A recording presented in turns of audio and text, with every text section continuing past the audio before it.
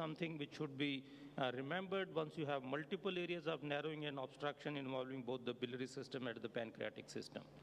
Coming on to the pancreas, I think one has to remember, since most of us are doing ERCP on a regular basis, that the dorsal duct typically drains into the major papilla, where the ventral duct, which is called duct of Santorini, drains into the minor papilla.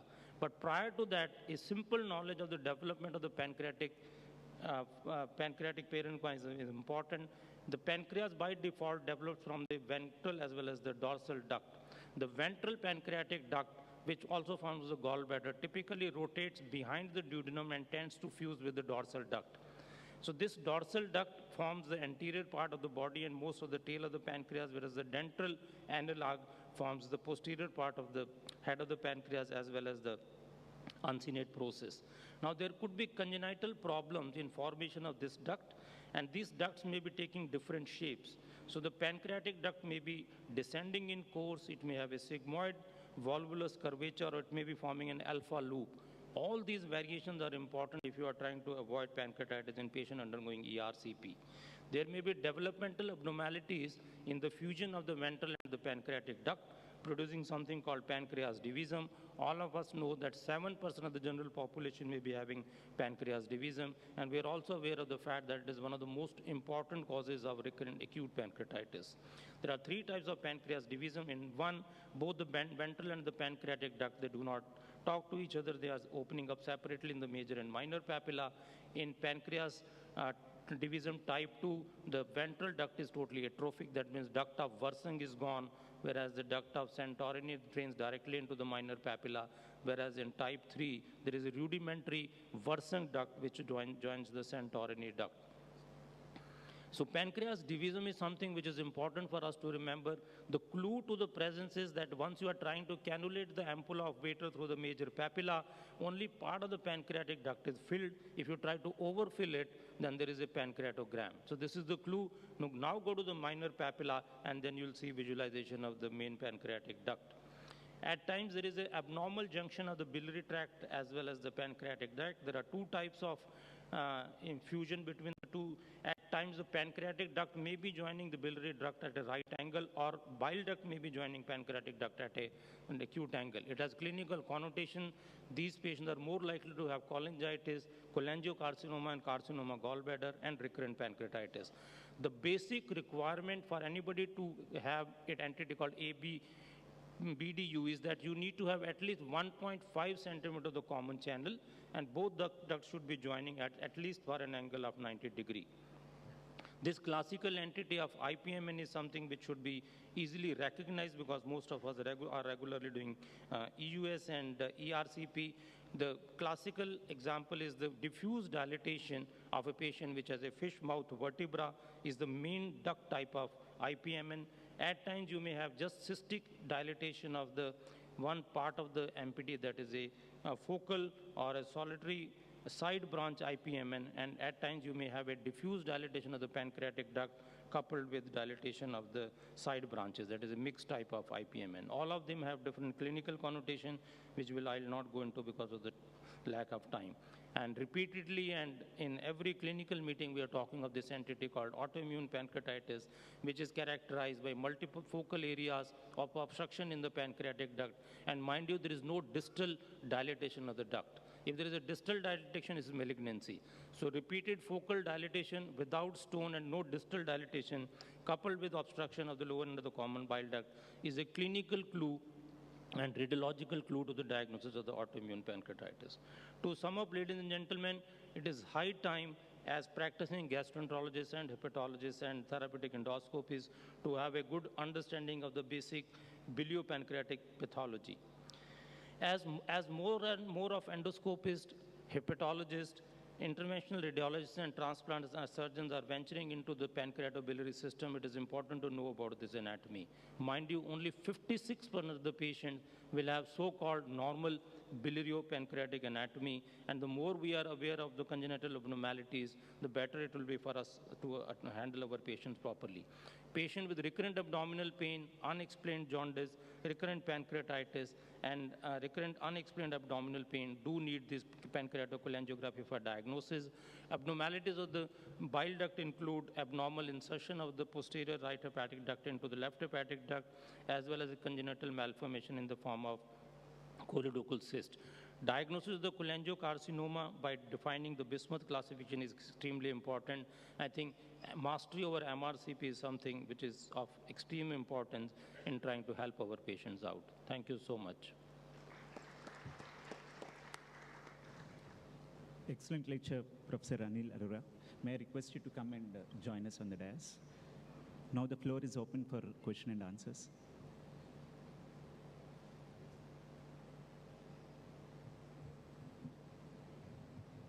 Any question, comment? Yes, Raval. Dr. Vikas, you said you can cut the papilla during pre-cut papillotomy from above downwards or from below upwards. So why not to prefer above from above downwards, because you are avoiding the pancreatic orifice. For the beginners, if they spend a lot of time at the papillary orifice, the chances of pancreatitis will be very high. So my suggestion is that we should always try from above downwards. Otherwise, anyway, you are going to open the papilla as a whole. So why not to go from above downwards for the beginners? Yeah, absolutely right. If we go above downward, if you can avoid the pancreatic opening, you can reduce the risk of pancreatitis. But sometimes there are large stones, and with the above downward fistulotomy, you cannot create the large opening at the papilla, so the large stone may be difficult to remove.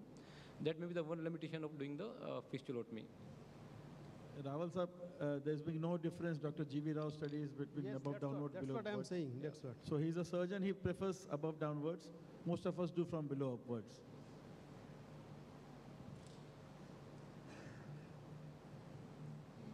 Any other questions from the House? I think the lectures were very explanatory, so there are Expect no more questions, please. Dr. Chawal? Yeah. Dr. Chawal. To know what is your definition of difficult cannulation? How do you define a difficult cannulation? Because it has been varying in literature. If we have made 5 attempts at cannulation and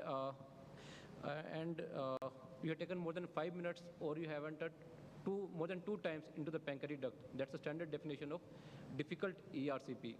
So with the difficult ERCP, the risk of complication increases. We are worried more about the pancreatitis and the perforation. So 552 is the accepted definition for the difficult ERCP. Hey, Dr. Singla, can you have perforations while cannulation if you are using guide wires? Yeah. Vikas? Yeah. Can you Here, repeat? from the chair. Yes. Can you have perforation if you are using a guide wire? Most of us use Termo. Yeah, so if you have a perforation with the guide wire, I think it's difficult to diagnose. And if you have done the sphincterotomy and you have placed a stent, it's easily manageable. Doesn't lead to the much serious complication, guide wire perforation. And moreover, Basically, the most of problem these- is pancreatitis in difficult cannulation. Yeah, most of these perforation by the sliding guide wire, slippery guide wire, they have no consequence. If you're able to do the procedure well and drain it, most of these are inconsequential. My question is to Dr. Anil.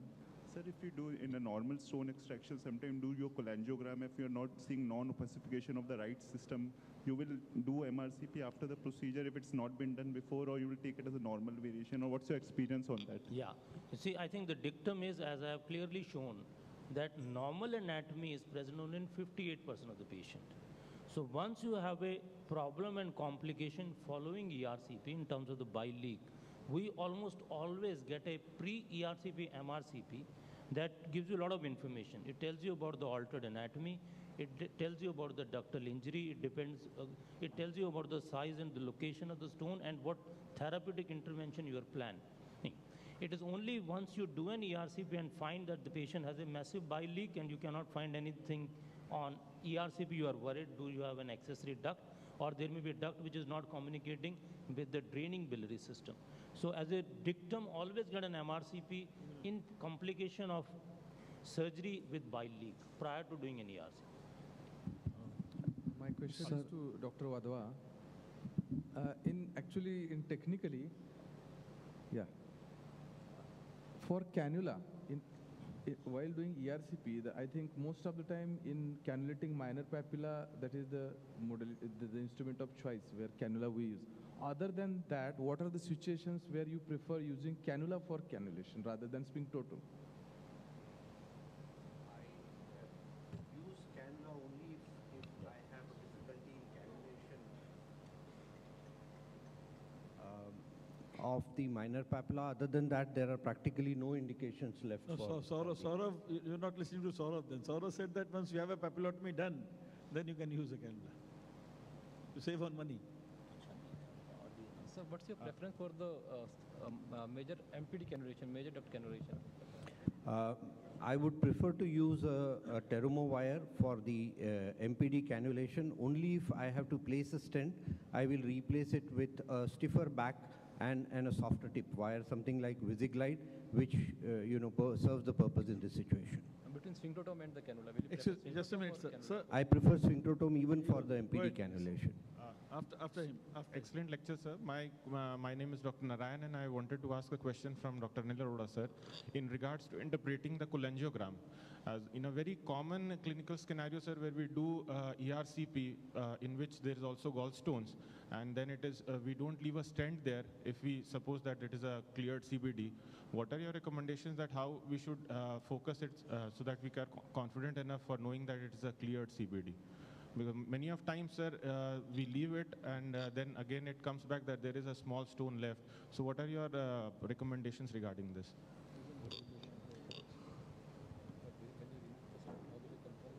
Do an occlusion cholangiogram. You see, after you have finished the ERCP, we as a rule always do a check cholangiogram by two ways.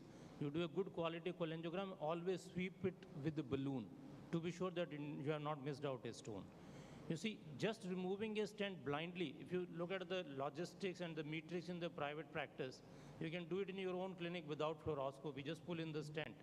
But frequently we have seen that during procedure of cholecystectomy, a stone may slip down the cystic duct into the bile duct, which may not have been present at the time of your previous ERCP or during surgery.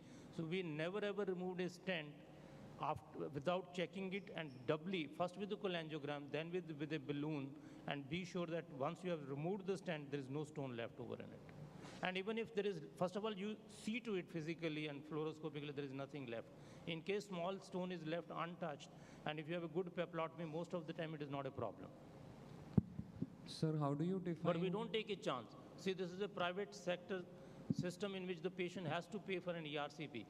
Pulling out a stent in your clinic is almost 1/10 the cost of doing it under fluoroscopy in a hospital setup. So we owe it to our patient that you give a quality report and quality text when the patient is being sent back saying that there is nothing left. Sir, how do you define papilla away from the scope? Because in Vikasa's lecture, you had mentioned that if it is away from the scope, we can use a longer tip. Because at times when it is away, we maneuver the scope and get the papilla nearby.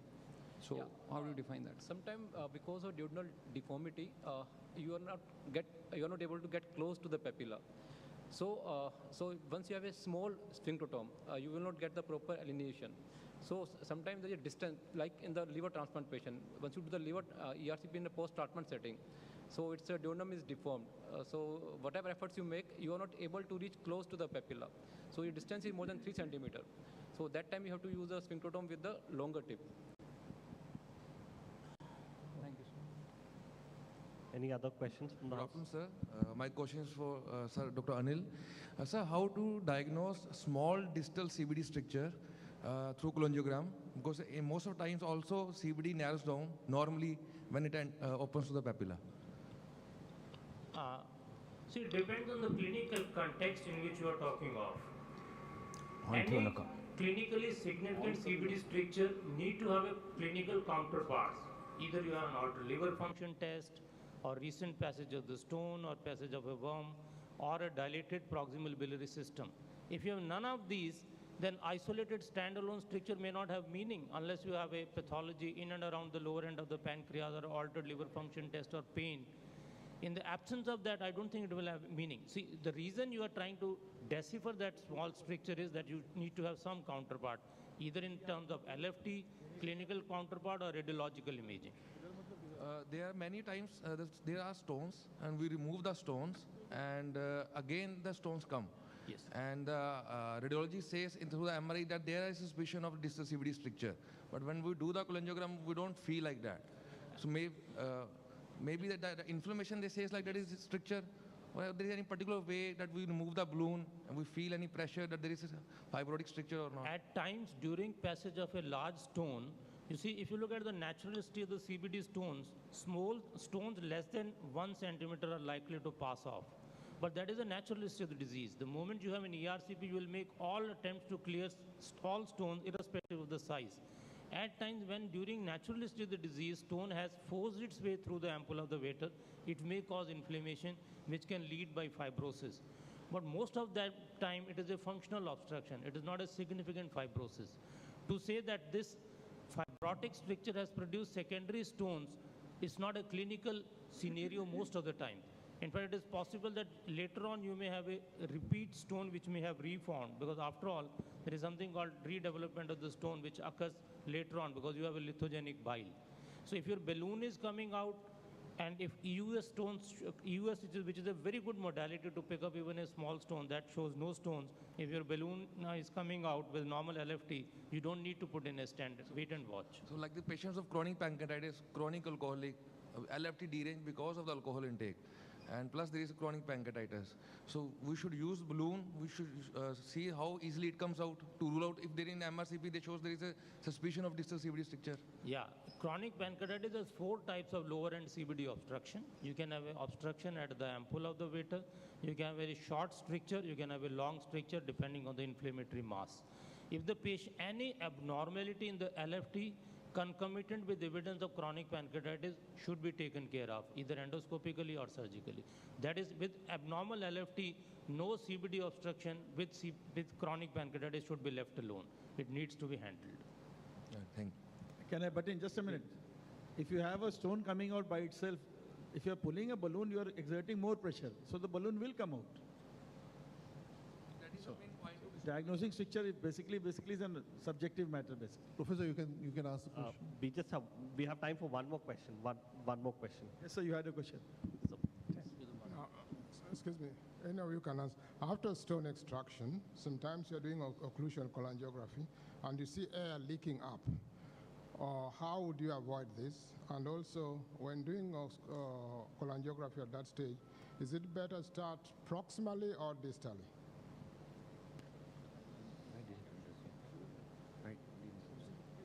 Audio is not very good, so we are not able to understand your question. If somebody can explain it. So can you repeat the question? Yeah. After stone extraction, you are doing cholangiography to check whether you cleared all the stones. At times, there's air leakage. What causes this? How do we avoid it? And secondly, is it better to do the injection from down, when the balloon is down, near the papilla, or high up, coming down? Basically, you are saying that you need to take an obstructive cholangiogram from below or upwards. Ideally, it should be done from the hilar area so that you can see the thing down. If you put it down, you are basically pushing, if there is any residual stone, up into the IHBR. So primarily, if you want, you should do it with balloon inflated in the hilar area and CBD examined in the lower area. And should be done simultaneously. Once you have put in a balloon, you keep on dragging the balloon down and keep on injecting the contrast so that you can see live the complete visualization of the contrast-filled CBD. And I think before inflating the balloon, you can inject the contrast. First inject the contrast, then inflate the balloon. So that way you can sweep the dye below also, and you can see the stone below the balloon also.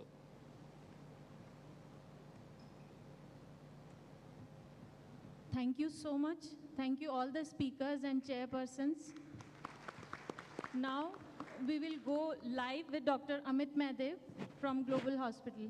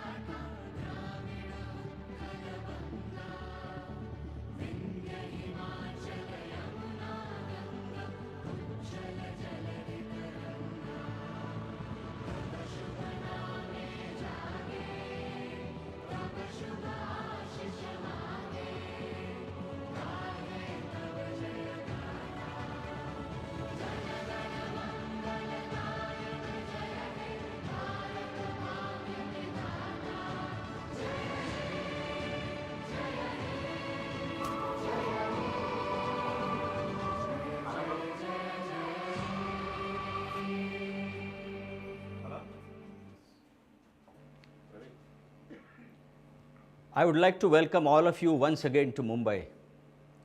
This meeting carries a very special significance for me, as this is our 22nd live endoscopy course, 30 years after we did the first Mumbai Live course in 1993. It also coincides with me entering the 4th decade of my clinical practice. I have personally witnessed and been a part of the growth story of interventional GI endoscopy, not only in India, but the entire world over the past 3 decades. But I still continue to believe that ERCP reigns as the most technically challenging, intellectually stimulating, and intricate endoscopy procedures ever invented. Every gastroenterologist who wants to practice GI endoscopy, I am sure, has an ambition to master the art and skill of ERCP. But let me tell you, the elusive ampulla waiter and the numerous pathologies affecting the biliary and the pancreatic system can make ERCP challenging to even the experienced endoscopist. In spite of the technology explosion, mastering ERCP requires immense manual dexterity, and sometimes it can become an uphill task. And we therefore decided to hold this focused ERCP course, during which we have tried to simplify the procedure of ERCP into its most basic elements. As you must have seen from the program agenda, we have tried to cover all basic aspects of ERCP technique as well as technology, and I really hope that all the attendees will benefit greatly from this. I am extremely grateful to our international ERCP experts who readily accepted my invitation and traveled long distances to share their secrets with you. Actually, selecting our national faculty was an uphill task for me, because our country boasts of numerous highly skilled ERCP experts. And though I believe that all the invited national faculty are eligible, I had to select only a limited few to deliver lectures and to show live cases. I requested the others to be moderators and chairpersons, and I am very thankful to them that they honored my invitation. The lecture sessions will be interspersed with live demonstrations covering all aspects of ERCP. I request the faculty, as we saw in the morning, to deliver the lectures within the allotted time to prevent any delays or interruptions. And we have lined up 35 live ERCP procedures for demonstration over the next 2 days. And I am sure all the demonstrating faculty will try their best to explain the details of each and every step as they proceed. There are going to be some simultaneous hands-on sessions which will be running at the Mahogany Hall on specially created models. The selective cannulation model, which is at the Olympus station, is the Boskowski model from Cook, and I am very happy to say that Dr. Ivo Boskowski is himself a part of our international faculty. I hope the trainees also like the spyglass model and the SEMS model, which has been ingeniously prepared by Sehjad Vora, who is my trusted man since the last 30 years. The interest shown for the hands-on session was overwhelming, but the request came in too late, and our team gave preference to only those who registered early, and therefore done some allocation on a first-come, first-served basis. The list of the hands-on trainees is placed in your bag. There may be some confusion because this list was prepared at the last moment. So the hands-on trainees will have to adjust and bear with us. We have received 35 videos for the ERCP video contest, out of which we selected the best 6. The first 3 winners are going to be given attractive prizes supported by Boston Scientific. Today, we have a welcome dinner for all the attendees just outside the Grand Salon, and a faculty dinner has been planned at the pool side. I want to tell you that all of us over here have tried to put up a very stimulating academic program, and I sincerely hope that you all will enjoy it as much as we enjoyed organizing it. So without any further delay, now we would like to go to the first live session and invite Dr. Priyanka Udawat and our Master of Ceremonies to go ahead and continue today's program. Thank you so much. Thank you, sir. It was inspiring, motivating for all the young generation here, the journey of ERCP. So now we are moving on to first live ERCP sessions, and for that I would like to invite moderators on the desk, Dr. Harish Peshwe, Dr. Anirudh Gopanekkar, Dr. Subhashis Majumdar, Dr. Sameer Parekh, and Dr. Shubham Jain. Kindly come on the stage, please. Just like a cockpit, quick change. Just like a cockpit, just running.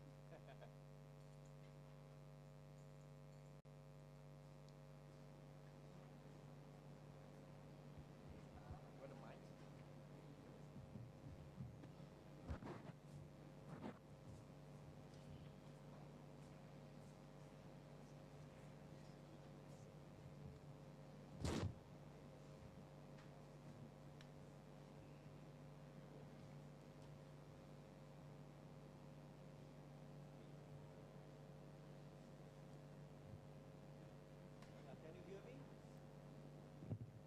Sir, voice is low. Volume, can we increase your volume? Now can you hear me? Yes, it's better. You switched on just now. Now you can hear me, Priyanka? Yes. Okay, so I'm now here from the first case, and before we begin, I just want to show you my team behind. They're all gastroenterologists who work with my team.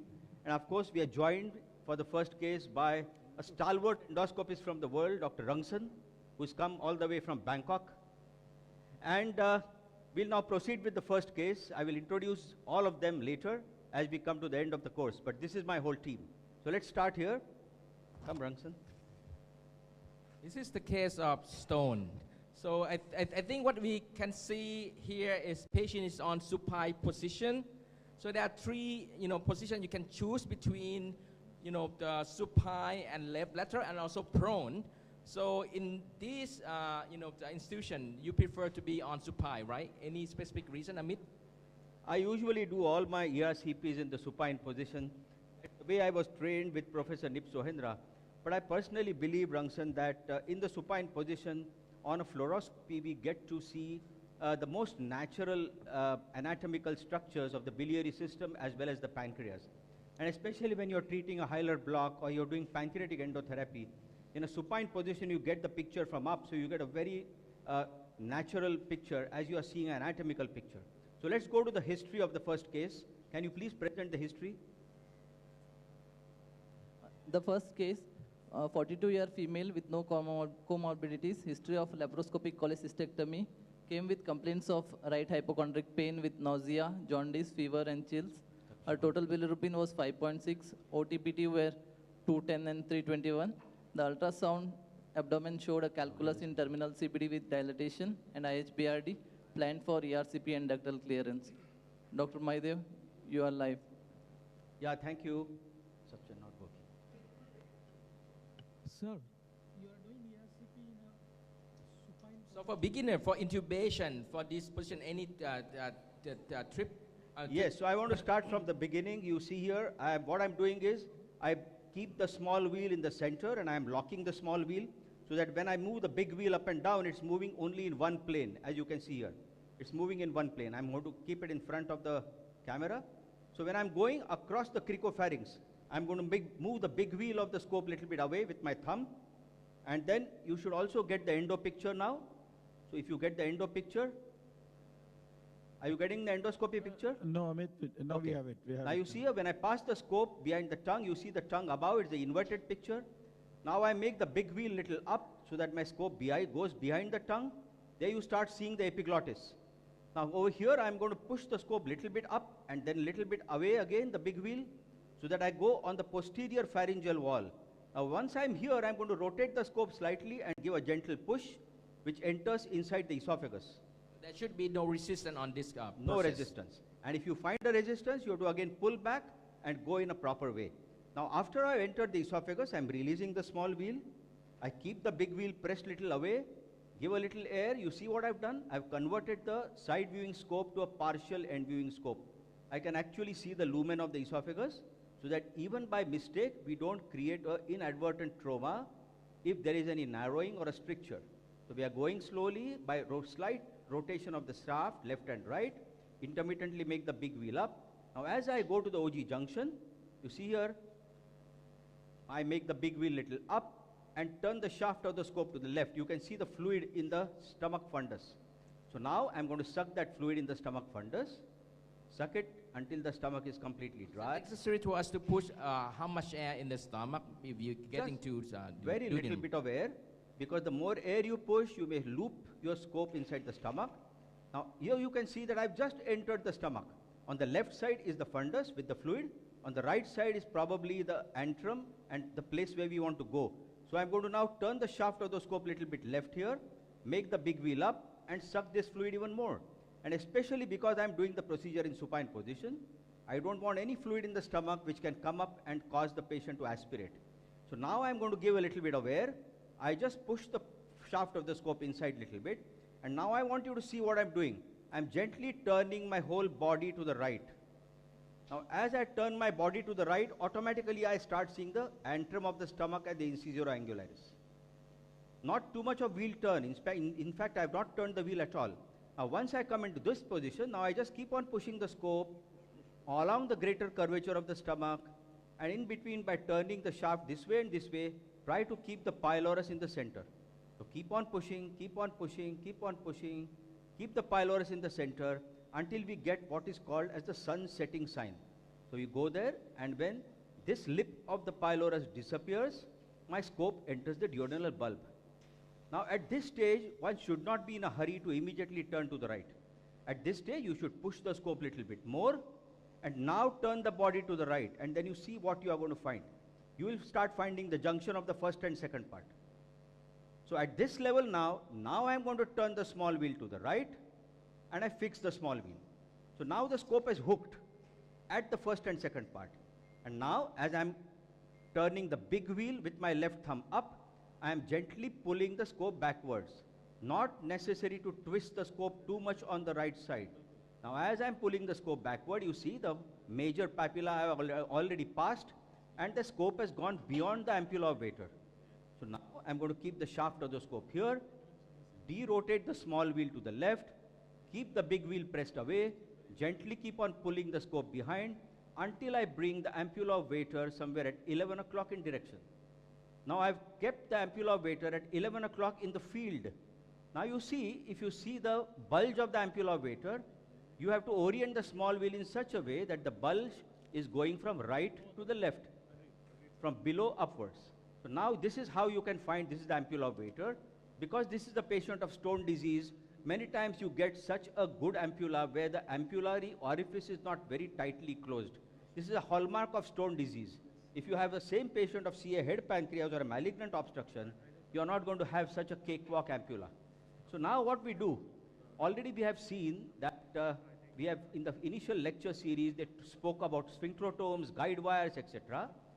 Normally what I do is to use always a sphincterotome when the indication is for therapy. You can see this is the sphincterotome. Now you bend the sphincterotome. You can see that the sphincterotome is bent. And now what you do is, in your mind you should know in which direction to go. So I want to go now, starting from here, in this axis, somewhere over here. And the guide wire I usually use for access is this 0.032 Terumo glide wire, which can be rotated. You can see how the wire can be rotated. So now, if you want to do the cannulation without a guide wire, what is the technique? So take the guide wire back. I just first go in the orifice, like this. And now, bring the big wheel little near, so that the sphincterotome is towards the axis. Now I'm turning the small wheel little right. And then, my assistant rotates the guide wire. You see what has happened there on the fluoroscopy? All the way to the liver. The guide wire has automatically entered only because we have given him a good axis. So what is necessary in selective cannulation is going inside, lifting the roof, rectifying the axis of the sphincterotome towards the axis of the bile duct, and then the guide wire has to be pushed and rotated. So now you see what has happened. The guide wire has entered inside. So without putting any contrast over the guide wire, I'm going to go up right till the hilum, because this patient is likely to have multiple stones. I'm not going to inject contrast from below upwards, otherwise the stones will be pushed up. So my sphincterotome is now gone up, and now I'm pushing contrast from above downwards. And gently I pull the sphincterotome down. You can see that this patient has got some small stones in the bile duct. You can see that. So now I will replace the guide wire, and then I will proceed with the sphincterotomy. Rangsen, any suggestions here? No. This is perfect. I mean, this is a very excellent demonstration. So just a question for, I think, as a beginner, apart from using sphincterotome, any specific guide wire you recommend? I mean, in terms of straight tip or J tip, or what? The special design in your experience? I prefer usually the angle tip wire, Rangsen, because the lower end of the bile duct, especially at the ampulla, is a S-shaped portion. So if you use a straight wire and try to cannulate, sometimes you can create damage to the epithelium. If it enters the pancreas also, you can create damage. So that's what I do. So actually, Rangsen, to tell you the truth, the simplest case of this I've kept for myself. All the difficult ones I've kept for you. Okay, I will see. Thank you for that. The other thing that since you got in quite nicely, but I mean, for those who didn't get in, any trick to move your catheter, if you already done in terms of very good, position or direction, any change or adjustment that you would suggest when they try or to do That's very important question, Rangsen. What is important is after you have brought your sphincterotomy in the right axis, very micro movement should be done of the wheels, of your body, of the shaft of the scope. Don't do any coarse movements. You have to understand that the ampulla of Vater is a very delicate, tiny organ surrounded by vital structures. Right. So if we damage it because of repeated deep and harshful cannulations, we are likely to create complications. So now what I'm doing now is doing a sphincterotomy. So I've kept 1/3 of the sphincterotomy wire inside. Now I want you all to concentrate on my hand. I'm going to hold the shaft of the scope here. See that? So bring the camera down and concentrate. See. So the movement of the wire, I'm going to control by this movement. See, look at the shaft. So you're cutting with your right hand instead of left hand. And with my left finger, I'm moving the big wheel in and out to bring it near and away from the papilla. So now you bend the wire, please.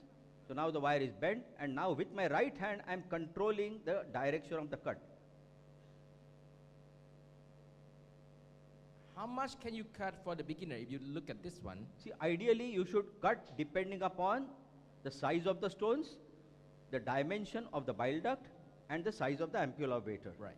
So now here the stones are not very big, so this much amount of cut should be sufficient. So I'm taking out the wire, and I'm just going to pass inside a stone extraction balloon.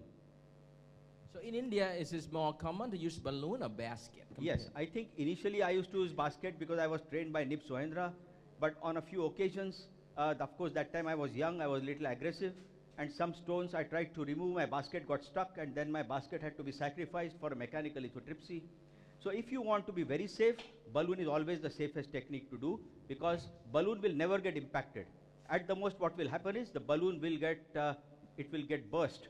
So here I am using the Boston Scientific stone extraction balloon. Now I want you to concentrate on the X-ray picture. I'm not going to go up and pull the stones down. So you have to take out balloon, the stone by stone, starting from the lowermost stone first. You see here now, I'm going to gently pull the balloon. So watch his hand in terms of, pulling. See what I'm doing? And now I've got a very, very trained and a smart nurse assistant over here. So what I'm doing is, as I'm pulling the balloon, she's automatically pushing the scope and rotating it. Now, if you have such type of an assistant, your procedure becomes extremely easy. I just realized you got the third hand. Yeah, so now see what I'm doing? Don't push now, wait. Second stone.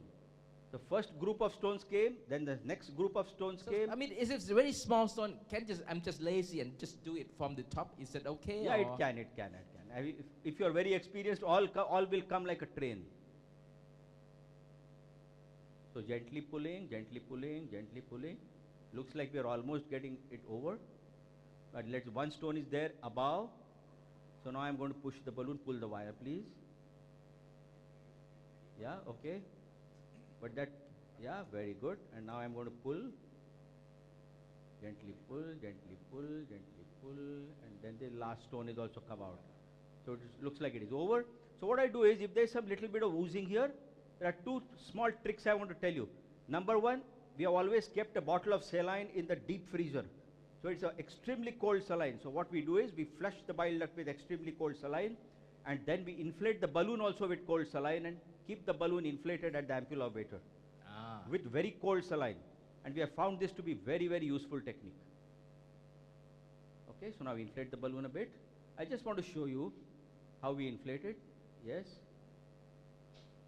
Keep it pressed here and just wait there for 5 minutes. Here, of course, it's not required because the bleeding has already stopped.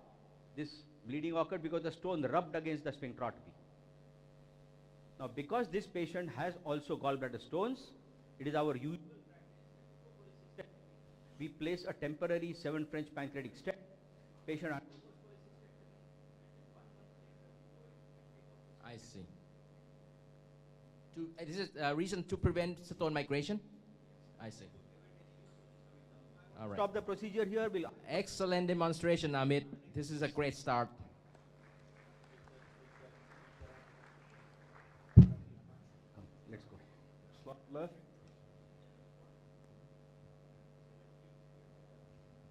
Pankaj, we can't hear you. Yeah. Yeah, good afternoon. Can we introduce the case? You have. Yeah. This is a 68-year-old male, a known case of diabetes mellitus and hypothyroidism, history of laparoscopic cholecystectomy.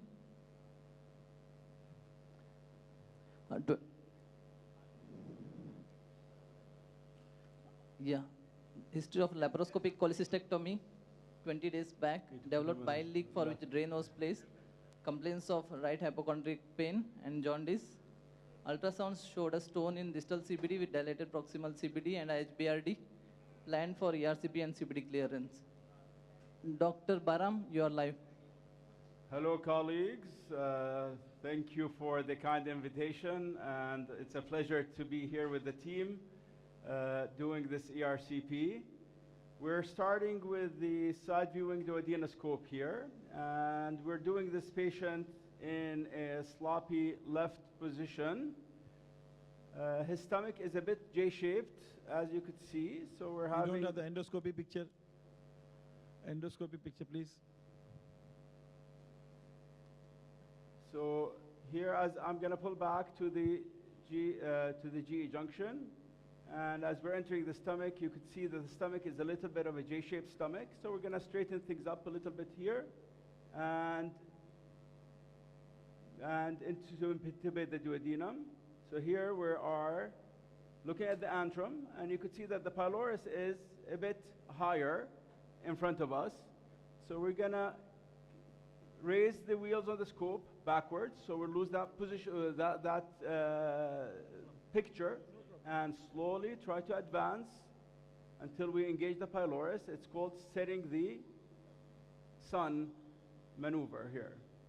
Still, it's with that J-shaped stomach and the patient position on his left, we're still not able to engage that pylorus. So now we're going to try to use small wheel motions in order to engage that pylorus. This patient also has a leak, so sometimes swelling around that leak area could alter the bulb, and you might have a hard time with that intubation. So now, yes,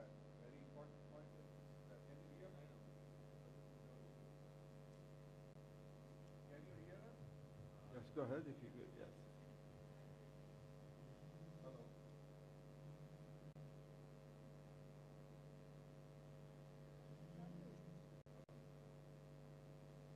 Can you hear us? Yes, we can.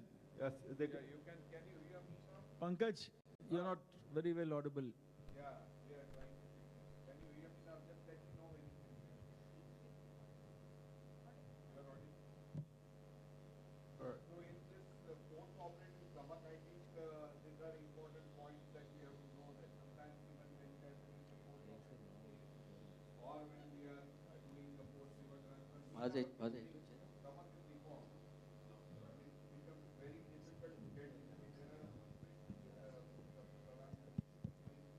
Dr. Pankaj, we can't hear you. So now we can lift him. So Volume is very low. Increase the volume.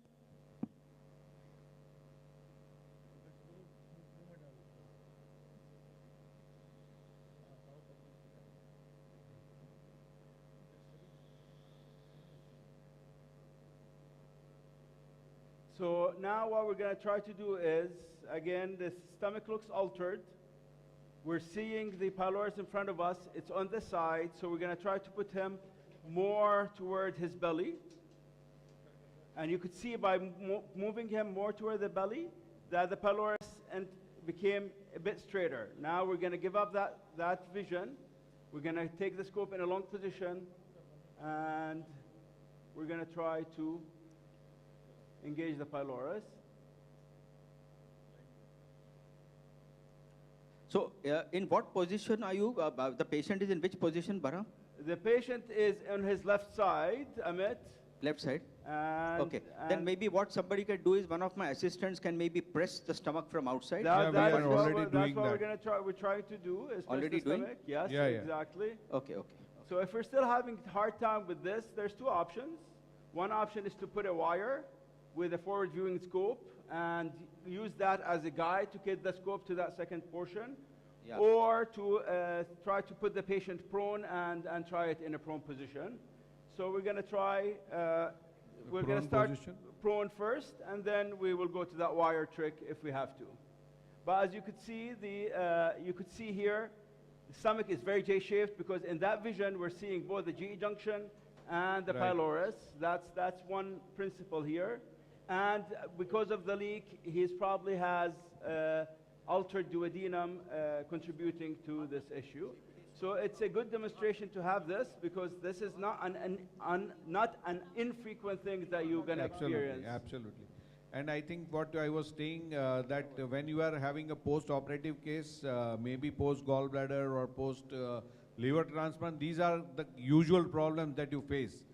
Actually, yeah, especially, that's true, Pankaj, especially patients who have undergone liver transplant. Yes. I do not know why, but they always have a little bit funny, twisted stomach. Absolutely. And it's difficult to go across the pylorus. So these are a few tricks. You change the position of the patient. Yeah. We initially started supine, but it was not possible. So now we have come all the way to a prone position, and then... So patient is already prone? Yeah, it is. Patient is already prone. Pankaj, can we try we come back to the esophagus and try again? Yeah, yes, what he is doing. So now we're back to the esophagus. We're going to enter the esophagus slowly.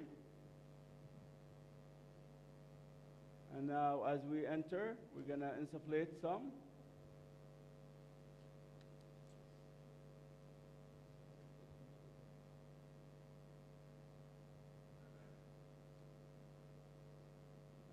And here as we're insufflating, we're going to try to identify the angle to the antrum, and if that's opening. And now we're going to, here's the pylorus right there, the antrum is opening. Now we're going to set the moon type of position, so big wheel toward us, and we're going to slowly advance. Looks better. But you see as I advance, the stomach collapses. It's a very J-shaped stomach. Correct. It's, and we are... You're past pointing it, I think it's just above there still. Yeah. And I'm pushing the scope and it just engaged this J-shaped stomach. So I'm trying again, I'm going to pull back, straighten things up, and give it a shot. So what we'll do, Barham, we'll just ask you, allow you to continue a little bit here. Yes. And then we'll go to room 3 in the meantime, and we'll come back to you very soon. Sounds good? Sure. Yeah.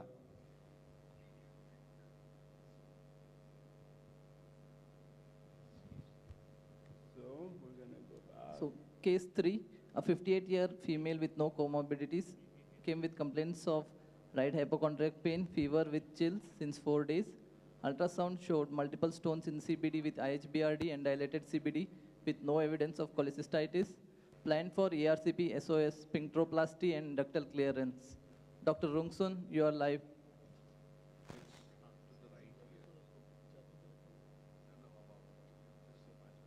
This lady got cholangitis.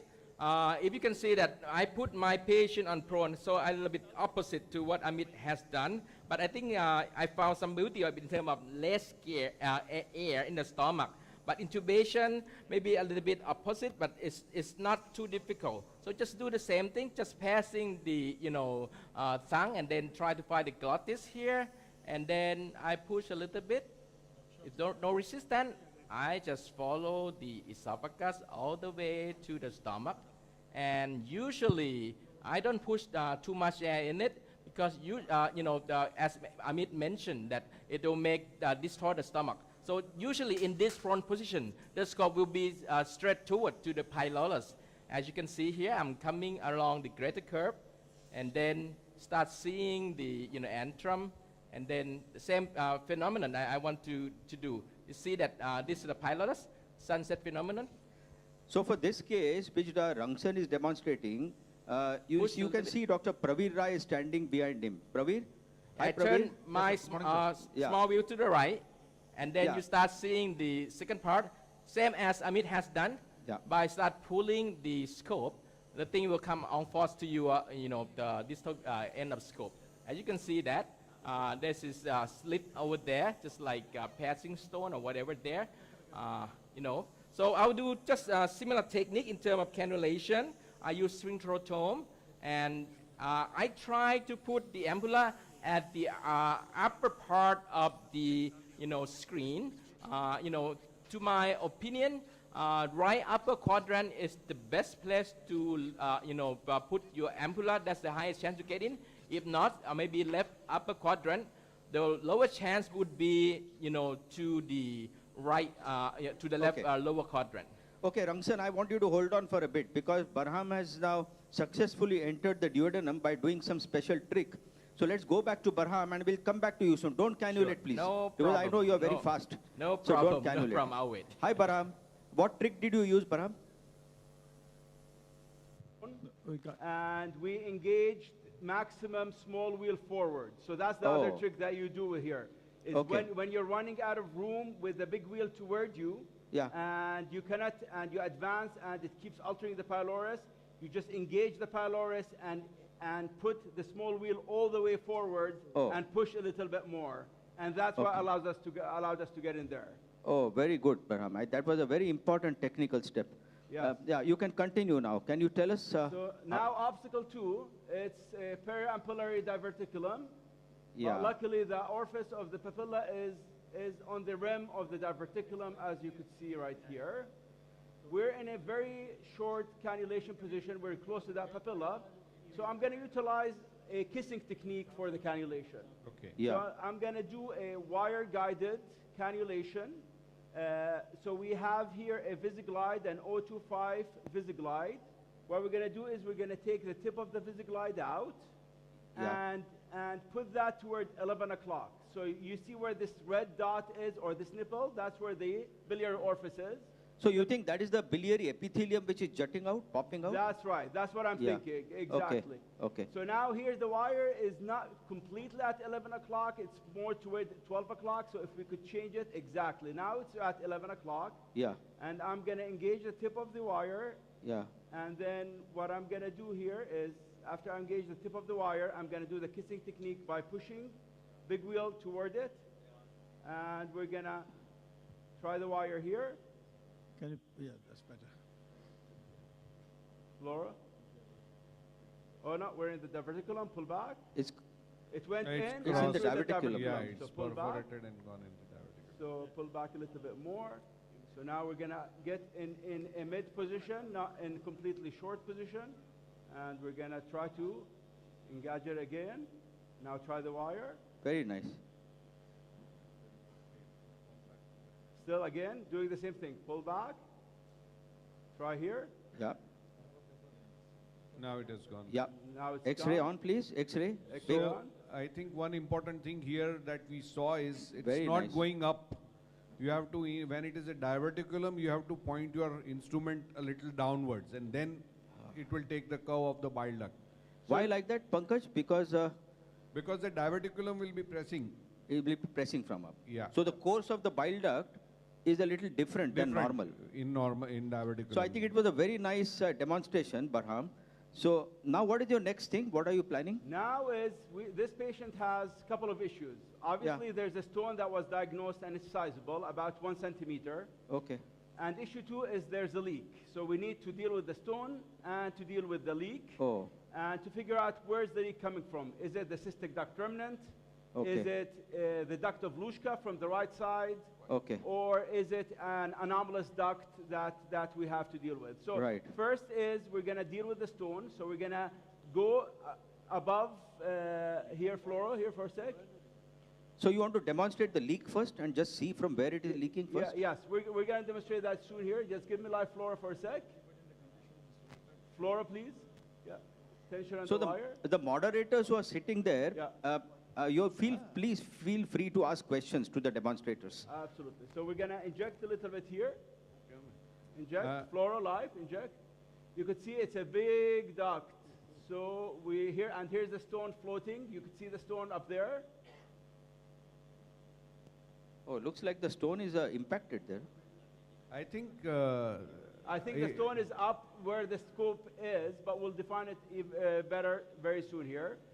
So now we're going to start with, first is secure our access and do a sphincterotomy. But where is the leak? Can you see the leak? We can't see the leak yet, but we need to investigate it with an occlusion balloon assisted cholangiogram probably. And those coils are there.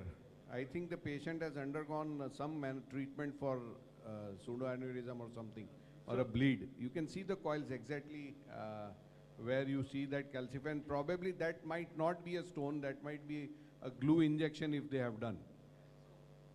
So in the history, is there any embolization? In the history, Pankaj, apart from the coils, there's a graft or something there?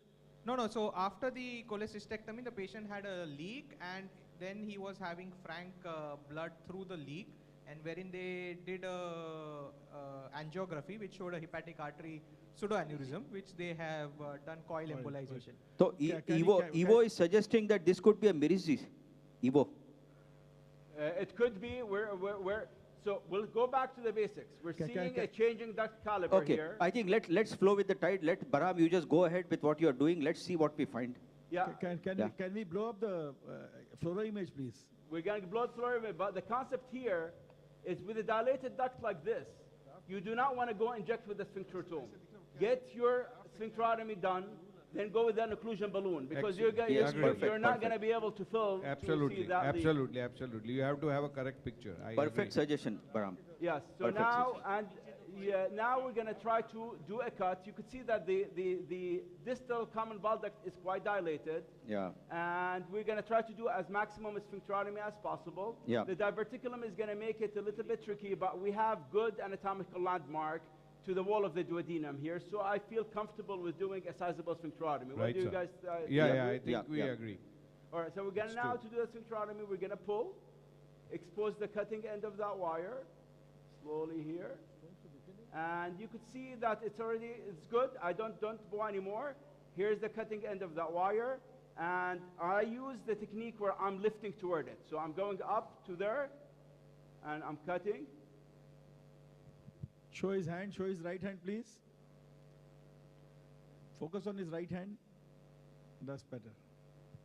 See, once again, as I was showing, Barham is controlling the cut by holding the shaft of the scope. Barham, sometimes it is said that when there is a diverticulum, instead of cutting more, we cut, but then you can do a little bit of balloon sphincteroplasty. Exactly, and that's the plan for sure. We're going to do a sphincteroplasty, but there's still some more room to cut safely here. Yeah.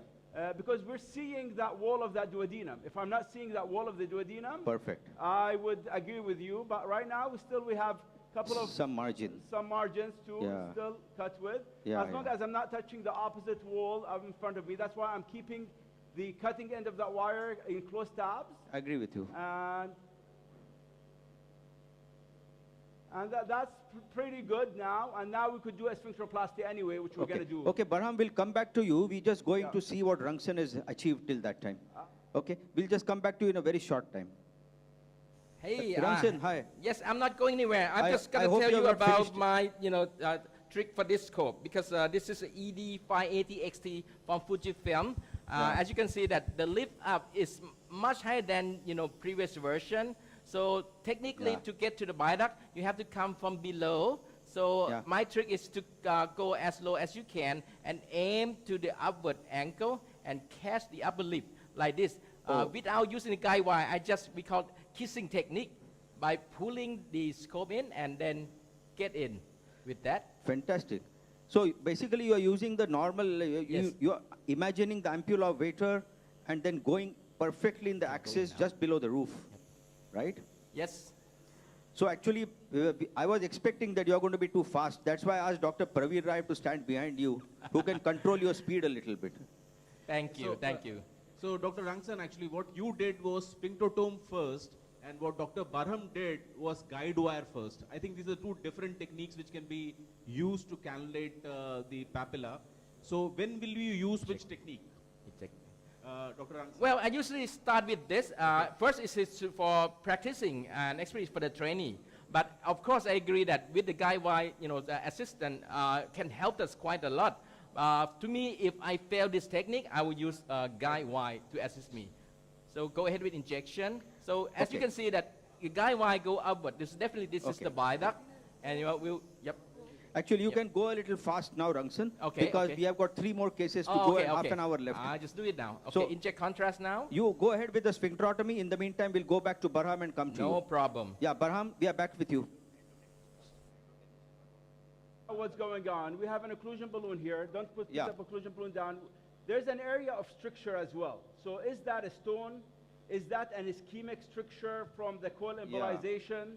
Can you enlarge the X-ray picture? Yeah, can you blow up the fluoroscopy, please? Yeah. That's good. And now, are you injecting contrast? We're going to inject contrast here, Yeah, inject.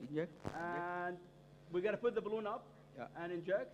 Inflate the balloon and inject contrast. Yes, that's what we're doing. Yeah, and gently, So here- actually, I'm giving instructions to my assistants. Okay, you can pull down now, yeah. And we're going to pull down, and I Perfect. could see I'm having the balloon have hard time coming down, so there's a stricture up there. There is a stricture, for there is sure. a stricture. Oh, yeah. You So- can see now it jumped, huh? So maybe really that is a Mirizi? Yeah, and there is a leak at the same location. There could be. So Looks like a but Mirizi. there's also a filling defect that I'm seeing there. You could see that filling defect there. Yeah, But a Meritzi, I would have hard time believing there's a Meritzi if he just had the cholecystectomy, yeah. That's not subtle something to diagnose after cholecystectomy usually. Amit, when was the patient coiled? In our situations, I think, Abu, you can have. When was the patient embolized? This patient, when was he embolized? 2 Balloon weeks up, back. balloon 2 up. weeks back, SP. And more contrast, please. So now I'm going to try Do you to. think she can have a hematoma there? There could be a hematoma, but to me, there's a filling defect and there's a stricture. So now I'm under there, and I'm going to try to expand this and try to understand if I could see the cystic duct remnant, because if we could see the cystic duct remnant, it's unlikely this is Meritzi. So here is, you could see. See that, see that. You see. Can you rotate the X-ray machine? Somebody can yeah, rotate it's the X-ray overlapping machine images. to take out the overlap and see. Exactly. I think that calcified area is itself causing So, narrowing there. One trick that we're going to utilize here is I'm going to ditch the wire and going to inject through the wire port, because this is dilating duct and we really need to understand what's going on. Right. You So know, we're funny gonna- part is this narrowing is exactly at the place where that radio opaque round shadow is. Yeah, absolutely. Amit, behind the coil, this looks like a graft or something like that, just behind the coil. Yeah, there is. So have they put a hepatic artery graft or something like that? I So think that's they wire have put port? a stent. Okay. So now we're going to inject through the wire port. Yeah. So you get better filling, quicker, Yeah. So there is a mild narrowing there. and there's definitely a narrowing there. So I think in this case, what do you think? I think it's just best to place a stent for now, right? place a stent, or we could do spyglass Yeah. and see what's Yeah, are you we can see that dealing- area. I think that's No, a but, better. but the bile duct is dilated. Let's Dilated get some above. water. Yeah, yeah. Water first. Water. Even the lower bile duct is Lower, dilated. lower and above both. Yeah, yeah. Agreed. The lower bile duct dilatation can be explained by the diverticulum, I think.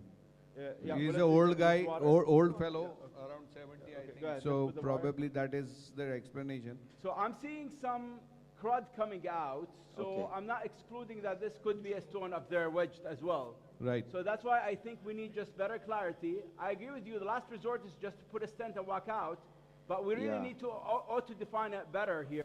So let's try to spend some time define it, and we could get back to you with the plan. Okay, I think we'll go to the next case, and then we will see. If we have enough time, then I think you can do a SPY or something. Otherwise, maybe just place a stent and come out. Yeah. And then we can show this case maybe over the next 2 days again. Sounds good. We will see. So I think you can go ahead and place a stent just now, if you can go in the upper CBD, left hepatic duct. So we can go switch. Huh? Okay, sir. Yeah. And let's change the moderators now for the second session of live 2, of live 1. Yes, sir. So thank you for the moderators for session 1. Now I would like to invite for session 2 Dr. Sandeep Nijaman, Dr. V.K. Dikshit, Dr. Aditya Kulkarni, Dr. Sanjeev Khanna, Dr. Ravi Gupta, Dr. Jay Kotecha.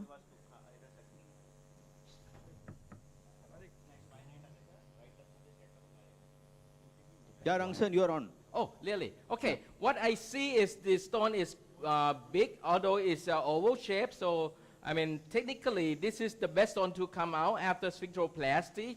So I choose to use CIE balloon 12 to 15 millimeter. Okay. You can inflate with either air, water, or contrast.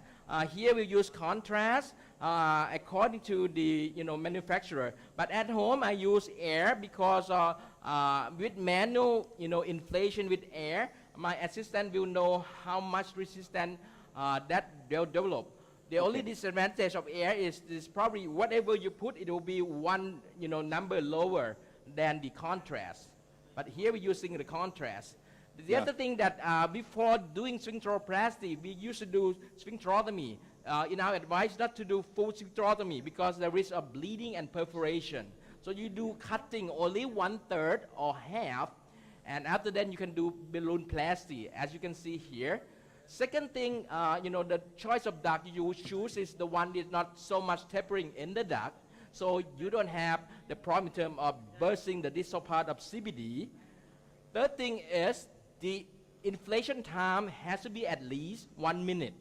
The reason that although this is normal structure, you can open it up quite easily within 10 seconds, but the reason for that is just to have the balloon tamponating the bleeding site if it will develop. So I'll keep it for 1 minute here. So with this, would you like to see the fluoro image for the waist or how significantly the dilatation is happening? It helps, but to me, either you can see from endoscopic view, as soon as you go up on the balloon, it will be bigger. But technically, with contrast, is how you, in terms of getting idea how much you can go with, further inflation. Praveer? Yes. If you do a partial sphincterotomy versus you do a complete sphincterotomy, by doing a balloon sphincterotomy, you are remodeling the lower CBD. Go up already? The incidence of pancreatitis in both the cases. Yeah. So I think data is pretty clear about that. For balloon sphincteroplasty, you need to do sphincterotomy to be half or 1/3 of the total length of the sphincterotomy that can be done. If you do a very large sphincterotomy followed by sphincteroplasty, then the incidence of bleed increases. So the incidence of pancreatitis doesn't increase, but the incidence of bleed increases. No, but are you doing a large balloon dilation for sphincteroplasty or doing for remodeling of the lower CBD? Is it 4.5? So primarily the intention is to allow the stone to come out to the lower part. So that's the whole pretext. So we are doing this for stone disease. If you look at the fluoroscopic view, it starts from the west, the band over there now, it disappears with 4.5 ATM, which compared with 13.5 millimeter, according to manufacturer. So with this, I'll keep this for 1 minute, as I mentioned, to maintain the tamponating effect. And you can check in terms of perforation or but bleeding won't develop as of yet. But look at the bile duct color. This is still good to me. Yep. So we can see inside the bile duct through this. Yeah, clearly. Praveer, how you actually decide the size of the balloon? The diameter. Okay, so as you are going ahead here, Rangsan, we will just go to the next case Sure. demonstrated by Dr. Simon Low. No so problem. Let's switch to OT1. Okay, you can. Yes, please. A 60-year-old male, known case of diabetes mellitus, came with complaints of recurrent episodes of epigastric pain radiating to back, history of significant alcohol intake. amylase was 78, lipase of 68. MRCP was suggestive of chronic calcific pancreatitis with dilated PD with persistent duct of Santorini and interductal calculi. Underwent 2 sessions of ESWL, planned for ERCP and PD cannulation. Dr. Simon Low, you are live. Good afternoon. Thank you very much. It's been a pleasure to come back here to Mumbai. This is my 3rd or 4th time. It's my honor to be with Dr. Maidio's unit and his excellent staff. So here we have a papilla that is virgin. I was actually told there was like a sphincterotomy before, but I don't think there is one. So the lumen is kind of collapsed. I could not inflate it well enough. So can we increase the air or something?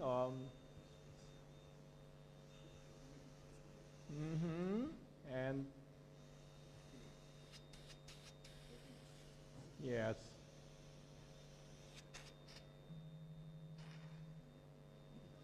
Now, do we use CO2 here? Right? No, we have air insufflation right now. Yeah, okay.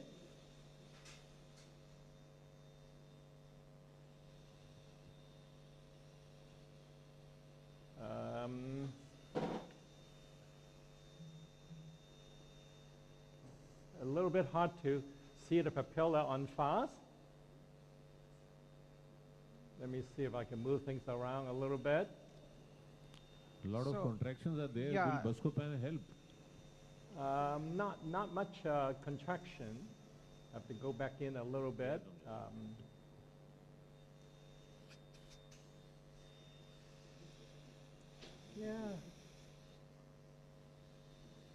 Yeah, it slips out. Yeah. So the papilla is a little bit distant. So would you like changing the position in such situations if you're not getting access to the papilla? Well, certainly we wouldn't know for sure, but if we have a difficult time, and I think we will have to do that, right? Yeah. Okay. Yep. Now, generally speaking, on the side, it's not easy to see the pancreatic duct, so we usually like to be prone or supine. But right now, we have difficulty inflating the papilla to see. So now, much better. I think this is better now. Yeah.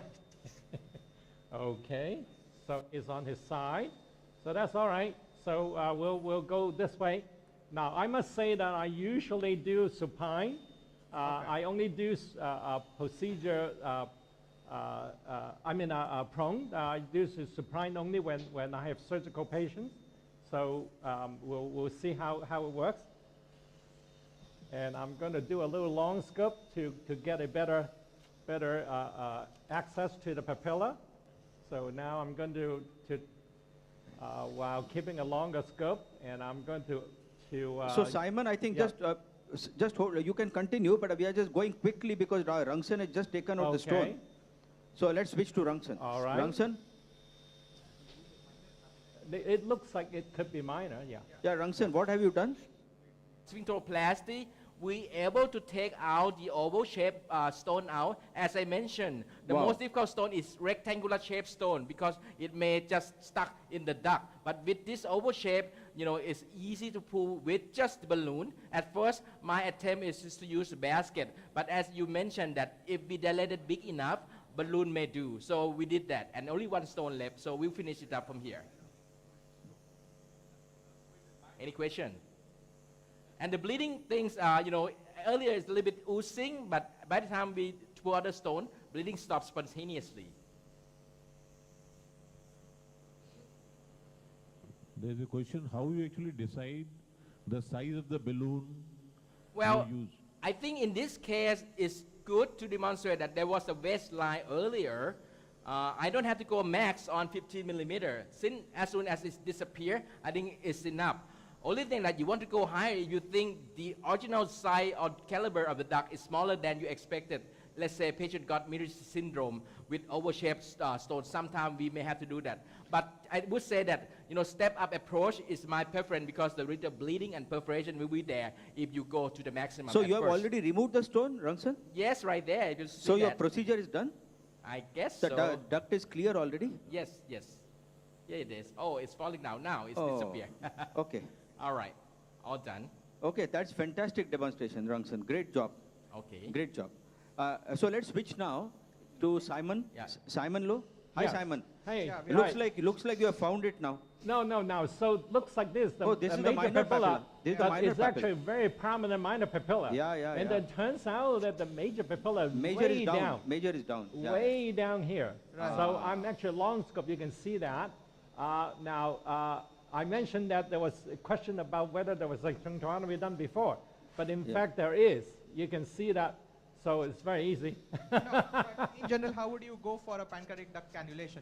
So for beginners, how would you orient yourself different to a pancreatic duct cannulation? So versus for pancreatic, usually I usually give it to my fellows that will get into the pancreatic duct. Okay. But that's like a joke in our unit because it's actually easier for the fellow to get into the pancreatic duct. But usually getting to the pancreas, you'd like to be longer position, going from the left side to the right. So in this position, and now obviously I'm doing long scope because I could not do short scope because somehow this papilla is very deep.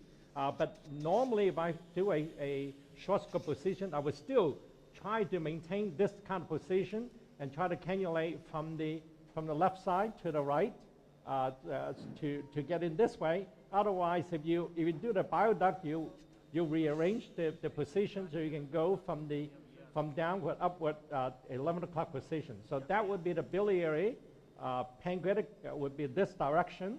And obviously, this one need no special technique at this point because we can get into quite easily.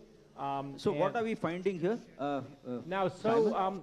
can we inject a little bit more? Like you can see that the duct is a little bit Enlarged dilated. fluoro. You can see now. So the patient is in left lateral. Right. What we'll do is we'll just switch back to the patient to a supine. So we Okay, get a let's clearer do that. image. Yeah. Okay, in the meantime, we'll quickly go to Baram. He has got something to tell us. Okay. Baram? Yeah, Baram, we are with you. Yeah, welcome back. Yeah. We spent some time to define the anatomy and we have clear picture what's going on. Okay. We'll show you the fluoroscopy image. We access the cystic duct remnant. It's low inserting cystic duct that's pretty enlarged. I'm not sure if you see it on your screen right now. We need to flip the view from the frozen image. No, not live. We need to flip to the background image. I know. Yeah. All right, so you cannot see the saved image, but we were able to enter the cystic duct remnant. It was low inserting. It was dilated cystic duct remnant with no stones in it. So this is not Maritzi.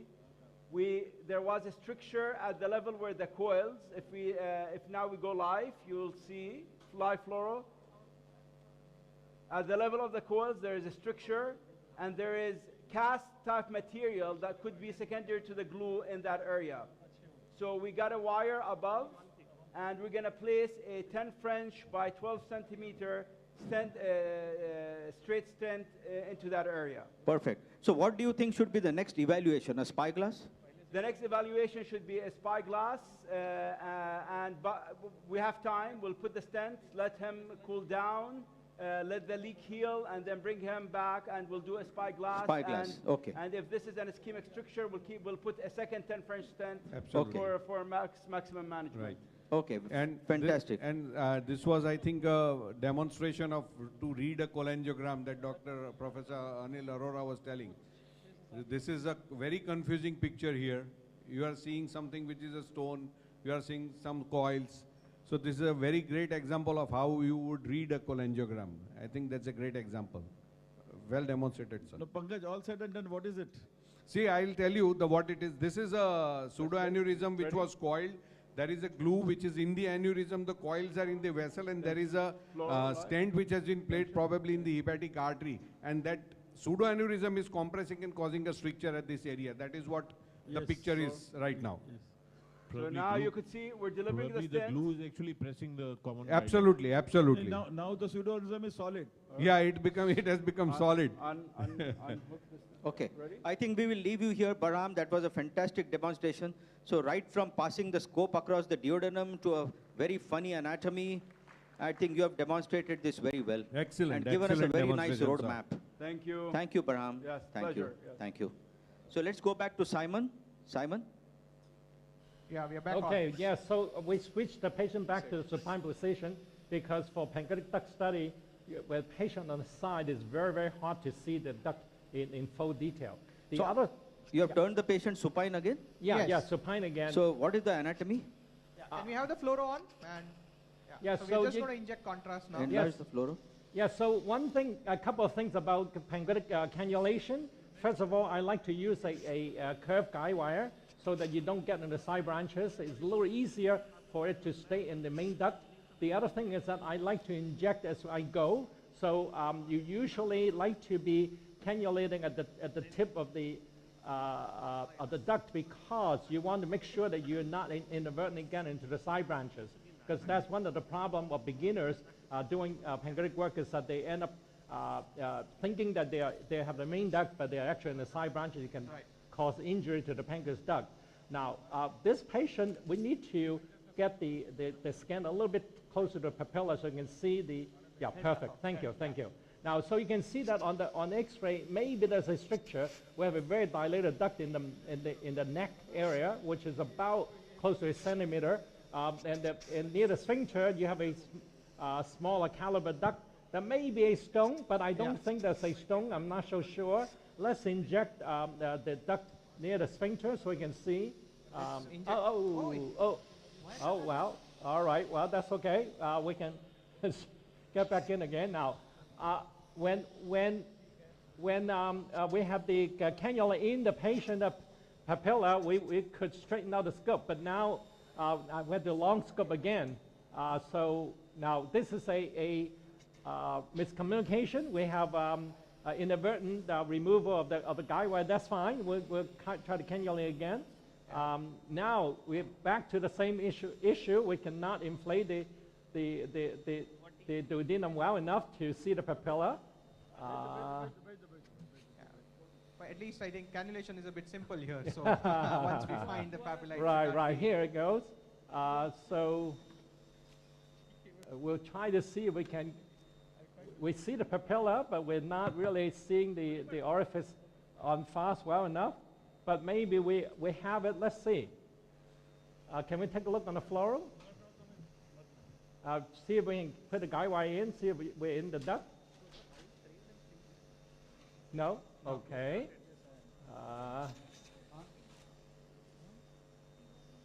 What is the plan?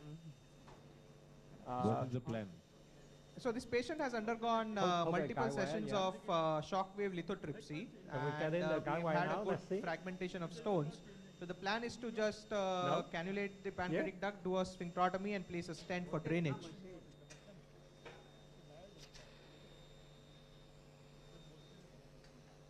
No? All right. We're closed. Oh, okay. So I think we need to give some Buscopan, maybe? We're now back to the minor papilla again. So the major is down here.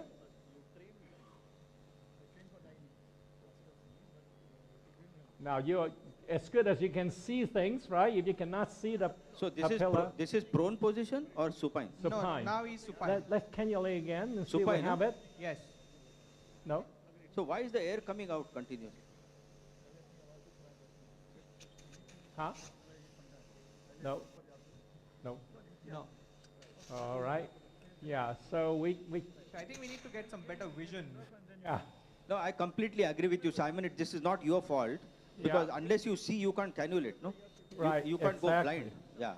Oh, here goes. Now we All can right, see. now I'm putting full air and hope that I can see, get a glimpse enough. Yeah. No, no. No, not yet. Yeah, not yet. Probably there is some leakage of air from the endoscope. Yeah, so maybe you can check that. If the biopsy valve channel. incompetent. No, I don't think there's any fault with Well, the let's scope. try again. Let's try again. No? It's, we're kind of guessing, isn't it? Yeah. That's the max I can put the air on.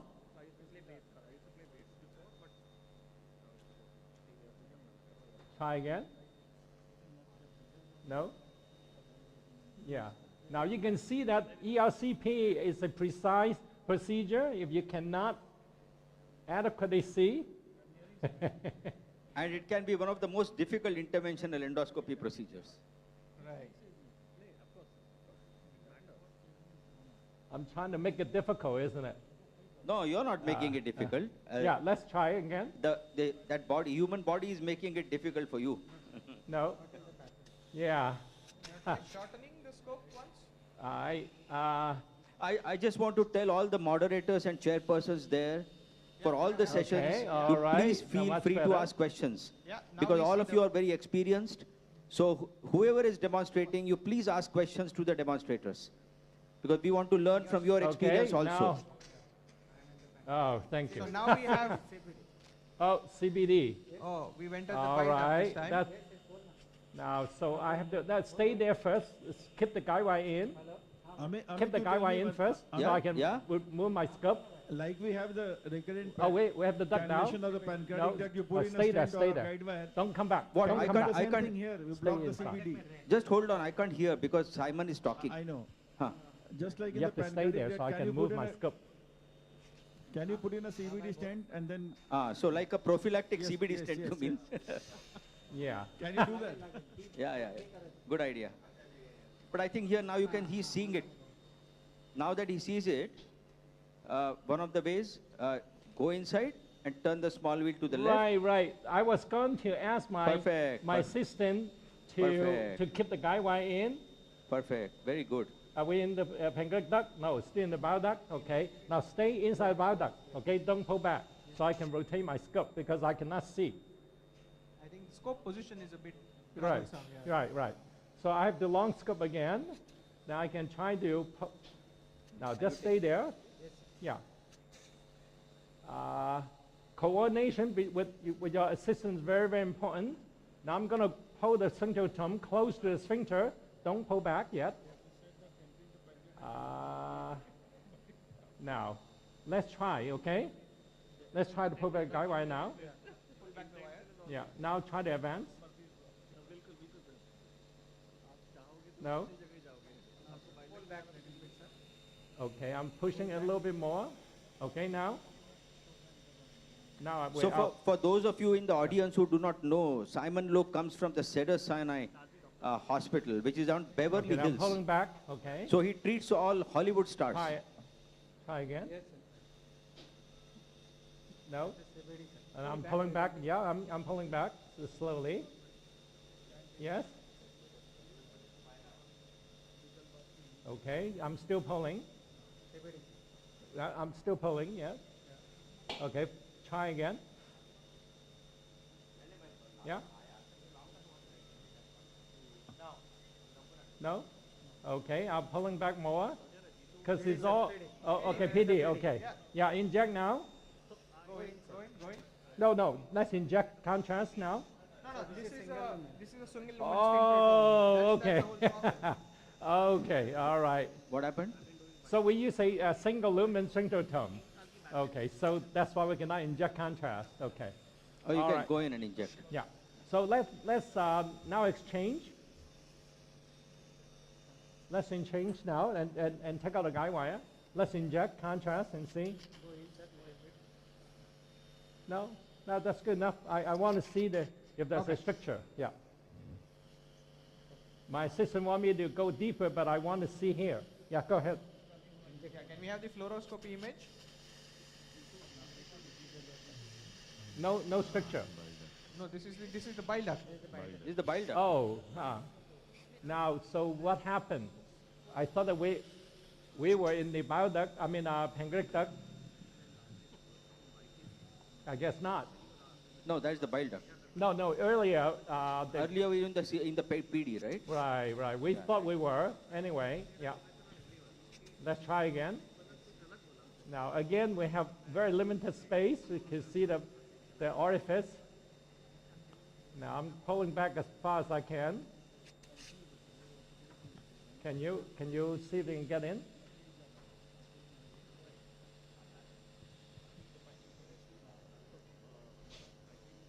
Okay, how about now?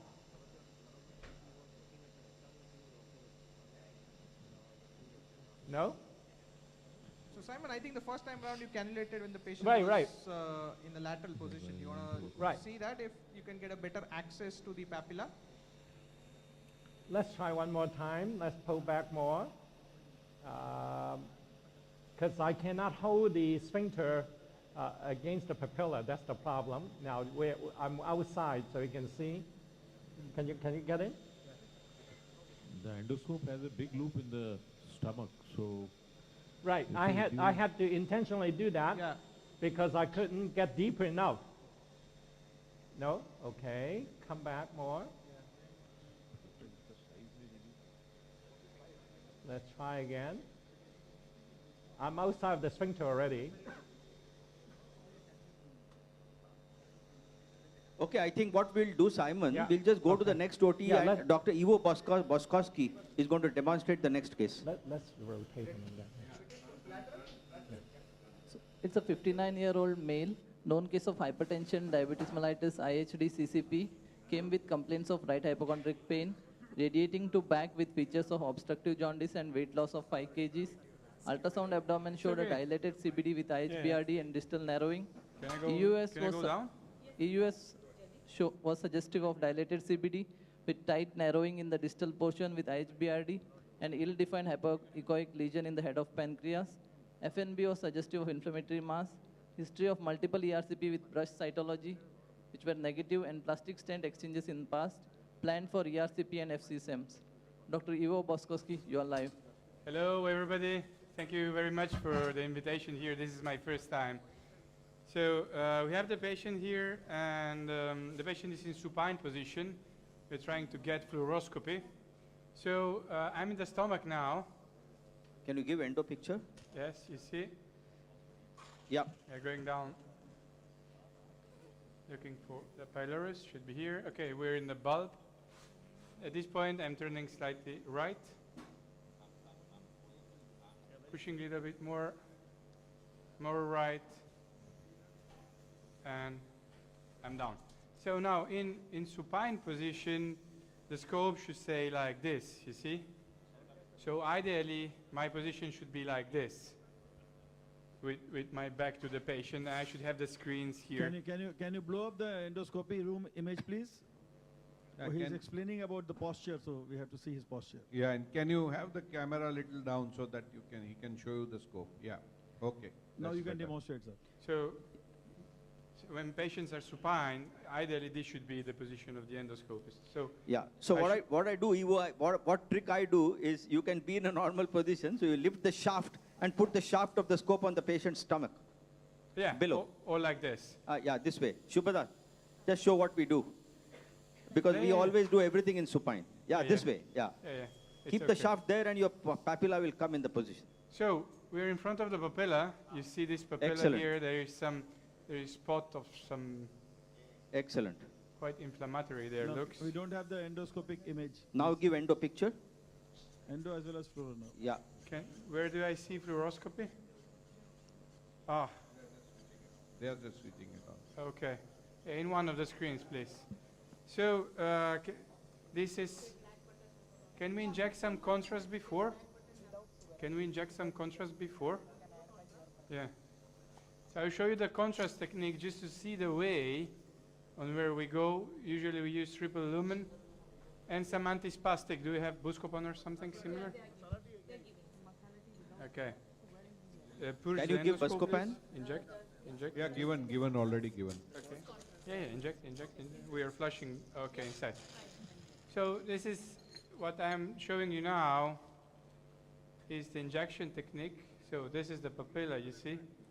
Here, quite inflammatory. It's and down, with the tip it's of the down. scope, you just move the papilla Oh. nicely. So I'm not pushing the catheter to the papilla, but I'm moving the big wheel up, Yeah. going inside. Very nice. You see? Excellent, excellent technique. And can we have fluoroscopy, please? Yeah. Enlarge the fluoro picture. Fluoro as well as this picture. We need all three. Fluoro big. Fluoro big and Fluoro Yeah, big, just to Indo see small. some- no, we need the other two too. We have to rotate. Fluoro big, Indo small. Indo big, fluoro small.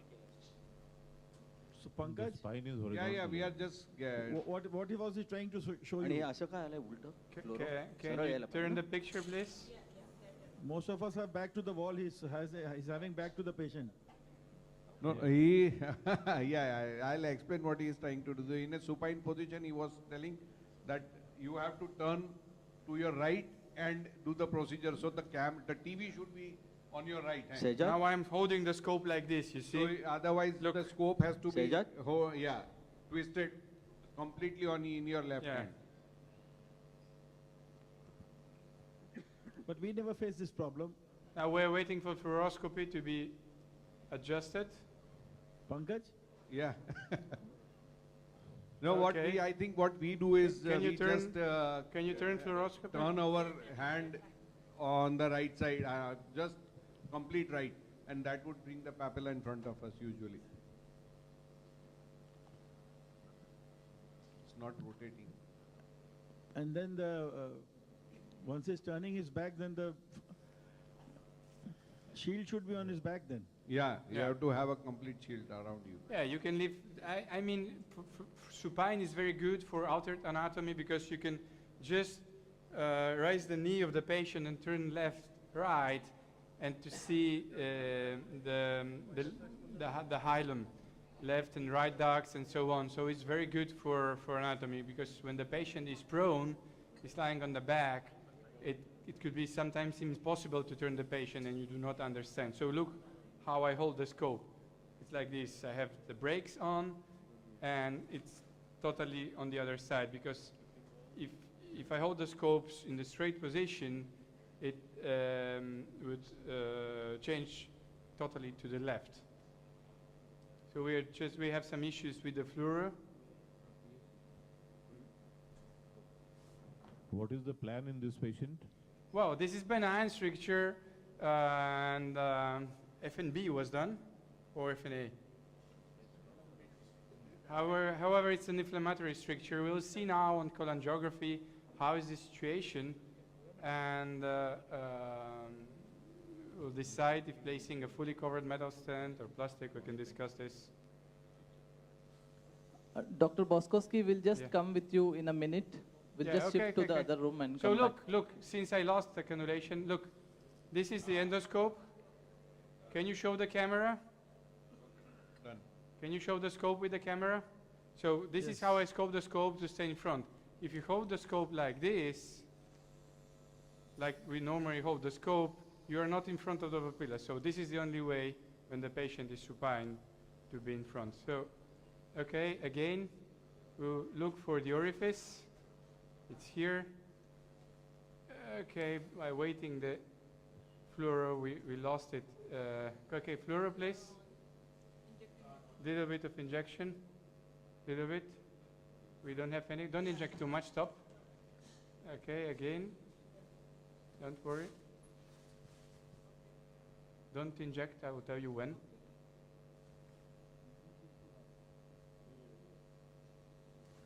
Dr. Boskowski, shall we shift for a minute and come back? Yeah, it's okay. Yeah, sure. Try to inject now. Just show me the fluoro there, please. I don't see fluoro. Pankaj, what do you use for the aparacelsus?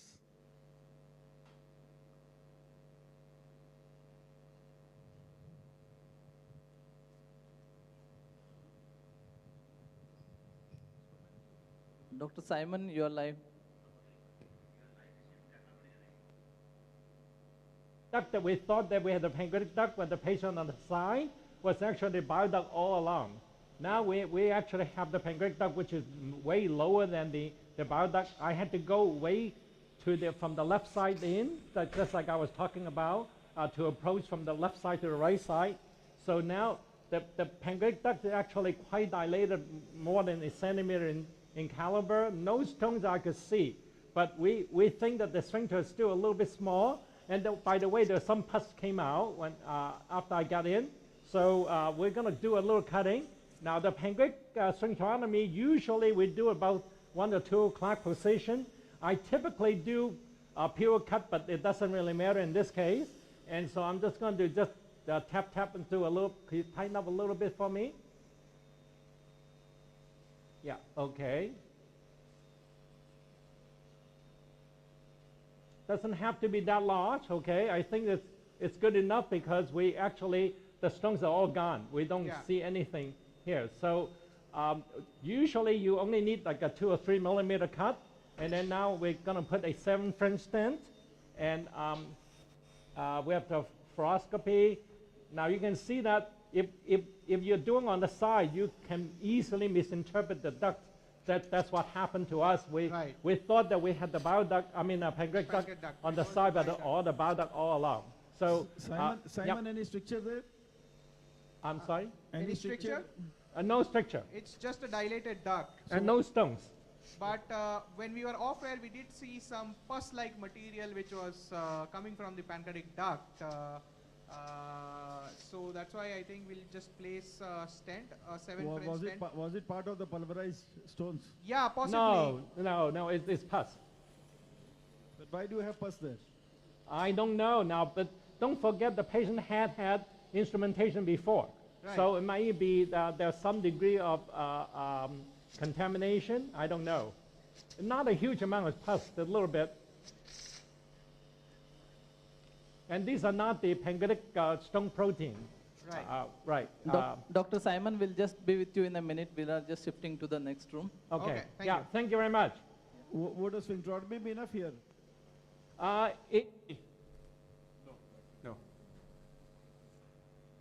yeah, I think so. Okay. Yeah. So we cannulate it easily with the wire. Now we'll inject. Please remove the wire.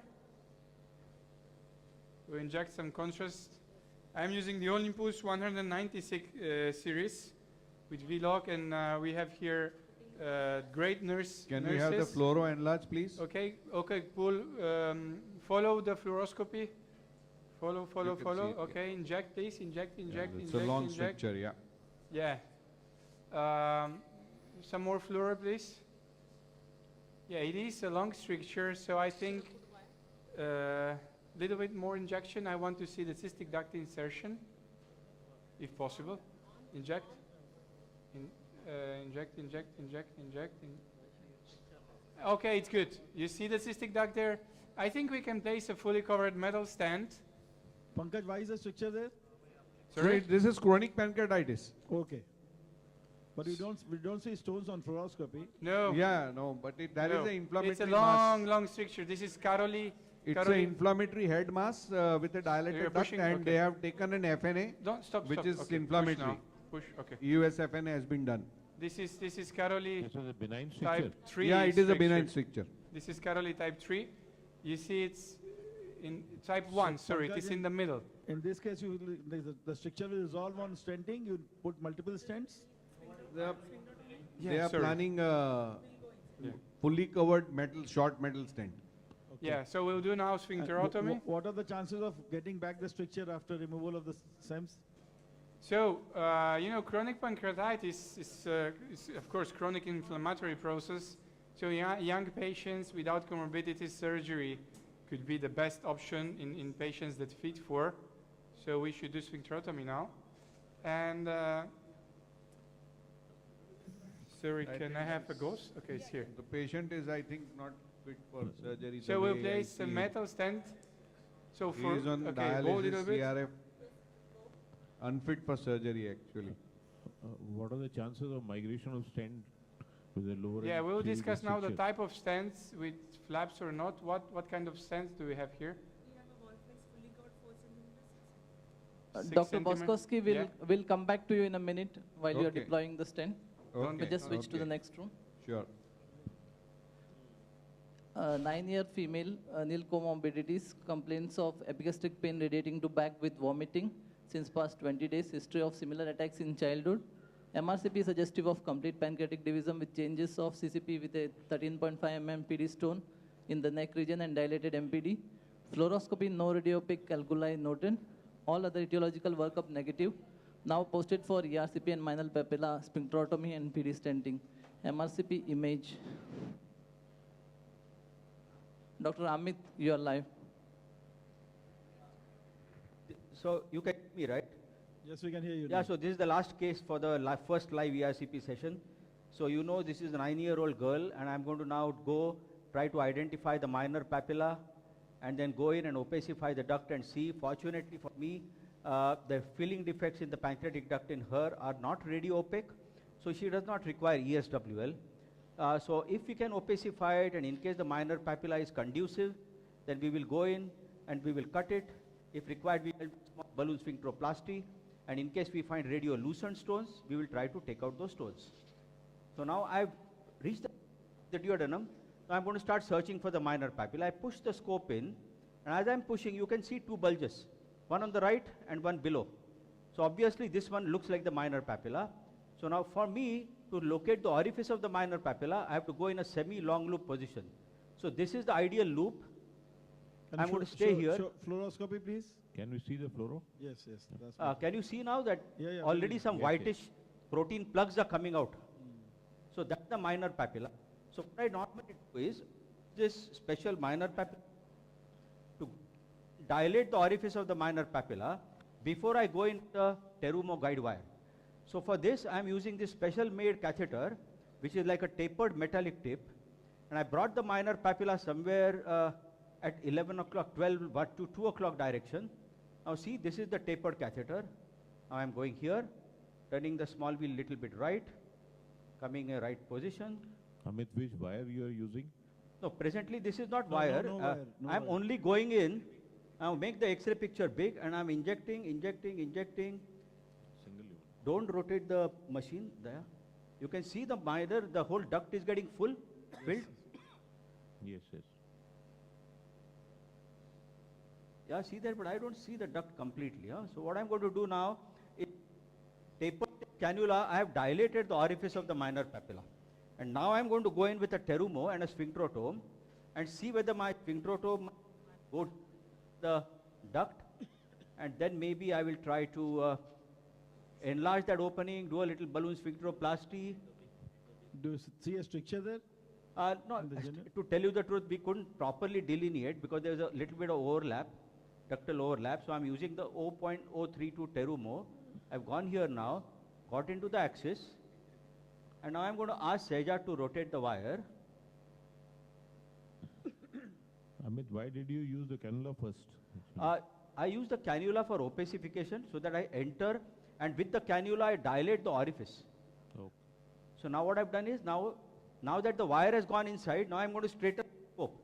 See now, the wire deep inside. Now I start fluoro picture, how the scope is getting straightened. I keep the sphincterotome inside, turn the small wheel to the, so that my sphincterotome doesn't come out. Keep on pulling and bring it to the right. And now I turn the scope to the right with the right shaft, turning the shaft.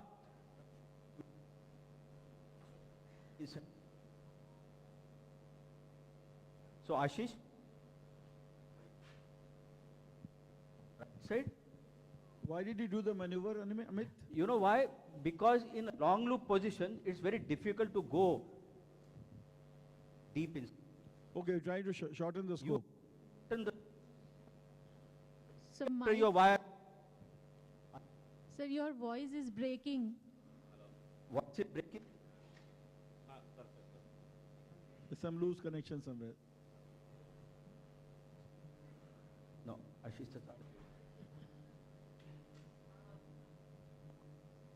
No, gone.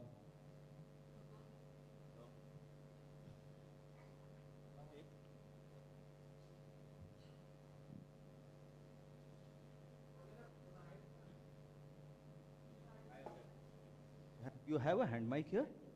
No, now we can hear you. Now you can hear? Yes. Yes, yes. Now with sphincter No, but it's Again, sir. intermittent basically. going off, huh? इकडे धर जवळ. So I'm going deeper inside with my sphincterotome. You also see that some whitish flakes are coming out of the major papilla also. There is a communication then. Yeah, looks like some communication. Okay, so now I'm going to inject some contrast. Huh? Inject some.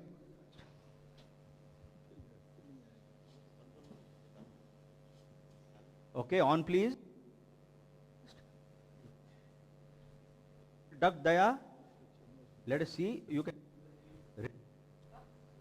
So voice is breaking. I hope the stones too are. You can see some radiolucent filling defects inside the pancreatic duct. So what I'm going to do now is to leave the guide wire inside and do a pancreatic sphincterotomy of the minor papilla and then do a balloon sphincteroplasty up to 12 mm. Put the wire inside.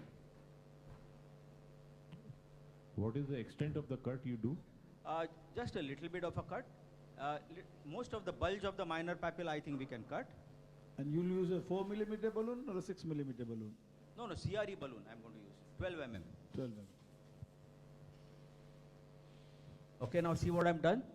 Now I've leave the sphincterotome little bit inside. And now I'm planning to cut. Don't bend it.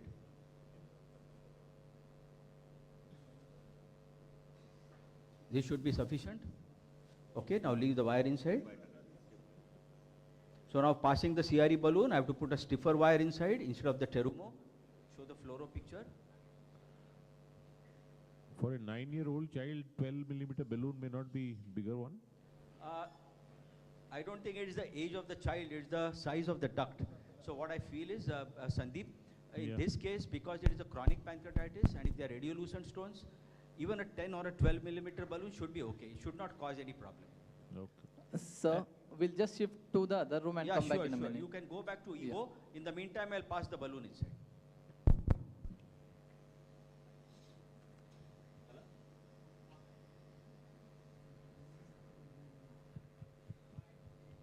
Dr. Evo, you are live. Hello. So we are waiting for you. Can you show fluoroscopy, please? The image from before? No, before this one, the one we took. There was a freezed image. Can you show that one? No, I don't think so. We have. So we injected a contrast from below, and this is stricture exactly at the pancreatic head. So now please start opening. What is the This is length of 6 the stent? centimeter. She will open a little bit, and I will put it down, pull it down. Probably also 4. We are using a 6 centimeter. Yeah, this is 6 centimeter. Okay, stop.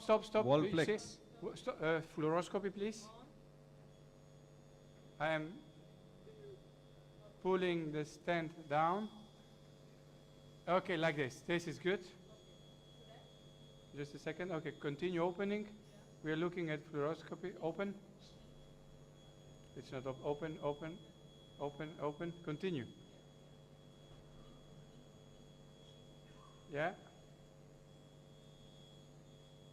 Very It's nice quite picture. long. It is longer. Oh, it's okay. I think it has come down a little. What do you think? Yeah, it's okay. Okay, now let's leave the wire in. You can close the stent. So I place it a little bit in the line with the bile duct just above the stricture, avoiding to clog the cystic duct. So if this was a malignant stricture, I would have placed it. We could have put an uncovered stent. Yeah. Or uncovered stent, yes. Now, they suggested me to place a double pigtail stent in, and we will do this. No, but you have plenty of space to the hilum. Yes, but the cystic duct is implanted right there. Yeah, You see, we can see it. We can see you it. see the edge? Yes, sir, we can see it. So it is just few millimeters below the cystic duct. So in literature, it has been described up to 8% of cholecystitis. And this will shorten when it will fully open. So it's not too much out, you see? I think it's okay. This is 1.5 Fine, centimeters. perfectly fine. And now we are placing the plastic stent, double pigtail. How long is this? 7. 7 French. No, the length. 7 French, 10 centimeters. Okay, 10 centimeter. Good. So this is just to fix the stent in. Okay, thank you. You always place a plastic stent after Not, placing. no. I think it is not needed, but since there are chances that this can migrate being a benign stricture, it's better that you have something to hold on to. It's a double pigtail stent you place. Yeah, this is double pigtail stent. Can I have fluoro, please? Okay, it's almost in. So Pankaj, if it migrates now, it will migrate with the pigtail. Sorry? I What think he said? even the pigtail can migrate. We have seen so Everything can many migrate. migration. They can everything. So it's good if it migrates, then we have our stricture is dilated. So we are happy. We are at the top. Yeah, you Pigtails can do make the migrate, I first. know. Depends on the duration, basically. Absolutely. Dr. Ivo Boskowski will just switch to the next room. Thank you for the Show me wonderful fluoroscopy. demonstration. Okay, I'm just placing. Dr. Amit, you are live. Yeah, hi there. You can hear me, SP, right? Yes, yes. Okay, so I put the balloon inside and I'm going to inflate it. I've taken your balloon, pull the... Same problem recurring. You can only be heard intermittently. Okay, so I placed the 10 mm balloon as per your advice, and now we are dilating it. Okay, and you can see that there is a little waste formation. I'm not too much bothered about it because these are radiolucent stones, which are usually soft. So this is sufficient dilatation. So I'm going to now leave the wire inside and pull the balloon out. How did you prognosticate the patient? Will the pain disappear or not disappear, or chances are there? Ideally, waste has to disappear. No, the pain. The patient came with the pain. Oh, pain. Yes. Pain will disappear completely. And this is an ideal case. Radiolucent stones in a young patient, once you clear the duct totally and enlarge the sphincter, do a nice balloon sphincteroplasty, these new protein plugs which form inside don't remain in the pancreas. They flow out easily. And the patients stop developing pain related to obstruction of the pancreatic duct. Very, very classic indication of a curative ERCP, or in the long term. I will not say curative because chronic pancreatitis itself you can't cure. But this is the status. It's an ideal indication for endotherapy. Amit, what's your long-term plan for this child, and what's the prognosis in your experience? The long-term plan is now, for the time being, after today's procedure, we leave a 5 French pancreatic single pigtail stent inside. And after 3 months, we go in, we take out the 5 French stent, and we will check the pancreatic duct. And if the pancreatic duct is free of any stones, we'll leave the child without any stent. And otherwise, we have followed up these children for a long time now, and we find that they remain pain-free for years together. Normally, nothing more happens. Okay, now let's see the X-ray. You see here now, I've passed the balloon in the just beyond the head, and I'm gently inflated it, and I'm going to pull it out. And you see what is coming out here? You see this whitish thing? Yes. These are the radioopic stones, what I'm saying. Radiolucent stones. Now this way, in radiolucent stones, we can clear the duct completely in most of the situations. So now here, we have got 2 possibilities. One is to use a stone extraction balloon like this, and second is this new flower basket, which has recently been introduced by Olympus. And we also have the wire-guided flower basket. So you see here now what I'm doing, I'm inflating the balloon and pulling it down, holding the balloon here, and gently pushing it. Yeah, gently. So now I'm going to leave a stent inside because now we have to go to the next lecture session. So thank you so much, all the moderators. We exceeded Big the round time. of applause, sir. Thank you. Nice demonstration, Amit. Thank you. Thank you. Priyanka, you can go ahead with the lectures. Okay, sir. So, thank you, moderators, for moderating the session. Now we are going for the lecture sessions. So, I would like to invite chairpersons for this session, Dr. K.K. Rawal, Dr. Jubin Sharma, Dr. Govind Verma, Dr. Deepak Gunjan, Dr. Mohit Shetty, Dr. Lalit Shimpi, Dr. Sandeep Davawala, Dr. Mehul Choksi, and Dr. Nitin Ahirao.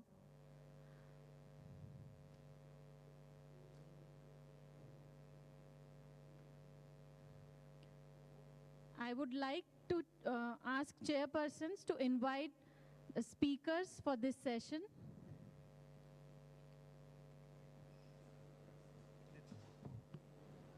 Now, hello.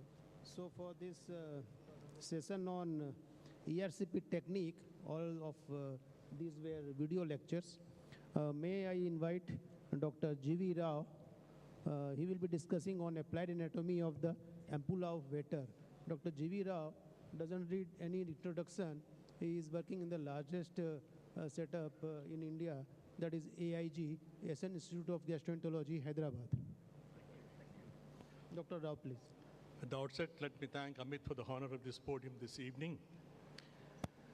The understanding of the ampulla of Vater is absolutely essential for successful cannulation and also to prevent a lot of complications that occur during this procedure. We need to understand the anatomical landmark, the ductal anatomy, the sphincter anatomy, muscular anatomy, the blood supply of the ampulla of Vater, and also the lymphatic drainage. If you look at the anatomical landmarks, this ampulla is located about 7 to 10 centimeters from the pylorus. And whenever we have any pathology in the first part of the duodenum or in the uncinate pathology, it gets pushed up basically because of the mechanical presence of the tumor. And whenever we have a tumor in the pancreatic head, it is likely that it can be pushed down slightly, and rarely this papilla can be the third part of the duodenum. Now, this papilla is found anywhere where the longitudinal mucosal fold, the frenulum, meets the transverse mucosal fold, and it is prominent in almost 60% of the subjects. And for the rest of the lecture, I think you just have to imagine the face of the clock and the ampulla, because most of the anatomical landmarks and also the interventions are based on these clock positions that we talk about in ERCP.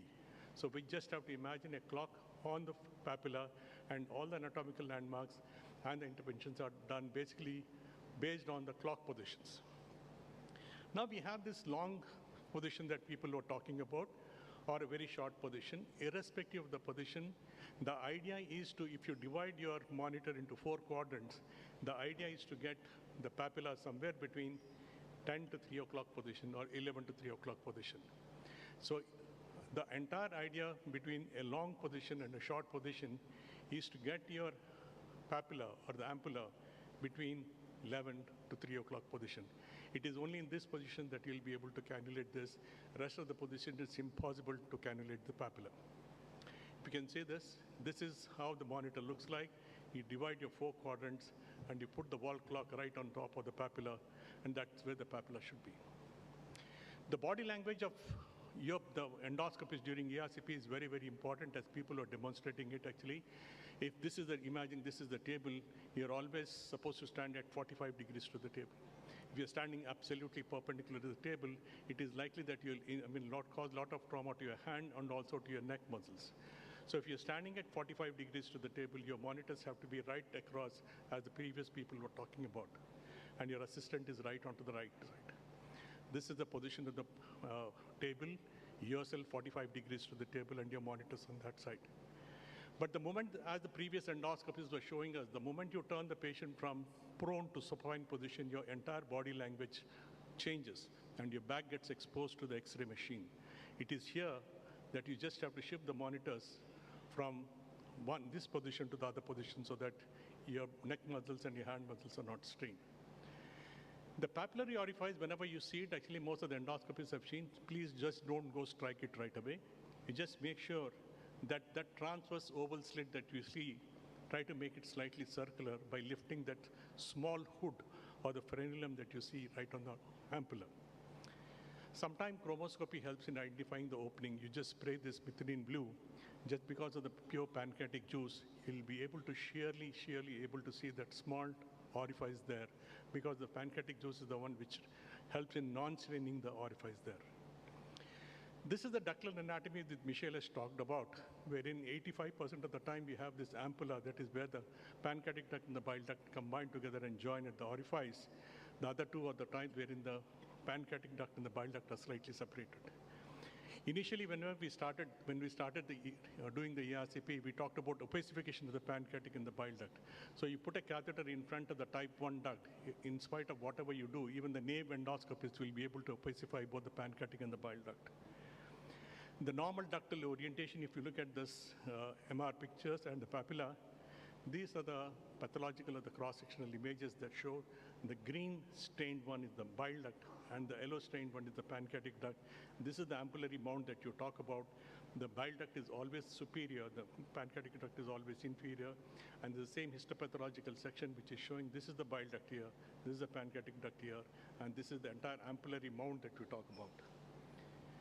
If you look at what happens is actually both the pancreatic duct and the bile duct get separated as you go from the ampulla, from the papilla or the orifice to the duodenal wall. As you go here, right at the orifice, you see both of them are combined together.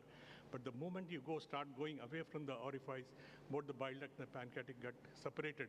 And the moment you reach the duodenal wall, both these ducts are quite apart. And in periampullary tumor, basically because of the sheer anatomical thing, you can see this, because the tumor develops in the ampulla here, both the pancreatic duct and the bile duct get separated. The blood supply, the arterial blood supply, it gets its blood supply from the retroduodenal artery, and the two marginal vessels that are very, very important. If you see this, and these two marginal vessels are at 5 and 7, the bigger vessels are at 5 and 7 o'clock position, and if you put again your clock right onto the papilla, you see that they are at 5 and 7 o'clock positions.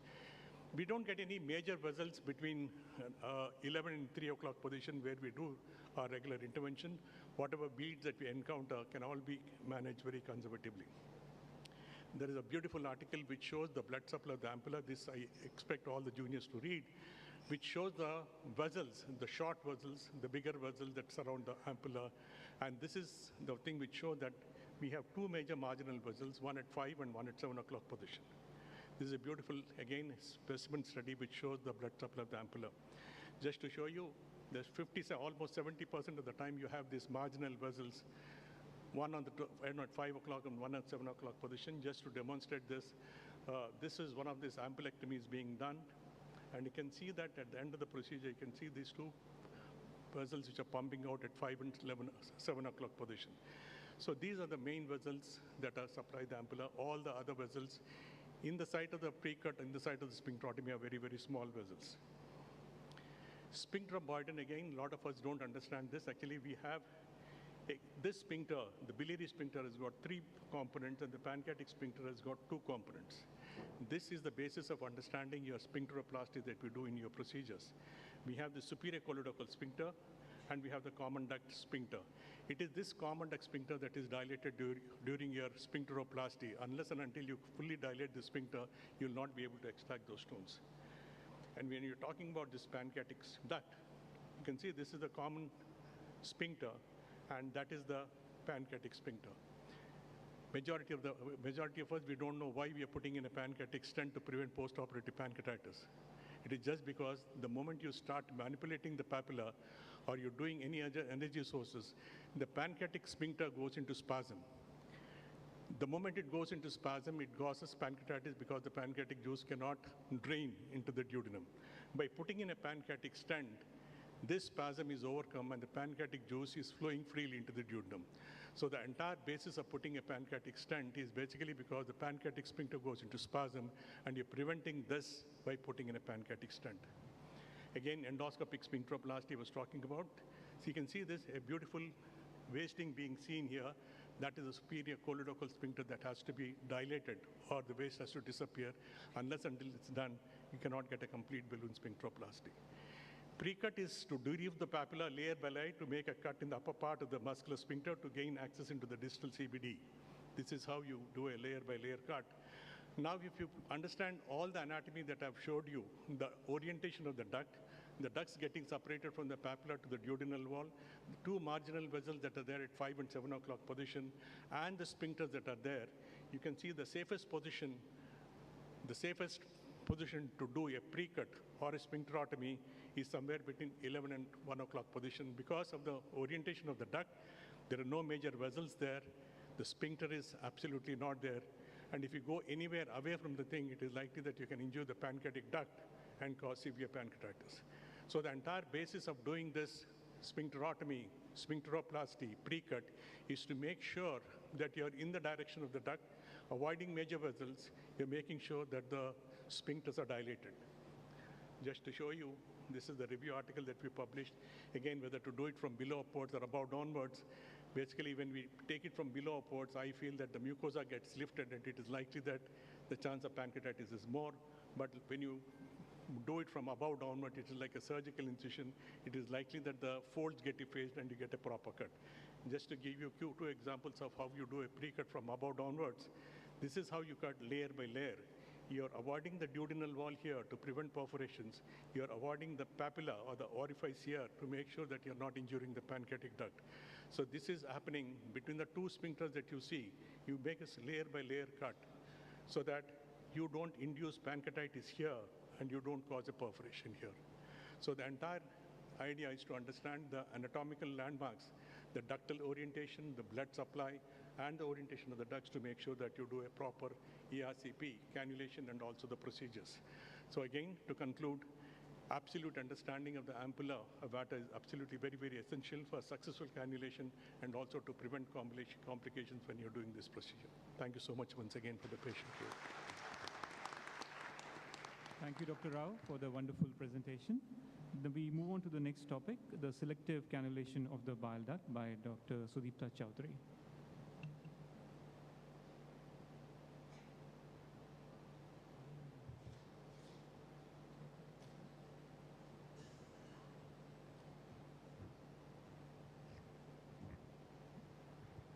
Thank you, respected chairpersons. At the very outset, I'd like to thank Dr. Amit for giving me this opportunity.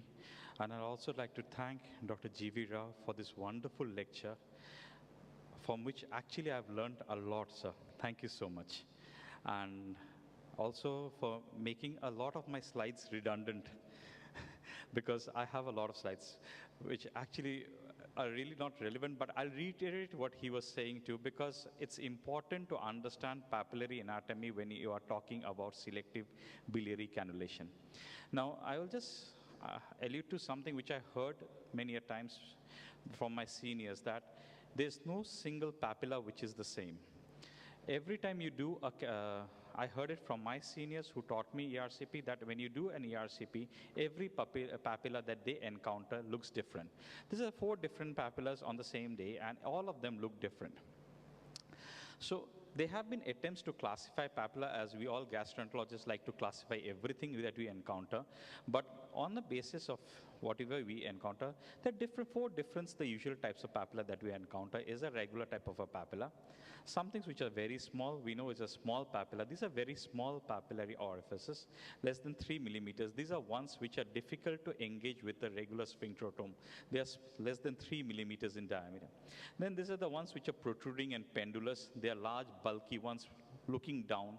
You cannot engage it with a regular sphincterotome. You have to bore your sphincterotome together. And this is the crease type and ridge type of papilla. The ones with the small papilla, they are the ones which are troublesome, because engaging them with the sphincterotome increases risk of pancreatitis. They had a higher risk of pancreatitis. And even the protruding and the pendulous ones. So, sir, just alluding to the anatomy of the ampulla, and I'll not go into details of it, but just to reiterate what he was saying about the sphincters, and for the purpose of discussion, just go to it, that the common bile duct and the pancreatic duct have 2 distinct orientations as they come out into the ampulla of vata. The common bile duct has a sort of a curved appearance, almost like the form of an S, and has a tangential thing, in the sense that it does not form a straight pattern. It is tangential to the duodenal lumen, and it's almost in the form of an upward curve from the duodenal lumen. Whereas the pancreatic duct is check 1 2 3 check hello आवाज येतोय माझा hello check एकदम clear hello check 1 2 3 4 5 6 7 8 hello check 1 2 3 4 5 6 7 8 9 10 11 12 13 14 15 16 17 18 19 20 21 22 23 नाव येतं ना आता बरोबर चालू आहे ना एकदम बरोबर Okay, sir. Now, this is the long scope position, and as we progress, we will try to get the short scope position. The other positions that we would prefer not to do as a beginners would be a long scope position, which is an unstable position. With a long scope position, you probably have very little scope for maneuverability of the scope, unstable position, and the other thing is a hockey stick position, which is absolutely not recommended. Now, the diurnoscope allows a lot of maneuverability of the scope. With the diurnoscope, what you can do with the thing is that you can go below by pushing the diurnoscope down, or you can go above the papilla by pulling it up. The diurnoscope also has wheels on it. If you pull the big wheel towards you, the diurnoscope allows you to go towards the papilla. If you go big wheel away from you, the diurnoscope will move away from the papilla, allowing you to manipulate your access to the papilla. So before we start with, once we reach the papilla, one does not need to just go and target the papilla. One needs to understand the axis, the orientation, and the alignment of the papilla. So just mentioning about the axis of the papilla, as how it is, the biliary axis is in the 11 to 12 o'clock position. More importantly, the bile duct comes as a stilling in a tangential direction, almost going in an upward direction tangential to the duodenal mucosa in the 11 o'clock position. The optimal trajectory for accessing the bile duct is in this direction, in an upward direction along the duodenal mucosa. Whereas if you want to access the pancreatic duct, it is rather perpendicular. To access the pancreatic bile duct, ideally the scope should be in this trajectory that is slightly bent to the right side, whereas for the pancreatic duct, scope can be slightly to the left side, allowing this. While all the way remembering that the bile duct does not enter the duodenal lumen in a straight manner, but the other has a curved, almost like an S-shaped pattern of entry into the duodenal mucosa. Pardon this is a hand-drawn diagram. So to access the bile duct, we have number of accessories which help us access the bile duct. This includes sphincterotomes and guide wires. Nowadays, hardly anyone does diagnostic ERCP, so cannulas are relatively gone. The sphincterotomes allow us to bend, and as a result of which access into the bile duct orifice. The number of, in addition to this, there are different types of guide wires available: short guide wires, long guide wires, fully hydrophilic, guide wires with hydrophilic tip, small caliber guide wires, straight tip and angle tip guide wires. In our center, more often now we have moved to short angle tip guide wires, the Terumo guide wires. We find it extremely helpful in the sense that they can be rotated, they can be moved in any direction, and with a slight torque of the scope, they easily find their torque of the wide wire, they can easily find their way into the bile duct. The only problem with these is that once you enter the bile duct, they need to be exchanged for a longer or a stiffer wide wire for doing subsequent interventions into the biliary system. So just a brief video of how we do it. So before you target into the, before you just start off with this, is to understand the bile duct axis. This here is, you can see the bile duct axis in this direction. So we start off with orienting our sphincterotome in this manner, engaging the sphincterotome here, and once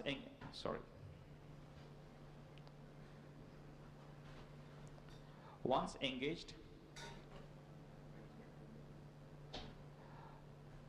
gently lifting the roof of the papilla here, and once the roof is lifted, so with a slight bowing of the sphincterotome, pushing in the guide wire and allowing access of the sphincterotome and the wire into the biliary system.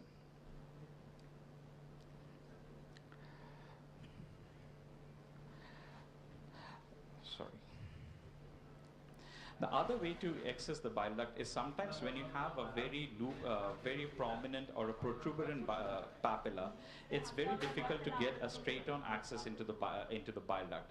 In that situation, what we can do is a shortening of the scope. In that situation, what we do is we bow the sphincterotome from below the papilla and access this angle. After we board, we engage the sphincter tome, push in the guide wire for a short distance, followed by simultaneous unbowing, allowing for straightening of this segment of the bile duct, allowing us with pulling the sphincter scope tightly along the lesser curvature, straightening this segment and pushing the guide wire inside. This is a short video just to demonstrate this maneuver. This is a patient with really a protuberant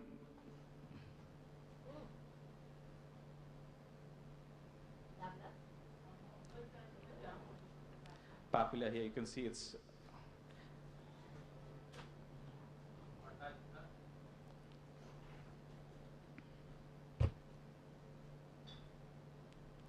so we go in,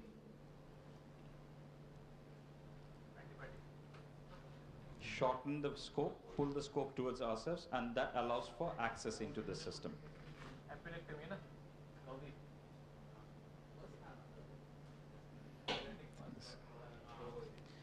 The other way of accessing bile duct is with the wire-guided. More often we are now using the wire-guided cannulation. With the wire-guided cannulation, we keep the wire 2 to 5 millimeter in front of the wire and direct the wire in the axis of the bile duct. And gently manipulate the wire into the papillary orifice and allow your assistant to rotate the wire in the direction of the bile duct, as negotiating across the papillary folds based on the tactile sensation of the papillary folds. So this is another way in which you use a wire to gently manipulate yourself into the system. This is particularly helpful when you have a very small papilla and sorry, this system is playing up here. So in a very small papilla such as this, wire-guided cannulation is extremely helpful to get access into the system.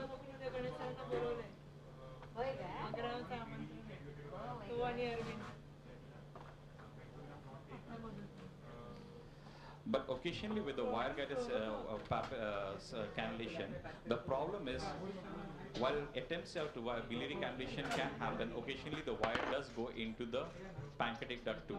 When this happens, one did not panic. You just leave the wire into the pancreatic duct and do a double wire technique. Exchange it for a long wire and then proceed with the cannulation of the pancreatic of the bile duct. In this case, as you can see, we tried to cannulate the bile duct, but due to a wrong axis, we ended up cannulating the pancreatic duct.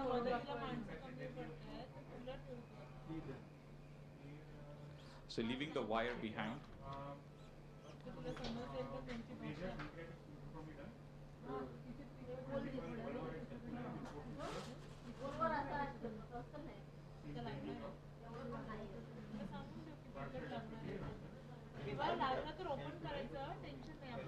So this allows for cannulation.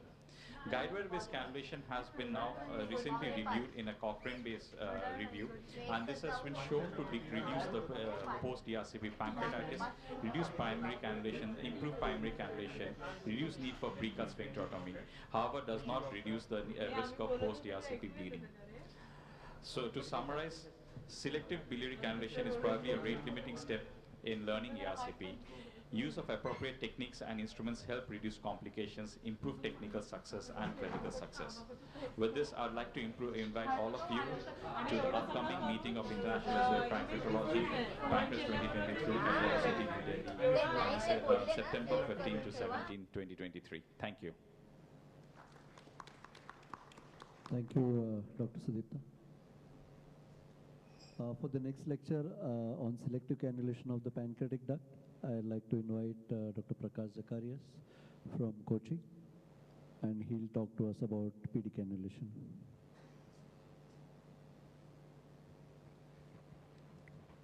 Good evening. Respected chairpersons, senior colleagues, and dear friends. At the outset, let me thank Dr. Amit Medha and team for giving me this opportunity. We just heard two excellent lectures. The first was on anatomy, and that was really brilliant by Dr. G.V. Rao, and we learned a lot. The next was by Dr. Sudipta, who has conveyed the message of how to canalize the common bile duct and how not to cannulate the pancreatic duct during a CBD cannulation. So my task now is to let you know how you should selectively cannulate a pancreatic duct. When I was preparing these slides, my friend told me, it is so easy. If you want to cannulate the pancreatic duct, try for a common bile duct, you will get into the pancreatic duct.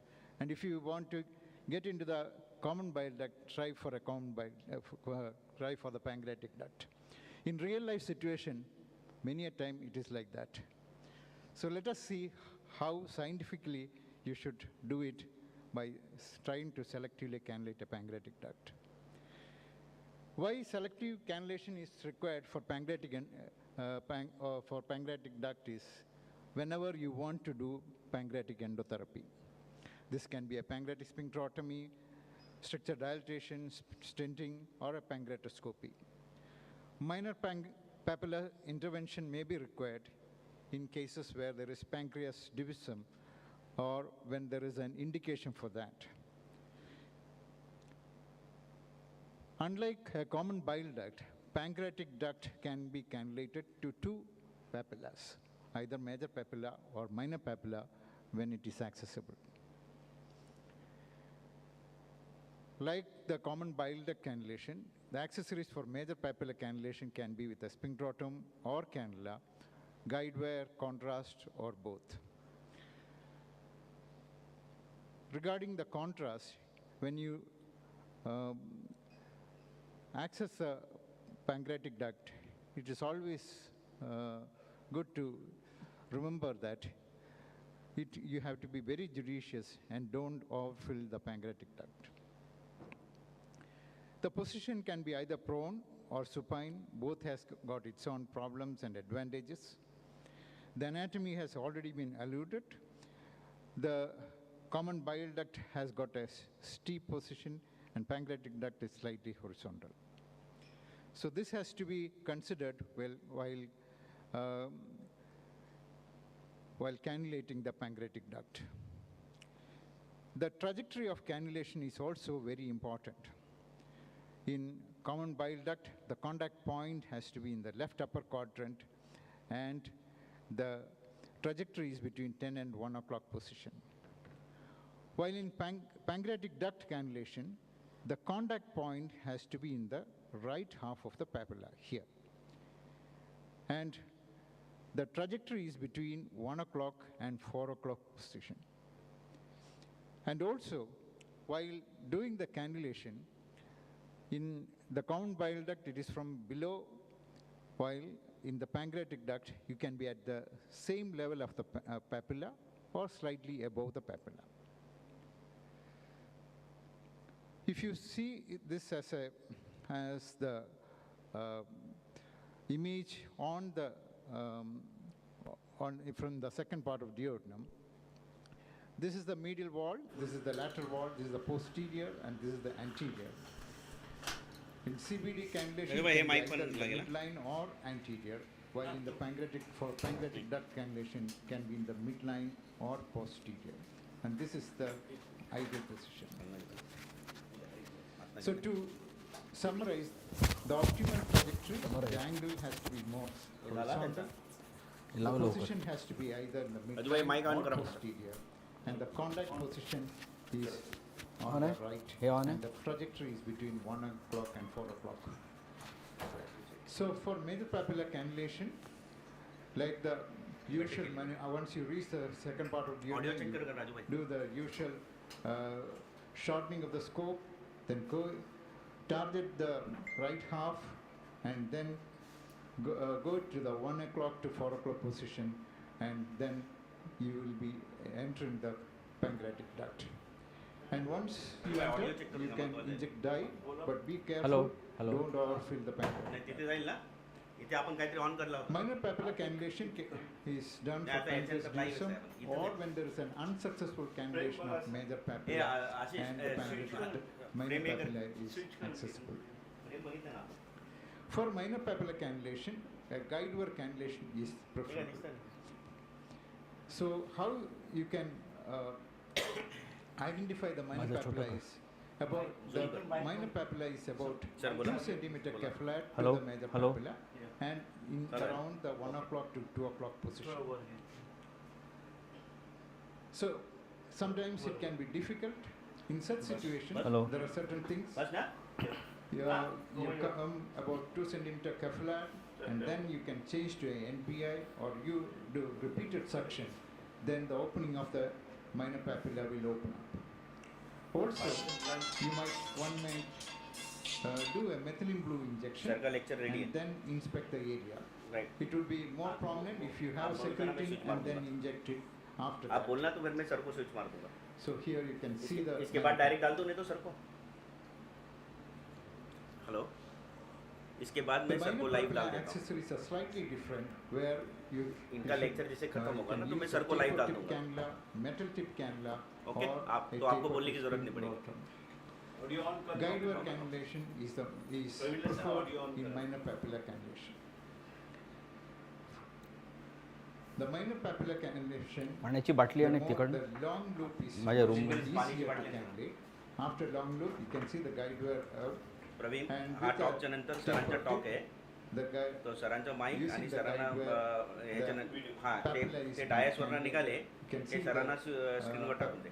Cannula getting into the dorsal pancreatic duct. Direct and after that direct you can inject the dye. And once you are inside the pancreatic duct, then you can show for further procedures. There are other methods like in the pancreatic duct. You can use a double wire technique. The same wire common bile duct and नाही बोल मध्ये खोलला तर तू तिथे जाईल ना तुला तू फक्त ऐकून घे the main pancreatic. Post-biliary sphincterotomy बोला sir. hello. But sometimes biliary sphincterotomy makes it difficult to cannulate the main pancreatic duct. In such situation, when there is a complete sphincterotomy, you can try to do it in the 5 o'clock position. The failure of pancreatic duct cannulation can be either technical or anatomical, like pancreas divisor, whether when the duct is not there, or pathological when there is a stone or stricture obstructing the duct.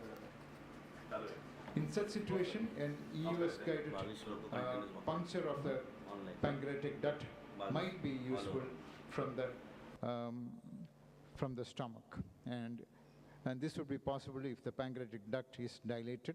And then once you enter the pancreatic duct, you can inject the dye and then pass a guide wire.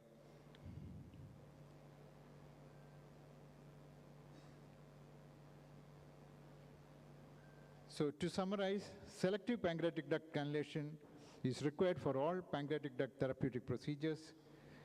Be familiar with the anatomy and scope position. Short loop is preferred for major papilla and long loop for minor papilla cannulation. Targeting the right trajectory helps in deep cannulation. Thank you.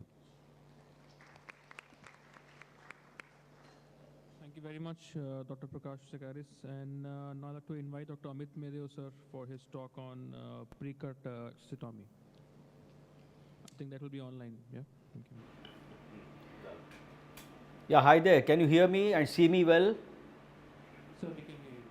Okay, so I'm going to talk to you now on pre-cut accessotomy. So the basic point I want to say is this is not a sphincterotomy, it is accessotomy, where by using a technique of de-roofing the ampulla of Vater, we have to find the bile duct intentionally instead of trying to cannulate the bile duct accidentally. So why do we need a pre-cut accessotomy in the first place? Because all of us know that the ampulla of Vater is the first hurdle for any endoscopist who is beginning ERCP to perform further interventions inside the bile duct. Now, why is the ampulla of Vater the first hurdle? Because it is elusive. You have various types of ampullae. Every patient you get a different type of ampulla. You can have a small ampulla, delicate ampulla, complex, peculiar, varied, tampered, which has been previously tried. In addition to that, the ductal anatomy inside the ampulla of Vater is not straight. You see here bile duct comes down, it courses in a S-shaped fashion, whereas the pancreatic duct is quite straight. So if you just go on just trying to cannulate by pushing, you are likely to enter into a wrong duct. We may create pancreatic ductal inflammation or epithelial inflammation leading to pancreatitis. Now, all of us know that selective cannulation of the bile duct is now a routine for most of the endoscopists, and we use various techniques. We in fact saw in the first live session various ways of doing selective cannulation of the bile duct by using a non-guide wire approach. You saw that how well it was done. You also saw a glide wire approach by which we can negotiate the guide wire and glide wire across the S-shaped portion of the lower CBD. And you see here, by using this glide wire approach, in almost 90-95% of the times we can achieve a selective cannulation. But in spite of being an experienced endoscopist, there can be a failure rate of 5 to 15%. And it was exactly because of this reason why in 1986 the first needle knife pre-cut sphincterotomy for bile duct access was described and popularized by Kees Hubrechtske from Amsterdam. You see here, in fact, Kees Hubrechtske was a master at that. He had actually done a self-made needle knife sphincterotome using cutting a sphincterotome at the tip, keeping the small wire at the tip, and many endoscopists from the world used to go to Amsterdam to the academic medical center only to watch Kees Hubrechtske perform the needle knife sphincterotomy. So, now what do we mean, what is the principle of pre-cut accessotomy? The basic principle of pre-cut accessotomy is, instead of just pushing and trying to enter inside the bile duct, if you can't go by the normal method, then we need to de-roof the ampulla of Vater, expose the bile duct epithelium, and intentionally and properly and precisely cannulate the bile duct, by which you can reduce the chances of complications of repeated cannulation. So, it is divided, if you see the principles, into various techniques, various steps. First is de-roofing of the ampulla of the mucosa. Either you start from the orifice onwards or you go from above downwards. I personally prefer to start from the orifice onwards. I saw Dr. K.K. Rawal asking that question in the auditorium, why do you want to go from the orifice onwards, why do not you cut directly from up? There is a principle in surgery where whenever you have a complex area where you want to enter inside, it is always better to go from the known to the unknown instead of from the unknown to the known. Now, if you go from the orifice onwards, it is very likely that you will stay in the axis of the CBD, whereas if you cut from above downwards, and especially if the ampulla is small, there is a possibility that you may miss the bile duct and you may go by the side of the bile duct, and thereby you can create a complication. Of course, in a bulging ampulla it does not matter from wherever you cut. So, you have to cut, de-roof the ampulla layer by layer in the axis of the CBD for a maximum depth of 5 millimeters, careful inspection of the ampullary tissue inside the de-roofing area, search and identify the salmon pink bile duct epithelium, and then precisely and accurately cannulate the bile duct, put a deep cannulation, and then perform the sphincterotomy. So, how do we use the needle knife for a pre-cut sphincterotomy? You see here, first is proper inspection of the ampulla of Vater, and you make sure which place the bile duct is going up, right from below upwards, from right to the left, and then after that we take the needle knife. Now, you see here, after we take the needle knife, starting from the orifice, you make a very superficial cut first of the mucosa, and then by using the needle knife, retracting the needle, we are pushing away the mucosa and looking what is inside. So, you have to very carefully inspect what is inside, do a little bit of half suction. There is a possibility that we may find that some bile you may see oozing out there. Now, over here you start seeing where is the bulging portion. You can see here, do not keep on cutting on the left side, you have to now cut on the bulging portion. Even though the ampulla is facing in this direction, the bulging portion is going towards this direction. So, now what I am doing is again taking the knife out and again starting from this orifice and do the second layer of cut. So, this has to become like a surgical incision. A surgeon never opens the abdomen directly. He first cuts the skin, then the subcutaneous tissue, then the fascia, and then he reaches the peritoneum. So, this is exactly what we do. So, now what you see here, I have made the second cut, and after doing the second cut, again you push the layers by the side, keep on sucking little bit and keep on inspecting. Over here you will find now that this is the somewhere where the bile duct epithelium entry is. So, now what I do is, you make sure, you can see now in fact the opening has revealed itself, and now with a gentle push you can selectively go inside and cannulate the bile duct. This is the most accurate method of doing a pre-cut examination, and once you have gone inside, you know where the bile duct epithelium, you can see that salmon pink epithelium here, then you can go in with a normal sphincterotome with a guide wire, cannulate, and then go ahead with the sphincterotomy. Now, whenever you use the needle knife, the cutting of the pre-cut is dependent upon the length of the cut, the depth of the cut, the direction of the cut, and the amount of coagulation and scarring. So therefore, with a needle knife, control and precision can sometimes be difficult. Why? Because the commercially available sphincterotomes you see here, they are quite long. Available needle knives 9 to 10 mm wire coming out of the catheter, but the ideal needle knife should be less than 5 millimeters. Because if you take the needle knife out too much, then your cut is going to be too deep, and then you are likely to go either side of the axis of the bile duct, or, and you have to also make sure that while cutting it, you have to hold the shaft of the scope, and it has to be very precise, continuous movement in one direction. Otherwise, if you do a zigzag cutting, you are not going to find the bile duct. And for exactly this reason, 10 years after Keys-Hubretsky described the needle knife, Nip Sohendra came up with this Sohendra pre-cut sphincterotome, which has got hardly any tip and a cutting wire over here, very short, and he showed that papillary roof incision using the Erlangen type pre-cut sphincterotome to achieve bile duct cannulation can be a much more controlled way of cutting instead of doing the needle knife. So how do we do that? By using the Sohendra type of pre-cut sphincterotome. Now you see here what I am doing now is we bring the Sohendra type sphincterotome out here, and now we are now once again inspecting the ampulla of Vater. You see how this wire is going right till the roof, right till the tip of the sphincterotome, and it is coming in contact with the mucosa. So now you put the tip of the sphincterotome in the orifice and go towards the axis of the bile duct bulge, and then slowly once again layer by layer, keep on exposing it. See how gentle we are. You have to be very gentle. Take away the tissue after you have cutting, move the tissues away, expose the bile duct epithelium, expose the tissues below the mucosa, and after this layer by layer cutting, if you keep on slowly observing and seeing, the bile duct will automatically reveal itself. So now the second layer of cutting is to be done. You see here, very, very gentle, keep on cutting, and you can see here now that slowly the bile duct epithelium gets exposed. See how gentle we are. So you have to be very, very gentle with this very delicate organ, that is the ampulla of Vater. And if you do this, you can achieve a intentional and a definitive cannulation in most of the situations. So in 2006, Sohendra came up with this randomized study of primary pre-cutting versus conventional over the wire approach, where he showed that a primary pre-cutting can be achieved in a much faster period with a very low complication rate. In fact, there was a recently multiple papers were published where early pre-cut accessotomy versus continued cannulation, it shows that early pre-cut if you do, instead of keeping on cannulating when you are not entering the bile duct, the incidence of post-ERCP pancreatitis is significantly low in these 4 meta-analyses which were published with so many randomized controlled trials covering 4,000 patients. So therefore, pre-cut is an extremely useful technique, let me tell you.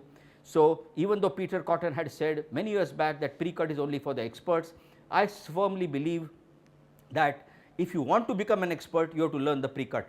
So if you learn the pre-cut only, you will become an expert instead of keeping the pre-cut only after you are becoming an expert. Thank you for your attention. Thank you, Dr. Mahdev, for the wonderful lecture.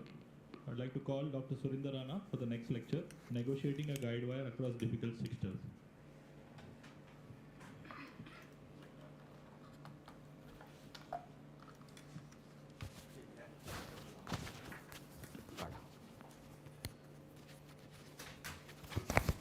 Thank you, Chairpersons. Good evening, ladies and gentlemen.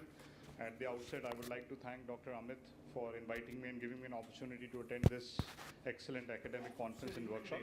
I have been asked to talk about the tricks for negotiating a guide wire across the difficult strictures. So what do you need when you need to pass a guide wire across a difficult stricture? You need a good coordination between the endoscopist and the assistant. And then the machine which you have in your hand is a guide wire. So you need to know everything about the machine, and what it takes to be successful is patience, skill, know about your wire, the manipulation techniques, and good fluoroscopy. So out of these 5 things, there are 2 things which can be manipulated, and that's what I'm going to talk about in the next 8 to 10 minutes. That is, what about the wires, which wires to use, and what are the manipulation techniques to go across a difficult stricture. So guide wires have already been talked about in the earlier lectures, so I won't go into the details. But we know that guide wires are the cornerstone in ERCP because they facilitate access to bile and pancreatic duct. They maintain cannulation, help us in negotiating strictures, and allow for passage and exchange of instruments in ERCP. And traversing an irregular stricture by a guide wire is basis for a successful stent placement and drainage of a duct proximal to stricture, and that's what we do in interventional ERCP.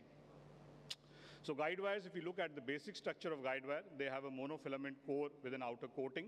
The core material typically in the modern guide wire is composed of nitinol because of its flexibility and strength. And the monofilament which covers is made up of PTFE or polyurethane. The basic idea of this coating is to have a smooth exchange of devices over the wire. And the distal tip is hydrophilic material, and this is what helps us in negotiating the strictures. The tip of the guide wires can be straight or angled. I'll just talk about what's the role of these two types of guide wires. But basically, this is what is the structure of the guide wire. So they have a hydrophilic coating, the inner core, which gives it stiffness. And this is the coating which helps us in negotiating the difficult strictures. It has to be hydrophilic and easily flexible. So to negotiate tight strictures, we have completely hydrophilic wires. They have an advantage in negotiating either difficult papilla, as we have heard earlier, and tight strictures. However, the disadvantages of these hydrophilic wires are you need to continue keep these guide wire lubricated with saline or water, and there is increased risk of inadvertent displacement. That's why you do see the endoscopist, after negotiating or cannulating, replacing these wires with stiffer guide wires. Now we have newer wires which take advantage of both hydrophilic as well as stiff wires. So they will have a longer distal end, which is hydrophilic, about 5 to 10 centimeter, while the remainder of the guide wire remains non-hydrophilic. But then some of the endoscopists still prefer entirely hydrophilic wires because of their torqueability and control to negotiate the tight strictures. So these are the list of commercially available guide wires. I'm not going into the details, but then they talk about their core material, their strengths, and their disadvantages. So as a student, we need to know what are the properties of guide wire. This is especially helpful for residents. The steerability means ability to direct a wire to a desired location. Trackability means ability of the wire to follow the course of duct during advancement. And torqueability, which is an important property to negotiate tight stricture, is the relationship between the rotational movement of the proximal wire to the distal tip. So the workhorse guide wire which we use in ERCP is a guide wire with flexible tips. So whenever you encounter a stricture, the first step is always to use these floppy or soft tips guide wire. They are safe and atraumatic, and the likelihood of creation of a false tract is very low. They have a core of moderate flexibility and support. So with the same wire, you can exchange accessories and place a stent also. And because of the enhanced flexibility, they can prolapse or form a large J-shaped configuration when they are advanced, and this helps in negotiating the tight strictures. So what do you do when you do not succeed? There are two fundamental elements of wire handling which you and your assistant need to understand, that the wire is not just pushed, it is rotated and pushed. So that's what in technical terms is known as feeding the wire forward. There are very few comparative studies available to give us a choice that which wire has to be chosen. So it is basically a personal experience. But then what I'm going to talk about is a stepwise approach in negotiating the tight strictures. The basic acronym which we need to follow is GAP. GAP include guide wire, proper choice of guide wire. Then if you're not able to negotiate, then use other accessories, which I'm going to just talk about in next couple of slides. And finally, the positioning of the scope. So these are the three important things which as an endoscopist you need to understand while negotiating tight strictures. One is torquing, so you can either use your thumb and the index finger to torque, or there are commercially available torque devices which can help in torquing. So the important thing is that if you're using these torque devices, they are not to be held like a pen or pencil, but they are to be held like a chopstick, and they have to be moved between your fingers so that you can torque the guide wire. So if you fail, the first step is, if you're using a workhorse guide wire, change the guide wire. The commercially available hydrophilic wires like Teramo guide wires, they can help in negotiating tight strictures because one, they can be torqued, and secondly, the distal atraumatic tip will form a J-shaped configuration which can help in negotiating tight strictures. So this is what happens when you have these soft atraumatic tips. So they form a J-shaped configuration. They don't create a false tract, and they can go across the stricture. Just to show you some of the images, so here you can see that there is a stricture and the guide wire has formed a J-shaped configuration, and it helps in negotiating the tight strictures. There are also wires in S-shaped configuration which can help us in negotiating the Hyler strictures. As you can see here in this ERCP, that there is a tight stricture in S-shaped configuration. So the wire is fed torqued, rotated onto the left system, and then it crosses into the left ductal system. Again, in the pancreatic duct, you can see now here is a combination of a stricture and an abnormal course of the duct. So you see the pancreatogram has been obtained, but the duct, there is a stricture here and it's taking a S-shaped configuration in the head. So it was very difficult. You filter the contrast, you again see this loop which is being formed by the pancreatic duct, and then the guide wire is being pushed. So again, it takes a J-shaped configuration, go across, but then there is this loop which will make very difficult for the accessories to be passed. So here you have to derotate the scope, so get it into the short position and then straighten, and then you are able to go across the stricture. So if you have used this hydrophilic wires, then still you're not able to use, you can use completely hydrophilic wires. But the disadvantage of these, they have limited fluoroscopic visualization. And important thing is that they had to be very well hydrated. So before you open the wire, you inject saline or water to hydrate these wires, and then you can use these wires to negotiate the strictures. And if still you're not able to negotiate, the next step is changing the position of the scope. If you are in a long position, try to come in short, and vice versa. This may assist in gliding the guide wire along the lateral or the medial wall of the duct across the stricture, and you may be able to cross the stricture. Finally, still, if you're not able to do it, you change the accessory. Instead of using a sphincterotome or cannula, you can use a stone retrieval balloon, position it just distal to the stricture and inflate it. By inflating and stretching, you will be able to change the axis of the duct, and you may be able to cross the wire across the stricture. Finally, still you are not successful. Now you have another newer accessories, like we can use a cholangioscope. So here the wire can be pushed directly under the endoscopic visualization, and you can cross these difficult strictures which you have not been able to cross blindly. Just to show you one example, here is the spyglass at the mouth of the stricture, and you can feed the wire and you just go across, and then you obtain the cholangiogram. So you can see how tight the stricture was there, and you could do it with a cholangioscope. Finally, if nothing succeeds, you can come from the other end. You can use EUS. Dr. Vinay is going to talk about in more detail. So you can either perform a rendezvous procedure or access the upstream duct from the distal end. Just to show you one example, this is a patient with chronic pancreatitis and tight stricture. You couldn't succeed, so you came from the distal end. Still, the wire is not going across. It's a very tight stricture. The contrast is not going across. So as a first step, you perform a pancreaticogastrostomy. You can see a fully covered metallic stent has been placed into the duct.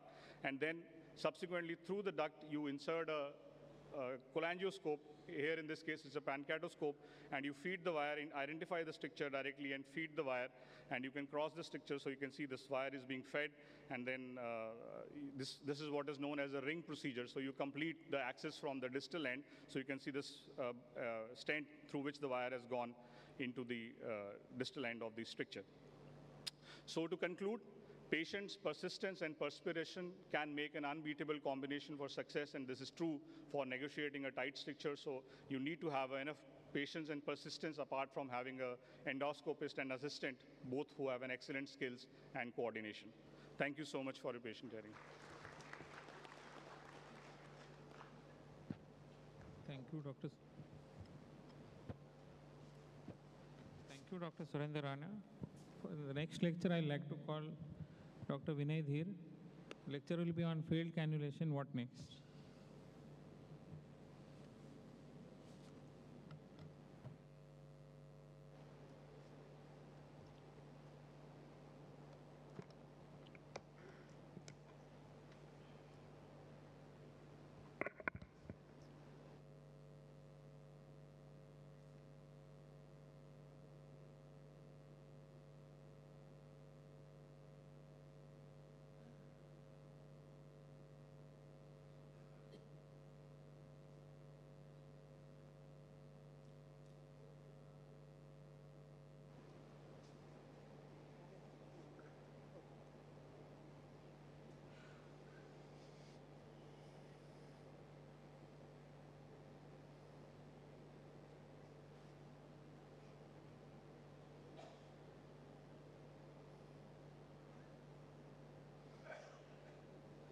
क्या भाई हुआ कि नहीं हुआ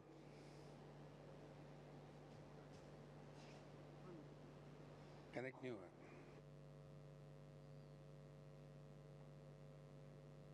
Good afternoon. At the outset, I would like to thank Amit and his team for giving me this opportunity to be with you. We are trying to connect the laptop, and in the meanwhile, Great, great, great. So my topic starts where this conference ends, basically. All 2 days of deliberations on this fantastic procedure called ERCP. I only begin when all this fails. So Amit has strictly told me to not talk about other things other than EOS. So I'm going to tell you a little bit about EOS. So failed cannulation, it does happen even in the most experienced hands. Chalu karun? Kya ho gaya? Thank you. Are?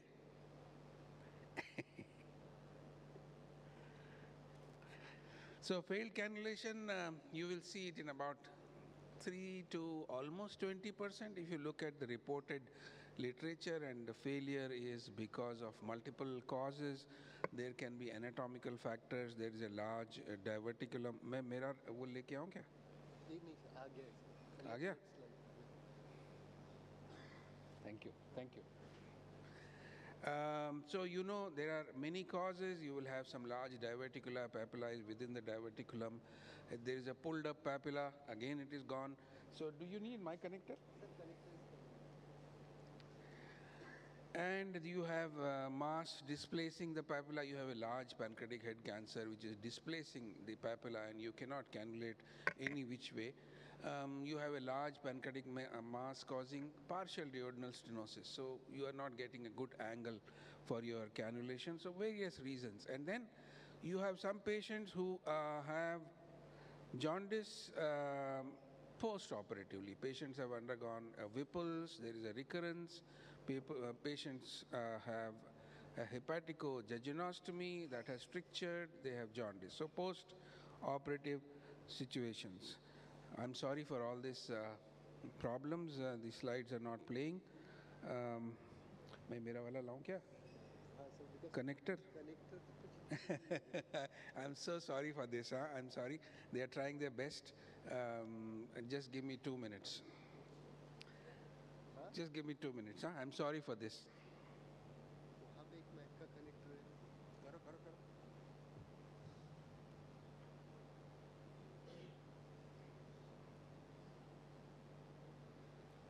In the meantime,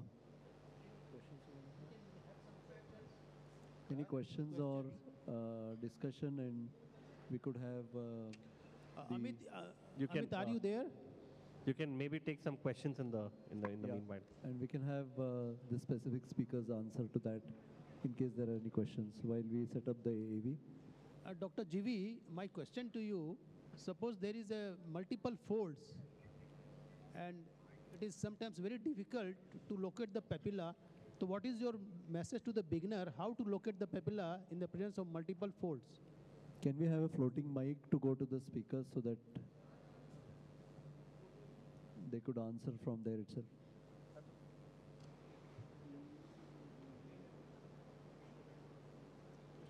Press it, press it. Yeah. This one. Yeah, if there are any other questions also from the floor, we can take them in the meanwhile, while the slides get uploaded. Yeah, you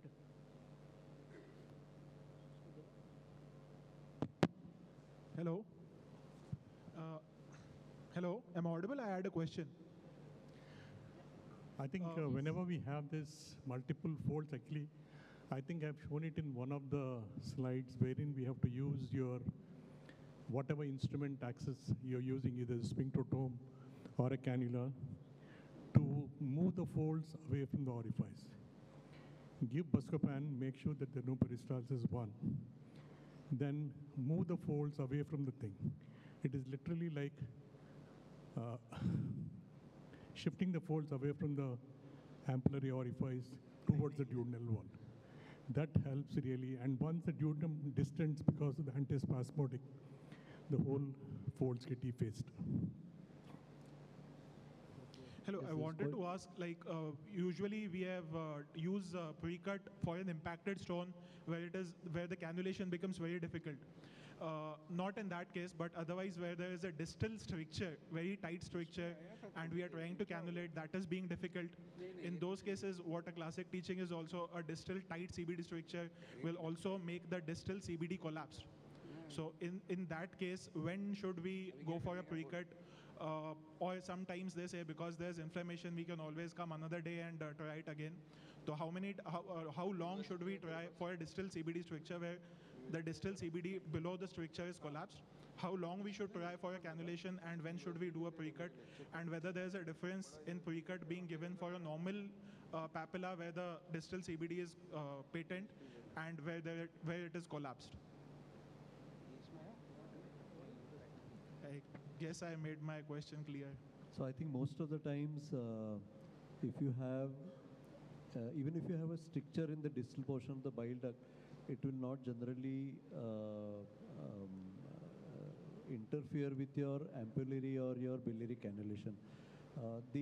If the stricture extends up to the ampulla or the ampullary orifice, then you will have a periampullary tumor, which is seen over there, where you will use different maneuvers to get into it. But just a distal CBD stricture would generally not interfere with ampullary anatomy, and I don't think there would be any real difference between your techniques of cannulation of the ampulla with or without the presence of a distal stricture.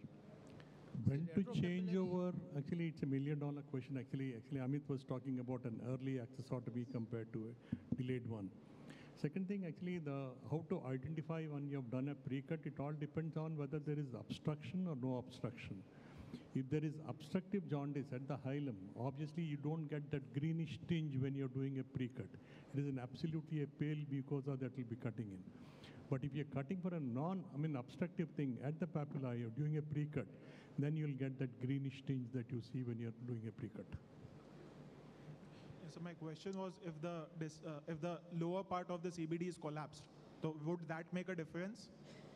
No, because as long as you're very sure of the anatomical location, the axis of the thing, because whether it's, the collapse thing, it is a normal duct. Collapse thing is not below the normal duct. Collapse duct is a normal duct, so it has to be there. Okay.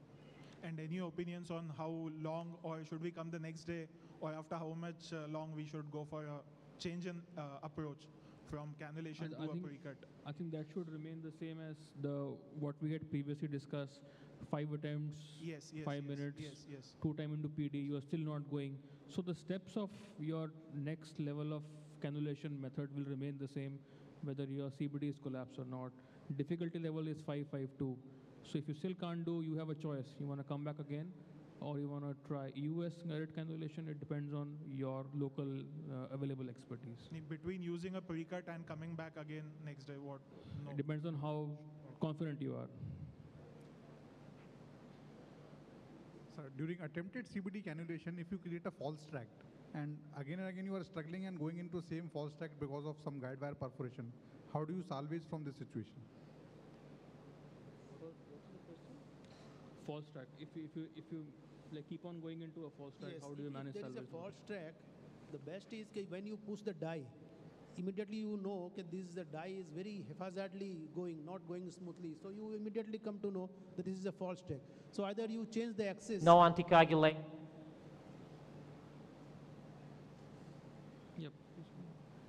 So either you change the axis, you change the accessories, or you postpone the case because a lot of edema is there. You have made the false track again and again, wire will go in the same track.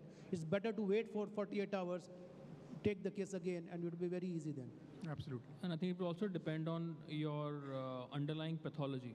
If it's a stone disease and normally you will not have a false track until you are doing the lower end malignancy, where your wire may be going into the false track, into the tumor itself. So your next step would depend on for what pathology you are doing it. If it's a malignant mass low down, your wire possibly may not again go on the next day also. So in that case, you might go on to a US guided punctures. No, my question was to Amit, if he is there, what should be the threshold for the beginners to start the pre-cut? If GV can answer. Because see, pre-cut needle knife is a very dangerous instrument, and many perforation has been caused by this. So what should be the beginner's threshold when what normal sphincterotomy he should have done, and then he should start pre-cut? Actually, when we started ERCP, we did not have this concept of post-ERCP pancreatitis. We did not have this concept of putting in this pancreatic stents, putting in this rectal suppositories. So now with the advent of techniques that can prevent post-ERCP pancreatitis, especially when you're able to put a pancreatic stent, I feel the threshold for pre-cut could be lower. That is my personal opinion.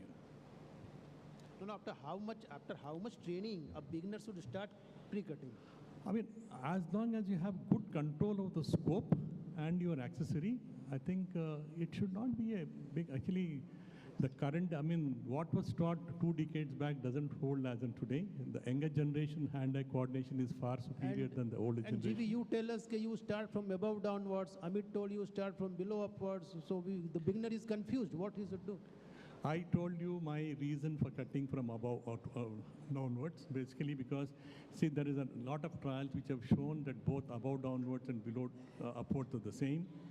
But as a surgeon, what I believe is actually if you're cutting from below upwards, you always put the needle there at the orifice and you're putting your current there.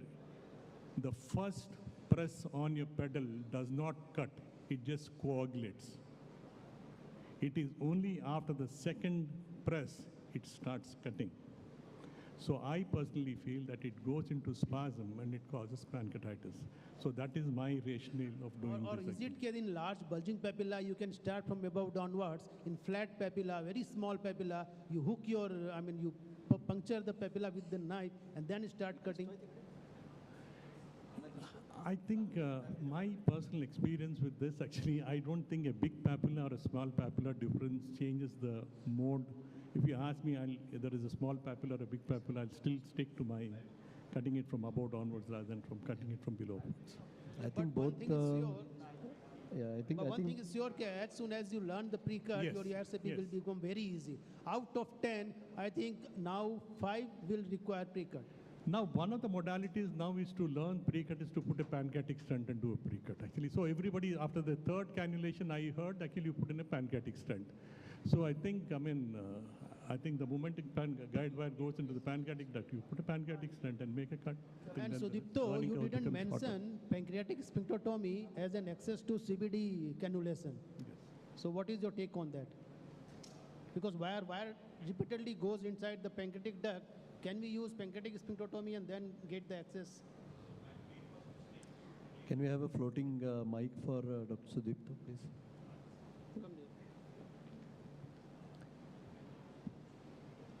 Hello, can you hear me? Yes, Amit. So my brief. Am I seen there on the screen? Yeah, you are visible, sir. We can hear you also. Okay. No, if there are any questions, if you even, I can answer from here a little bit. Yes, there was a question for you. What should be the threshold for the beginner to start pre-cutting? After how many normal sphincterotomy he should start pre-cutting? It's not a question of how many normal sphincterotomy. The beginner, first of all, you have to get a perfect control on the scope and the instrument which you are passing through. It should not go zigzag. Because if you want to do pre-cut, and especially with the needle knife, if you don't have a perfect control, that means when you are moving that knife over the ampulla, if you feel that it's going left, right, left, right, left, right, it's not a continuous surgical incision, then it is dangerous. So once you are quite expert at doing proper selective cannulation using a normal sphincterotome, that means you have got reasonably good hand-eye coordination and control. That is the time you should at least learn the technique of pre-cut. Why? Because if you do not have a US-guided rendezvous available at your place, then there is a possibility that certain percentage of patients you may not be able to cannulate and you may fail. So pre-cut you should learn early in the stage of your career, and if you learn the pre-cut, then your success rate of cannulation will go up to 100%. True. Yes, Sudipto, you were. Amit, just I have a answer question. briefly. Is What- that, sorry. What about that so-called transpancreatic pre-cut sphincterotomy that has not been addressed? And what about pre-cut fistulotomy? Yeah, that's what. A pre-cut fistulotomy is a different ball game. Fistulotomy is a bulging ampulla where you just cut on that bulge above, need not be in the orifice. You are definitely going to enter inside the CBD. You touch that bulging part, you will see a compressibility. That means definitely it's a dilated CBD behind it. that's a different ball game. But transpancreatic sphincterotomy is also a good pre-cut. Sometimes if your wire is entering the pancreatic duct all the time, keep the wire there, put a sphincterotome, orient the wire towards the bile duct, and then cut towards the CBD axis. Invariably, you will open the bile duct epithelium and you will be able to enter. But in that case, it is mandatory that you have to also place a prophylactic pancreatic stent. Because you have cut the septum between the bile duct and the pancreas, there is a possibility some pancreatitis may occur because of ductal edema. In fact, it has been shown in some studies that transpancreatic pre-cut is better than double guide wire cannulation. Sir, just one question. In patients with difficult pancreatic ductal cannulation, is there a role of pre-cut in that situation? No. Unfortunately, no, because as we see, the bile duct usually courses towards the 11 o'clock direction. Pancreas, you can't judge in which direction it is coursing. So if you try to do a pancreatic pre-cut, there is a possibility that you may go by the side of the duct and the chances of perforation increase. So therefore, for pancreas, we never do a pre-cut unless there is a stone impacted in the pancreatic duct just at the ampulla vater. Then we can cut over the stone and enter the pancreas. Yeah. One trick you can do in such situations is, if you're not getting into the pancreatic duct or if you're going into the bile duct repeatedly, you can do a biliary sphincterotomy. The only thing is you should do a complete sphincterotomy and open the sphincter right up to the top. When the sphincter opens up, you will be able to most of the time see the pancreatic orifice and do a pancreatic cannulation. I think that trick is something worth doing. Yes. Just if I may stop the chairpersons, I think the slides are loaded for Dr. Dheer, and maybe we can. So I think he should give the lecture first, and then we will end the session after the lecture. Yeah. Thank you. Thank you. Thank you. Thank you. Thank you, sir. Dr. Vinay Dheer.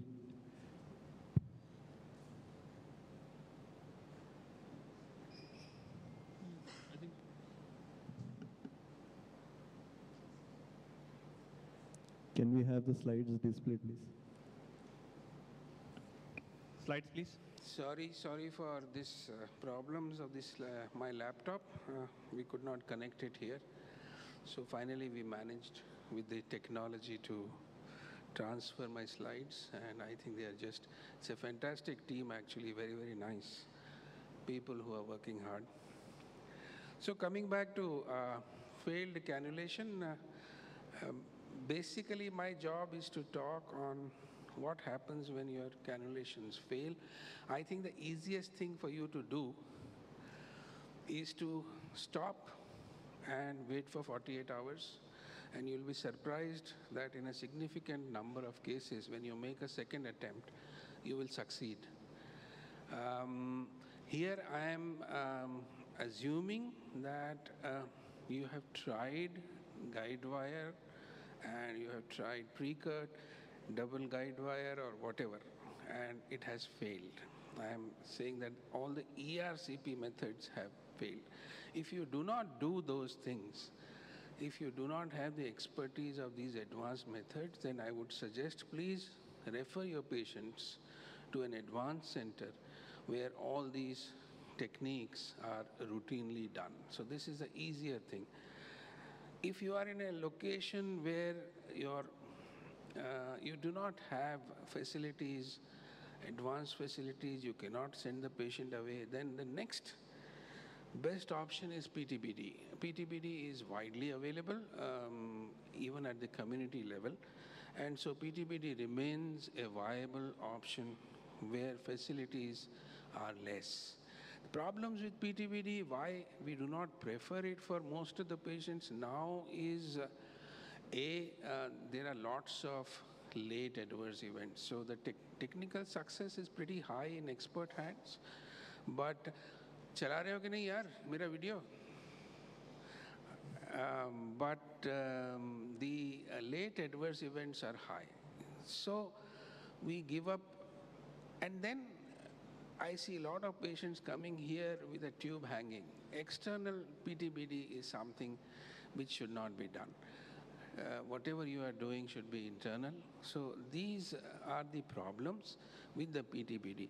So at most of the advanced centers, at least EUS BD or EUS guided drainages have replaced the PTBD, which was our go-to method. For pancreatic duct, the solution is even easier. There is no PTBD there, so it straight away goes to EUS guided methods.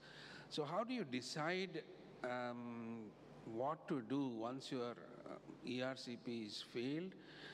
The advantages of EUS is, unlike ERCP, which starts and ends at the papilla, you can go into the bile duct from multiple routes in the EUS guided procedures. So you can go from the liver, you can go from the duodenum. So how you choose depends upon what is your indication. Is it a benign indication? Naturally, in a benign indication, you do not want to do choledochordiostomies and hepaticogastrostomies, and maybe you only want to place a plastic stent. You don't want to place a metal stent, so the decision is different. If it is a malignant indication, is it a preoperative indication or is it a palliative indication? What is the level of obstruction? Is it a distal obstruction or is it a proximal obstruction? And most importantly, is the papilla approachable? So these are important questions you need to answer before you go for what technique to follow. So let's take the scenarios quickly one by one. You have failed cannulation. There is a benign indication. Let us say a distal CBD stricture. Papilla is approachable. Your ERCP has failed. What do? You do EUS guided rendezvous. Why? Because it basically is an access procedure, just like pre-cut. It allows you to pass a wire across the papilla so that ERCP can be completed. So you see, this is a bile duct, nicely juicy bile duct. Put a 19 gauge needle. Scope position is very important in rendezvous. See here, so that the wire goes across the duodenum. See, the wire is going across the duodenum. We have coiled it and then we remove the scope.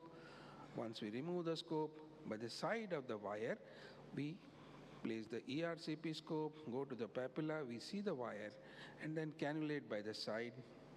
And the video is not playing. Anyway, so I think I explained to you what's happening. This is a very, very useful procedure for you to learn EUS guided rendezvous. It is useful not only in benign indications, but in lots of malignant indications also.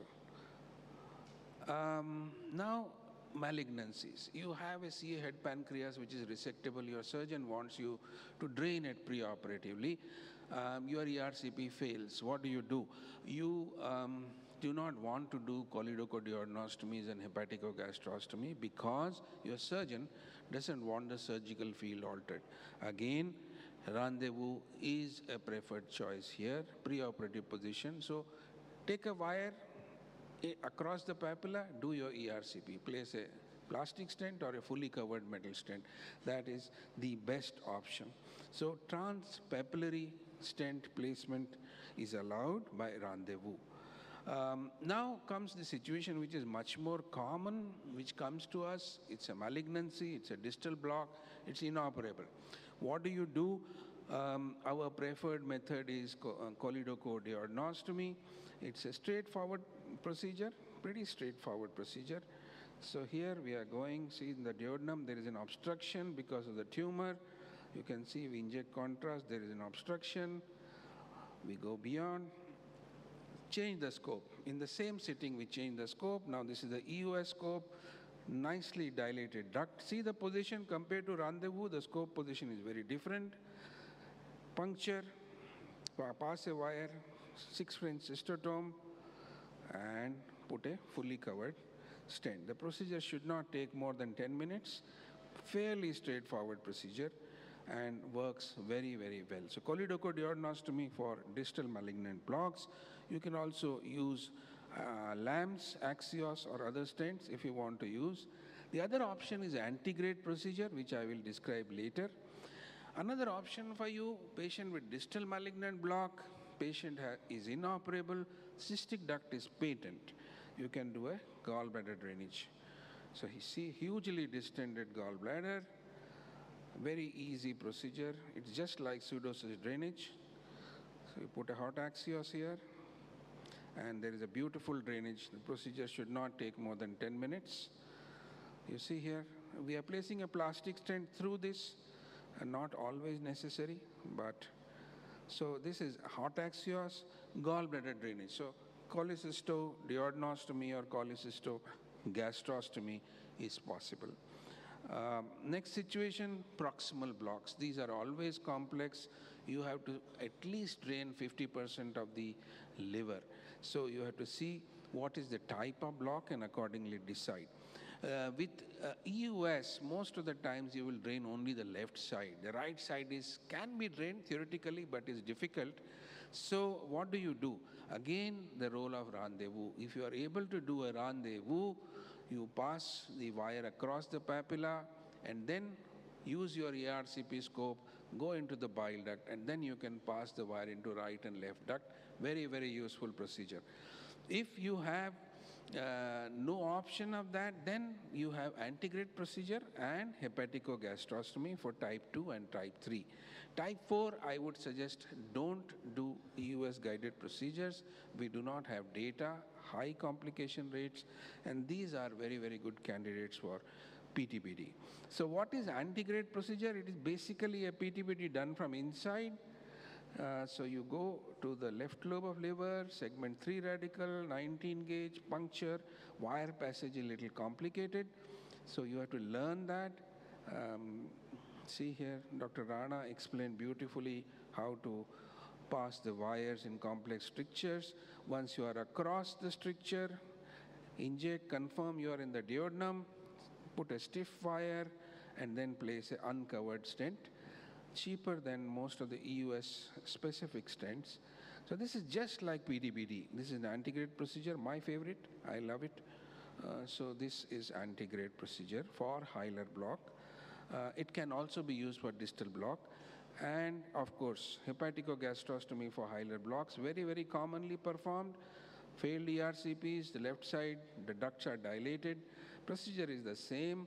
Segment 3 radical, puncture, pass the wire. You don't have to pass the wire across the papilla. Just pass it into the, loop it in the hilum, dilate, and place a partially covered stent. You have EUS specific stents available for this, which are partially covered. So this is hepaticogastrostomy. So you can drain all kinds of blocks in case your ERCP fails with EUS. I think I missed one thing in between is the post-operative situation. See, this slide is gone. I'm sorry. So if you have a hepaticojejunostomy and this slide is not coming, I'm sorry about that, then you can always go from the liver, go across the stricture, balloon dilate it, and then place a plastic stent from the stomach into the liver, and then keep coming back again and dilate again and again. You can also put a fully covered metal stent or do a rendezvous in a post-operative situation. What about pancreatic duct? You have the same solutions, rendezvous, pancreaticogastrostomy, and antegrade stenting. So if you have failed a PD cannulation, you do not have a PTBD to fall back upon. EUS is the answer. So just showing one last example to you. So this is a nicely juicy dilated pancreatic duct. Use a 19 gauge needle. Go into the pancreatic duct. Contrast, you see, packed with stones here. Pass a wire across. Here we try to go across the papilla. We have gone across the papilla here. That can be a little tricky, but once you have gone across the papilla, use your cystotome or a stiff cannula and go across the papilla, see here, and then exchange with a stiff wire and place a plastic stent. So here we are placing a double pigtail plastic stent. One end of the pigtail is in the duodenum, and the other end of the pigtail is going to be in the stomach. So it's here, see, this is in the duodenum, and then in the stomach, there's another pigtail. So you have dual drainage here, double pigtail stent. So Lots of possibilities. If your ERCP fails, please don't get disheartened. Learn EUS, learn EUS guided drainages, and then you will not have to refer any patient or very few patients to the interventional radiologist friends. Thank you very much. Vinay, there was Vinay. Yeah. Dr. Rawal here. There was a paper from Shyam Raju where he demonstrated the distal CBD stricture, primary USBD was better than ERCP, less complication. So what is it? Yeah, that's an ongoing debate, and I believe in 10 years, almost all malignant obstructions will be taken over by US guided drainage, but we do not have data as yet, so we should not talk about that right now. All we know is that EUS guided drainage and ERCP are equivalent as far as distal malignant blocks are concerned. We do not have enough data for hilar blocks. We do not have much data on superiority of EUSBD. We have problems with the existing stents in EUSBD. We are struggling with some of the stent designs. So I think it will take time. But the concept is wonderful. The worst problem any ERCPs faced is papilla. And that is where EUSBD scores. The access into the biliary system is very easy, very straightforward. And that makes the procedure very, very, very appealing. But we do not have data as yet. So ERCP remains the procedure of choice as of now at most centers. Thank you, Vinay, and on behalf of chairpersons, thank you, Amit, for giving us this Thank you very much. opportunity. Thank you. We close the session now. Thank you all. So now we are moving on to live sessions from hospital. I would like to invite Master of Ceremonies, Dr. Mehul Choksi and Dr. B.D. Goswami. And I would like to invite moderators for this session, Dr. Malay Sharma, Dr. Manoj Sahu, Dr. Ramesh Kumar, Dr. Naveen Palvarapu, Dr. Harshal Gadikar, and Dr. Praveen Kumar.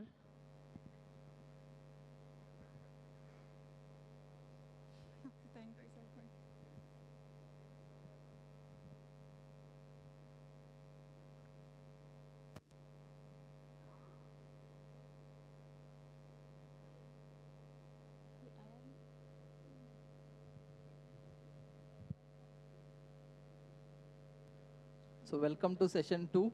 A 72-year-old female, history of recurrent jaundice, epigastric pain and fever. MRCP showed a soft tissue lesion, 16.5 into 12.7 mm in periampullary region, causing partial obstruction of MPD.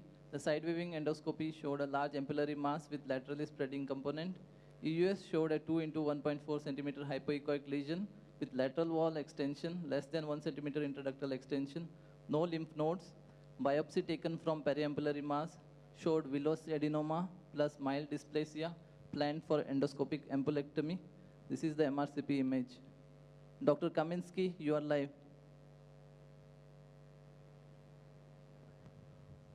It's a fantastic atmosphere that we are having. I'm here together with Vikai, and we are and with the entire team. And thank you for having me here. So I will start with showing you the lesion, which apparently is much larger as compared to what MRCP told us. And this is quite important for this kind of lesions. So obviously all the lesions which are up to 2 centimeters in size are really suitable for papillectomy or resection. Larger lesions can be considered, providing that there is no large intraductal extension of the lesion, and we have some kind of proof from MRCP and EOS as well. Though the patient had obstructive jaundice, and this is always a sign that there may be like a malignancy or intraductal extension in this situation. So I will start by showing you how the lesion looks like and how we are going to approach it. We are underneath the lesion. You can see it on the 12 o'clock. I will adjust the scope a little bit and show you. There is like a fold on the right side. I hope that you can see that. So it's because of gravity, this fold and this lesion is falling to the left side. So we do at first a careful inspection with white light imaging. You can see that the lesion is much, much larger than it was supposed to be on MRCP. The patient underwent biliary stenting beforehand, and you can see, and you should always, with this kind of lesions, look for orifice or biliary orifice at the top of the lesion, even if there are some holes below that seem to be like a papillary orifice. This is always up in the proximal part, and you can probably see quite easily bile going out.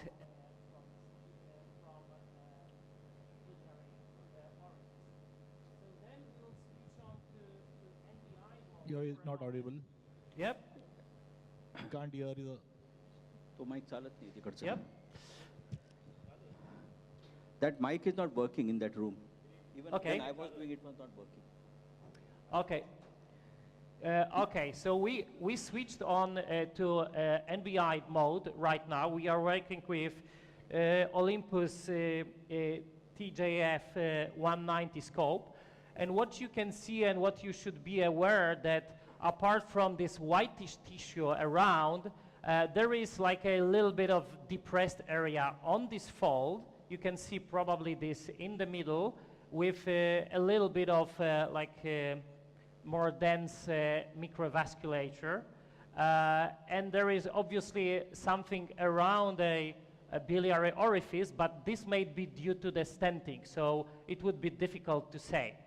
So there is no, let's say, clear signs of malignancy, and the lesion seems to be mobile, but I wouldn't be so surprised to see a malignancy on the specimen. So with this kind of a lesion which involves, can I have a needle? Which involves a papilla, you should always start with laterally part, and those lateral part you should lift. This is one thing which is important. So we will start with this more distal part. We'll try to lift and remove it, and subsequently, when the lesion will be decreased to around 2 centimeters, and this upper part with biliary orifice will be open, then we will get to ampulectomy. Where will you inject? So Mikhail, you are planning to do some injection, submucosal injection? Yes, I do plan to do some submucosal injection on this lateral extension of the lesion. Okay. So not underneath the papilla, because it is considered, I mean, there is a discussion, but there is some evidence, no clear cut, but there is some evidence that injecting of a papilla may decrease the chance of en bloc or R0 resection of a papillary lesion. So we try to avoid that, but in this case, to remove the lateral extension, we need to inject at first. So we'll start by injecting from the side. You can see this fold. Okay, can you open? Okay, I will shake the needle a little bit. So any preference for the injection fluid, or we are injecting just normal saline here? What are we having? Saline. Can we have some blue inside? I think that right now the needle opened. Yeah, needle is out. It may be also useful in this kind of situations to use a needle like Carlock needle. You have seen that during the first presentation, that it's like should be in your armamentarium. So you need a soft, flexible needle, right? Okay, inject. Yeah. We'll pull back a little bit. You can see how nicely the lesion lifts, and it's a mobile part. Yeah, you can see probably right now well. Okay, stop injecting. Very nice. Very Close. nice. Okay, we'll see how it looks like. On one side and on the other side. So there is a little bit of more tension for me with this case, because I've heard that the patient has a important you can see on the left side as well. Important ceremony shortly, and this kind of lesions are always tricky and harbor a risk of either pancreatitis, around let's say 15 to 20% risk of pancreatitis, 15 to 20% risk of bleeding. So there is a little bit of challenge for me, but I will try to make it happen right now. Okay, I think that we can get the snare. Okay, so I think that you have seen that also on the left side of the lesion, you can see that it was really nicely lifted. Yes, we could see that. The patient had dilated MPD and elderly female. So what's the risk of pancreatitis here? The risk of pancreatitis is considered to be around 15 to 20%, so it's pretty high. So it is recommended to place a pancreatic stent after ampulectomy. If we can, I mean, with larger lesions, it is not always successful to identify the pancreatic orifice at the post-papulectomy site, but we'll give it a try. Some people, and we've discussed that as well within the entire group, some people are trying to first get into the pancreatic duct and then inject some methylene blue to identify better the pancreatic orifice. But with this kind of lesion, I think that the chance for success is to identify that ad hoc is a little bit decreased.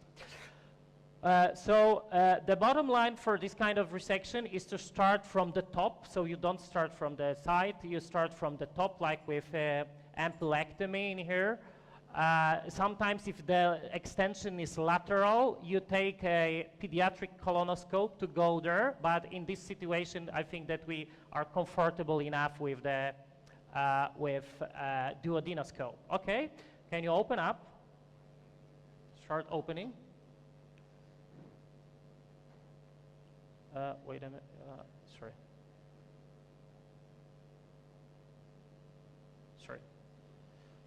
Sorry, we were still in the...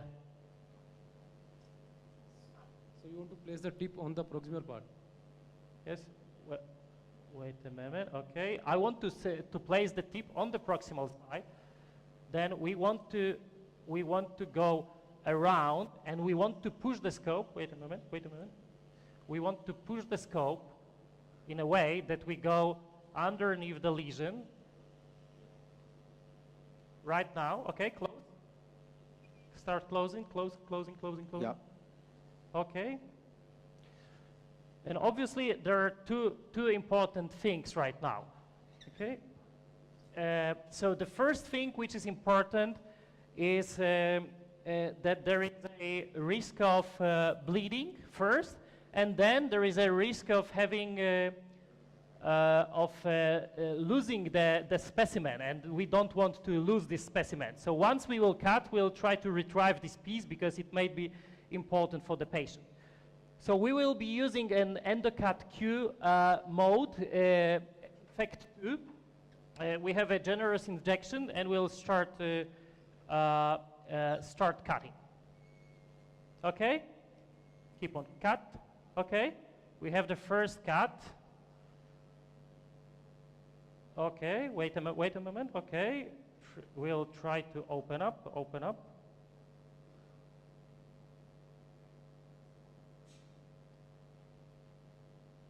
Open more. Okay, close.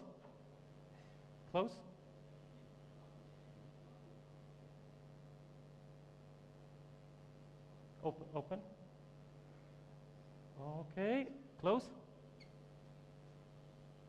Okay, we got it. Okay, there is some bleeding, but I wouldn't say that it's extensive. So we'll have this first part into the stomach. Open up. I will release this first part. Can you open and close?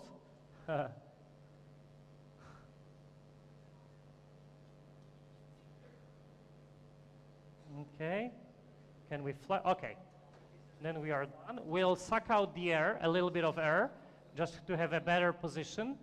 We'll come back to the duodenum. We'll have a little bit of a look of what has happened. We have some bleeding happening.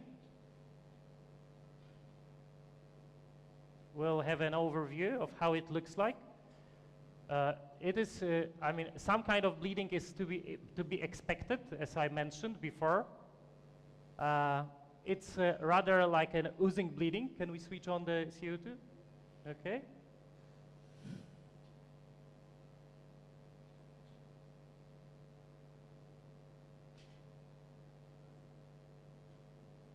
I think that it's just oozing. You have to be patient. Don't panic with this kind of lesion. Seems to be in the central part, this area. Yeah, seems to be in the central part. We may need to remove, I mean, it's difficult to approach. We may need to remove the entire lesion before we stop the bleeding. What you think? What is your opinion? Mikhail, maybe you can give a little injection in that area. That itself may cause a little tamponade. Yes, that's also an option. Very good idea, Amit. And until you do that, we'll just shift to the next room and let's see what Dr. Takao Ito is doing. So we will give you a little bit of time to give some injection, wait a little bit, see, and I will come back to you very soon. Can you have no cord grasper right now, because I mean you can see exactly it is. I think that you can. So next case, 51-year-old female, status post living donor, liver transplant in Feb 2023, single anastomosis. Single anastomosis.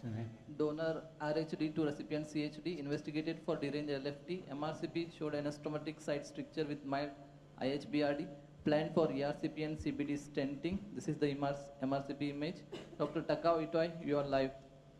Hi, hello. Can you hear me? Good afternoon, everyone. So I'm very honored and pleasure to be back here. Maybe since 2017, so I'm very happy to be back. And so I'd like to introduce my team. Mallet. Andy? Shubhada. Oh, very difficult to pronounce.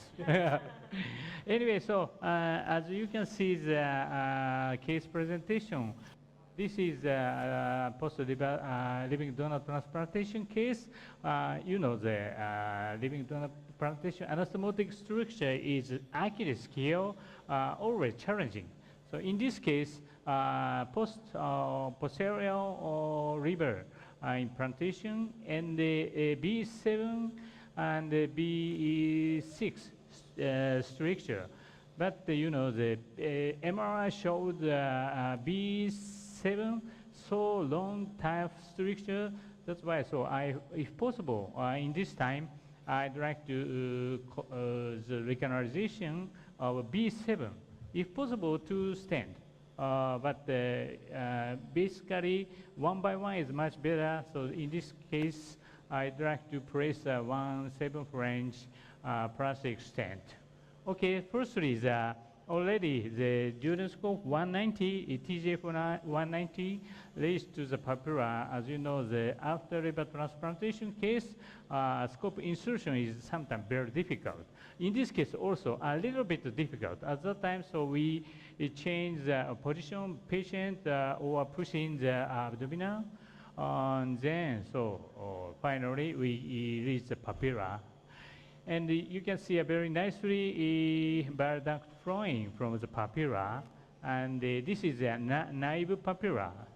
No try the ERCP previously. So firstly, we use Clevercut 3 with thermal wire or 3/2-inch guide wire. We firstly want to cannulate. Okay, the axis is bile duct maybe like here, and so match adjust papilla. Usually, so we try the wire-guided cannulation if possible. All right. Okay, please. Maybe gently.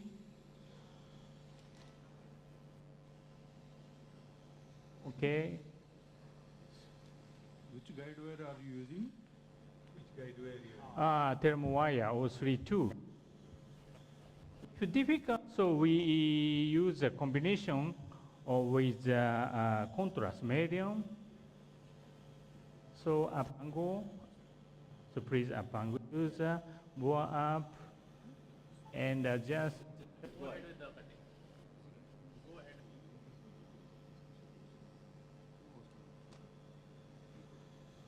So right, the scope position is difficult. Okay. Yes, it is gone now. Yes.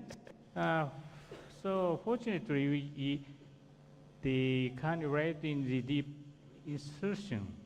And so in this case, I think MRCP showed the small common channel. Yes. Small common channel means if we place plastic stent more than 7 or 10 French, it may occlude the pancreatic duct. Yes, yes. That's why. So we possibly perform EST. Anyway, so the firstly injection, slowly injection to avoid the high pressure in the bile duct. Yes, more upper side, higher portion. Yeah, higher portion. Stop. Higher portion. Yeah, higher. We can see relatively so nice. Can we get the fluoroscopic picture in the main screen, please? We can see B7 now, okay? B6, yeah, B6. B7, relatively long structure as MRCP shown. So that's why, so in this case, we try the B7 guide wire advancement. Okay, please. So even using thermal wire sometimes very difficult. So it depends on the skill of the junior doctor. But he is Tonozuka, my junior, but not now junior doctor. Okay. Getting older. He is one of master of ERCP, not only ERCP, but also EUS in my unit. I guess. Okay, Takao, we are going to allow you to just try a little bit, and we'll switch to Dr. Mikhail Kaminsky because he's making some progress on that ampullary lesion. So let's switch to Mikhail. Okay, hello. Okay. Hi, Mikhail. Hello again. So we managed to solve the problem of a bleeding. We injected a little bit of fluid, as you suggested, Amit, and we added a little bit of adrenaline. And then we touched the lifted area with a tip of a snare, but very, very gently. This is something which is important. And then we need to proceed with papillectomy. And one of the problems is it's toward the, let's say, size of the snare right now. So we try to have it in one piece, and we try to navigate.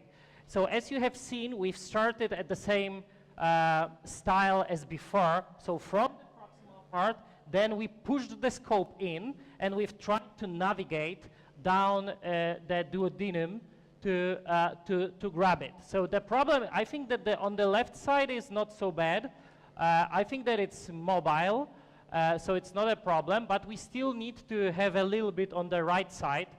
I'm just wondering whether we can really have it in one piece, or we should not be so greedy, and we should go with another piece on the right side. It's nevertheless the piecemeal resection, which is which was, I mean, not to be, I mean, it was impossible, obviously, to get it done in single piece, the entire lesion. So what do you think, Amit?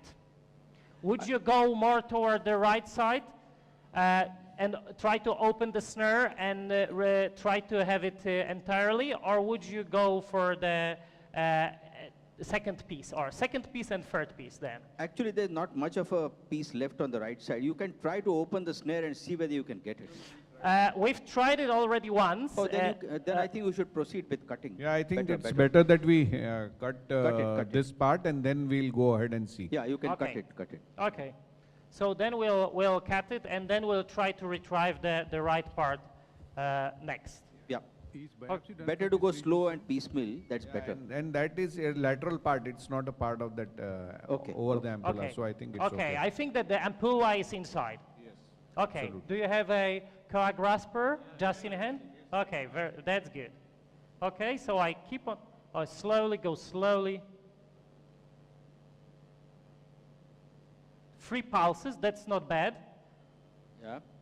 That's not bad. So far, okay, so good. try to retrieve. So try to retrieve it. Oh, we still have a large part on the left side. Yeah. Okay, try to close it up. The one good thing is that we don't have a bleeding right now. Okay, this is a second part. It's important to retrieve the specimen. Yeah, yeah. And what our experience is here, that the bleeding will be seen when you go back inside after retrieving this part. That is usually what we see. That's true. I must admit. That's true. I must admit. Sometimes I look a little bit longer, but I don't think that it's really crucial because you need to retrieve it. So, we need to retrieve the lesion. We should rather stop thinking about bleeding for a moment. We should retrieve what we can retrieve, and then we will see how it look like. Is biopsy done for this patient? Sorry? Yes.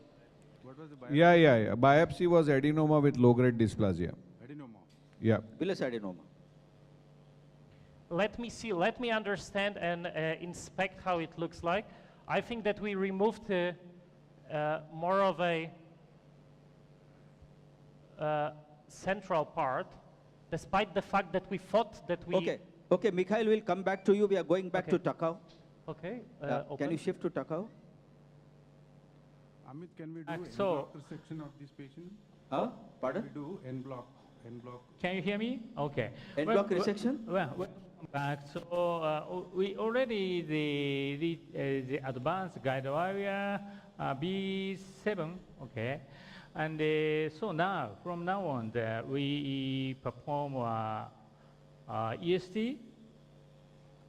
So somebody says in case of this kind of anastomotic stricture, don't do EST because due to the reflux cholangitis happened. But I don't think so. A small cut is much better to avoid the posterior septal pancreatitis or as easy access at the time of reintervention. Okay, so using this is an endocut mode.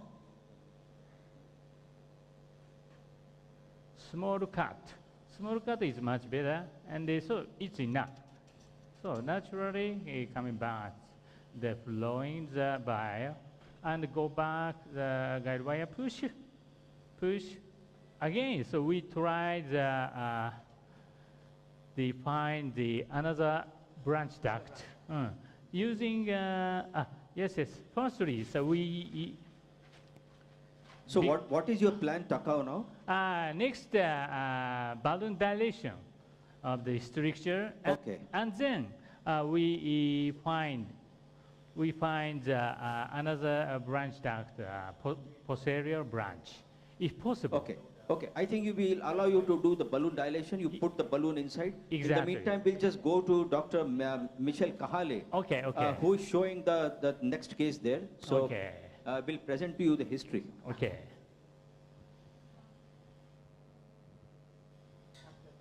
Eight-year-old boy, history of recurrent right hypochondriac pain and fever. Ultrasound abdomen showed a dilated CBD with distal CBD calculi and prominent PD. MRCP showed long common channel with a filling defect in the distal CBD and mildly dilated PD. Planned for ERCP and CBD clearance. This is the MRCP image. Dr. Michelle Kahale, you are live. Okay, so thank you, Amit, for having me here. It's really an honor, a pleasure to be back in Mumbai. I'm here with this amazing team. Kaitla is going to be assisting me with this case. Every maneuver that Amit described to get down to D2 are the same in PEDS, but we have to remember that the ampulla typically is a little bit more proximal, a little bit more eccentric. Luckily, at this age, you can use a regular endoscope, duodenoscope. And so here we are. I'm using the Olympus 190 series scope with a disposable cap. And Kaitla is giving me a sphincterotome. I think she's giving me the Olympus one, correct? Preloaded with a Terumo guide wire. So that means that Kaitla is pretty comfortable using a hydrophilic guide wire. I'm very happy to know that. So here I am now facing the ampulla. You see, I'm trying not to fall back into the bulb. As I said, it's very, very proximal in PEDS. So here I am now. I'm going to use the extremely close position, and I'm going to ask Kaitla to try the wire very gently. Okay? Can I have the fluoro, please? See where we are. Can I see the fluoro, please? Kaitla, where are we? Are we in the Enlarge the pancreas? fluoro. We need to see if we are in the pancreas or the bile duct. As you know, with the common channel, everything is possible here. Okay, so what I'm going to do, can we decrease the light a little bit so I can see the fluoro a little bit better, if you don't mind?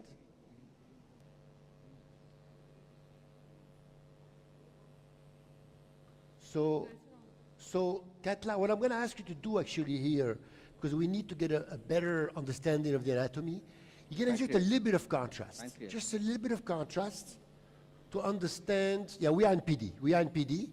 So it's a common channel, so which means that here, if you do a sphincterotomy, you should be able to expose both ducts. But I would like, if possible, to get into the bile duct. So you're going to pull back the wire. Pull back the wire a little bit. Pull back, okay. Inject a little bit of contrast just to see exactly the common channel that we have. Just a little bit of contrast. So yeah, we just looking back at the MRI images, this Here it patient is. has a common channel actually. Okay, exactly, but I want to see the length. CBD stone in here. Okay, that's the stone. Here we go. So let's see if we can actually cross the CBD stone. Yeah. Let's see if we can, yes, absolutely. So Amit is actually helping me stabilizing my position. Thank you, Amit. And then very gently, Kaitla is trying to give me a better wire here.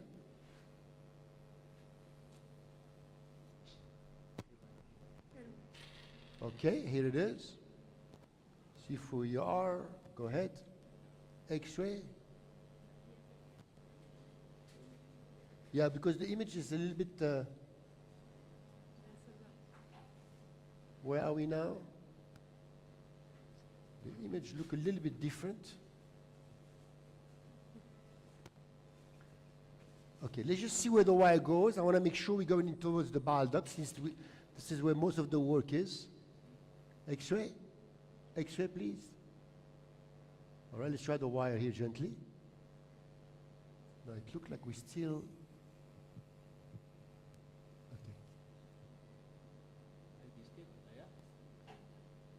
I think it's going to the pancreatic duct still. Can I have a bow, please? Here, let's try to see if we can do a little bow. Here it is. X-ray. Yeah, I am. Bow down. Okay, we're going to try to recannulate. Very gentle here. Towards the bile duct. Here it is. Let's try here. You see, I'm trying to be at the very, very top of the ampulla. Here. CBD. Okay, see, so this is where extreme bow can be very helpful. I would like to do a sphincterotomy now. So if you can connect me, we're going to take advantage that we have the access here. Okay, so I'm going to stabilize my angle. Yep. It's a difficult angle, obviously. So here it is. I'm a little bit more stable here. Okay, hook me up, please.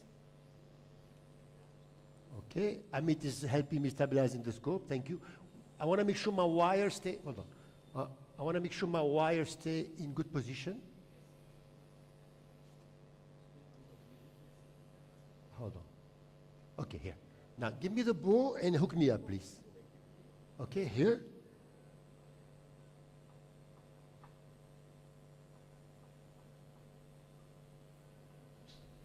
Okay, should be fine.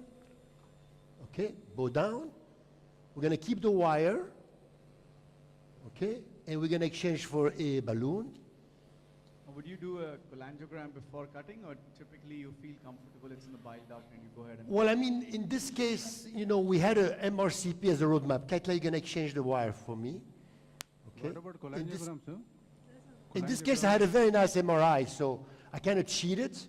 But in most cases, yes, you'll do a cholangiogram. But, you know, the big problem with the common channel in those kids is because it's very easy to inject the pancreatic duct. So you have to be very wise and careful when you do injection. So, and you have to use to the maximum of your abilities the MRI, MRCP. So yes, I cheated a little bit here with the MRI. Thank you, Amit, for the MRI and for helping me with the position. Very proximal ampulla here. This is the difficulty with PEDS cases. They're a little bit more complicated than adult. But here, nicely, the ampulla was the size of an adult patient. So, you see my position? Yes. Let's get the balloon over the wire. What size balloon? So, I would like to do a 9 millimeter. I don't think we need any bigger than a 9 millimeter. Is that what we have? Extracting stones? Yeah. An extracting stone balloon of 9 millimeter here. Here it is. This is a captor balloon from Medora. Capture balloon from Medora. Okay. I've never used that. Okay. From Medora. Okay, and Katla, you flush the balloon, I assume? Yes. Of course, Katla is like obviously very comfortable manipulating the Terumo. I'm very impressed.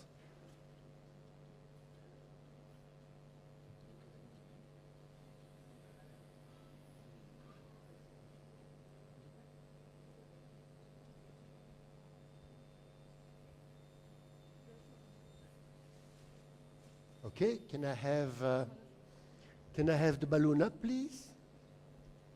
Okay, let's inject some contrast.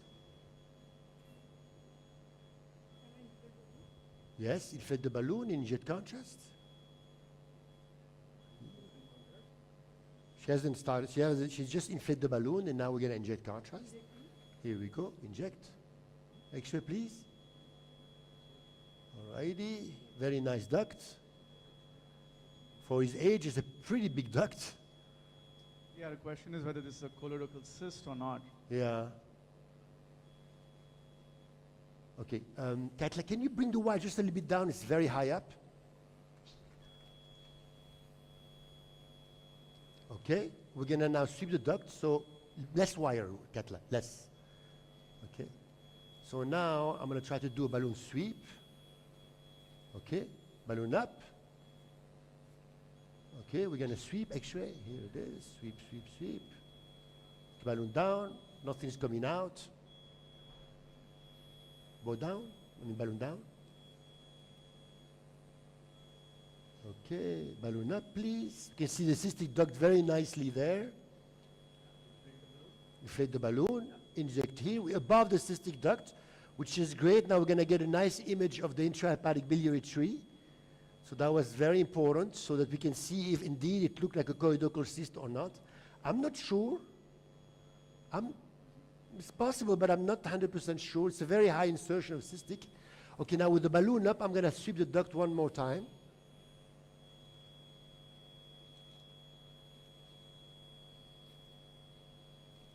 Lots of resistance here. Think it could be slipping into the pancreatic duct to the common channel?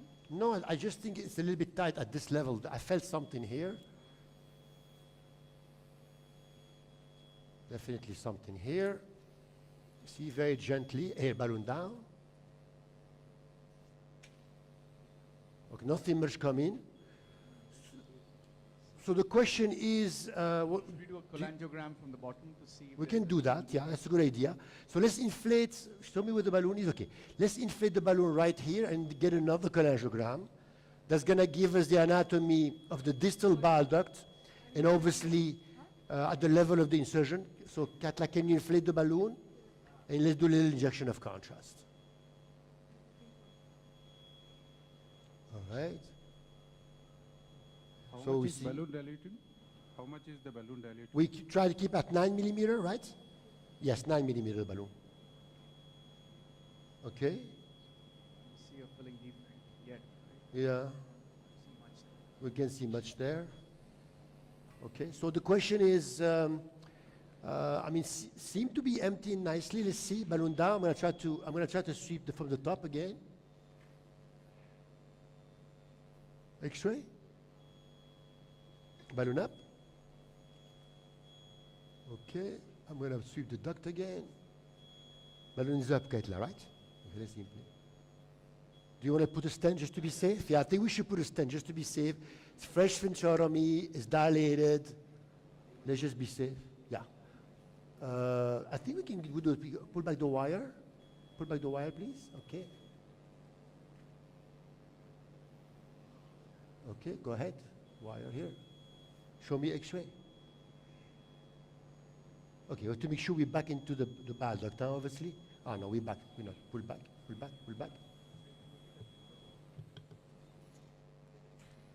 Okay, we're gonna go back with the toe. Okay, so the problem now, because of the very proximal position of the ampulla, it's very easy to get back into the pancreas. So just to be safe, we're gonna go back. Dr. Kahale will be back with you in a minute. We'll just go to the next room and come back. Okay, okay. So I think the duct can take a 10 French, no? Dr. Kaminsky, you are live. Oh, hi. Hi again. So we managed to remove the entire lesion, actually in 3 pieces. I will show you in a moment. The problem is that you can still see some, yeah. Okay, that's perfect. Can you see the fluoroscopy? So there is a filling defect in the distal duct. We know that there is a history of or suspicion of a stone, and it's likely to be out there. You can see that, and there is still a little bit of a tissue on the tip of the papilla, which we would really need to remove. Sorry? Yeah, and underneath you can see the PD opening. I hope that you can see that. Can you see? I'm moving my sphincterotome right now, and when I move it from below, the PD opening can be really easily visualized, and it goes to the like a 2 o'clock position more or less in this situation. So what we've been talking about is to do to extend a little bit sphincterotomy, I think just a little bit, to see if there is more of a lesion that you can see on the left side. Then obviously we'll try to place a pancreatic duct stent, and then we'll also try to remove this very tiny piece which is on the left side. Do you agree? Okay, so then we will move out, yeah, a little bit of fluor so that we can see where we are. Okay.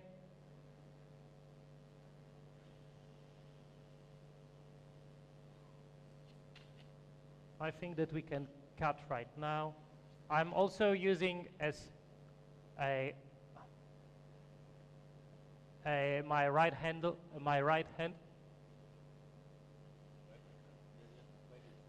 Oh, sorry. I think that we've extended just a little bit. Sorry? Yeah.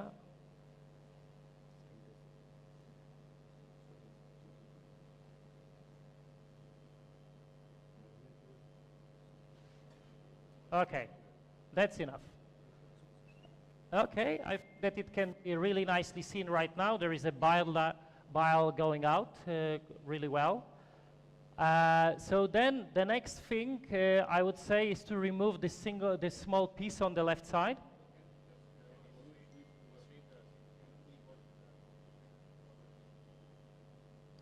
You mean the PD?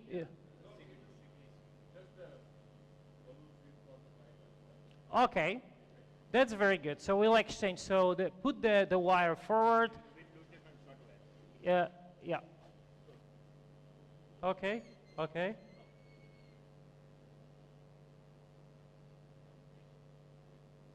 Okay.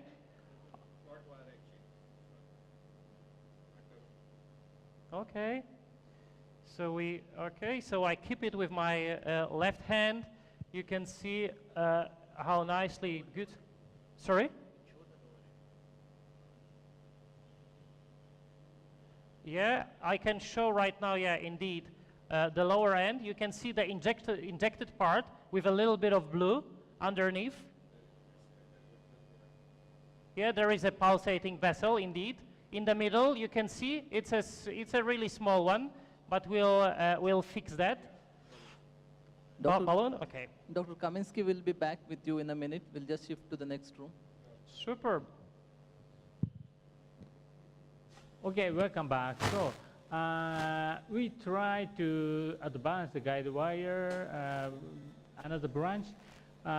Fortunately, but so we reached the tip of guide wire, inserted into a little bit in the branch duct, but unfortunately, no more the guide wire advanced. That's why we have to give up. If possible, as a next strategy, if necessary to negotiate another branch duct, we will perform cholangioscopy, parallel cholangioscopy guided the guide wire negotiation, if possible. That's a good idea, and in order to avoid the negotiation again, we have to use the next step, right? Yes. Anyway, today in this session, we place plastic, 7-phase plastic stent. Length is 15 cm. Place B7.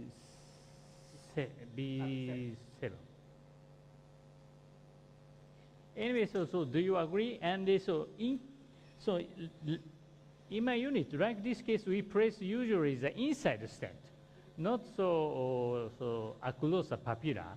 Inside plastic stent is much better to avoid the reflux cholangitis or easy occlusion of the stent due to the food impaction or something. The X-ray, it's small one. Small, please. Small X-ray. Yes, yeah. Okay, let's see. Slowly, and you can see a flap. Is enough? No. Central. Central. Oh, really? Oh, you know well. Okay. Lastly. Finally, we reach there. Yeah, okay. Maybe another here, the structure. That's why, a very soft, like Suhendra unit. So Amit, so previously, they cut the stent, plastic stent, from the tube, right? Is that same? Oh, really? A thin? Oh, very cheap and so good for SDG, SE. Okay, the picture. Take a picture. Maybe enough, right? Okay. Enough. Okay, good. So why not a pigtail stent here? So we love basically a straight stent because the pigtail stent sometimes are very nice and non-traumatic, but sometimes very difficult to insert the stricture across the stricture. The usually between the guide wire and the stent, the gap, there is some gap. It causes non-advancement of the stent. That's why the straight stent is much better. So did we dilate the stricture before putting the stent? Yes. We dilated before. Yeah, balloon, using a balloon. How much did you dilate it to? 3 millimeter in diameter. 3 millimeter in diameter. Small balloon we have been in Japan to avoid the perforation by the balloon dilation. That's why. So step by step is much better. Yeah. Thank you, Dr. Itoy. We'll now switch to the next room. Okay. Thank you. Dr. Kahale, you are Yes. live. So after discussion, because of the biliary dilation and the fact there were some fragments, we decided to place a 10 French stents. So we just literally finished placing it with Katla, who was helping me. And you can see from the fluoroscopy, if you can look at the fluoroscopy, how the biliary tree is completely decompressed. You can see the gallbladder, obviously. No, the other image, that's the other one, the one next to it.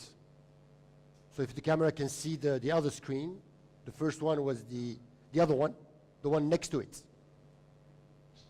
The one next to it. So there's two screens. We need the other screen. Dr. Amit, too? Can we show the other screen?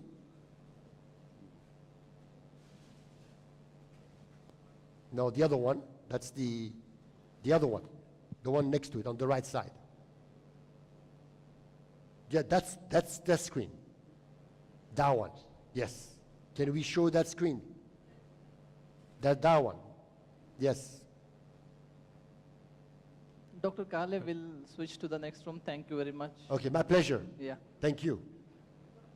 Dr. Kaminsky, you are Okay. live. Certain point. Wait a moment. Are we live? Yes. Yes, you are live. Okay, that's perfect. So what we did when you were off from our side is that we did the cholangiogram, and we put a balloon, extraction balloon. We removed a small stone, and apart from removing a small stone, we identified a intraductal extension, which you can see right in here. So we've been discussing what to do with this intraductal extension. And the idea is still to try to remove it with a snare. But beforehand, we want to find the pancreatic orifice, pancreatic duct orifice, which is not so easy right now, I think. Beforehand, we have seen it really clearly, but right now we have some doubts or for where it is. Okay. Yeah, wait a minute. Yeah.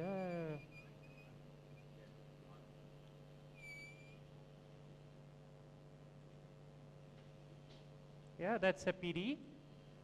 Indeed, you can see. Can you? Yeah? Very good. Can we make a X-ray? I hope that you can see the PD quite well right now. Okay. So the idea is right now to insert a small stent which will prevent the risk of pancreatitis in this patient. So I'm going to, okay, so move on. I will remove the sphincteratome right now. So it's, I mean, this stent is intended to stay short. So it should be a small diameter stent. What kind of stent is available? Like 5 French? 5 French single pigtail. Yes, yeah, 5 French is perfect, and Yeah. relatively short as well. Okay, Mikhail, we are just going to change the moderators at the auditorium level. So Priyanka, can you please call the next set of moderators? Yeah, so next set of moderators are Dr. Subhash Khanna, Dr. Sanjeev Chatni, Dr. Samir Gaggar, Dr. Praveen Rathi, Dr. Deepak Gupta, and Dr. Viral Patrawala. Kindly come on the desk, please. Thank you for the previous session. Yeah, you can continue, Mikhail. Okay, I will. Is there some residual tissue still left? You think we should do a mopping up job later? So there is a residual tissue on the right, which we pushed or pulled out of a common bile duct. So we'll try to remove it a little bit with a snare, but I suspect that some kind of ablative therapy will be needed later on, because as you can see, I mean, it was clear initially, but then it just popped out a little bit, and then when we put the balloon, then the entire lesion emerged. But you have done a fantastic job, Mikhail. That was a very commendable. Thank you so much. So right, yeah, okay.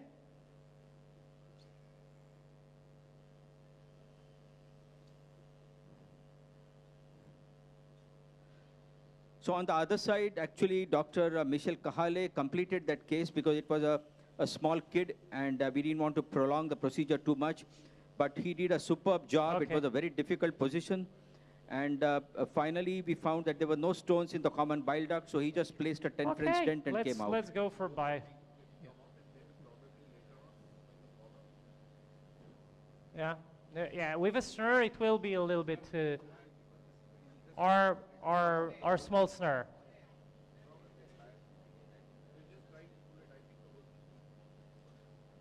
Well, let's grab the first time. We'll see how it works. So what are the techniques by which you can remove intraductal tumor?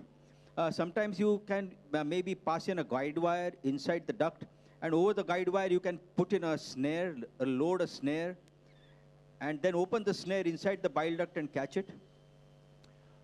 Yeah, that's also an option. Okay.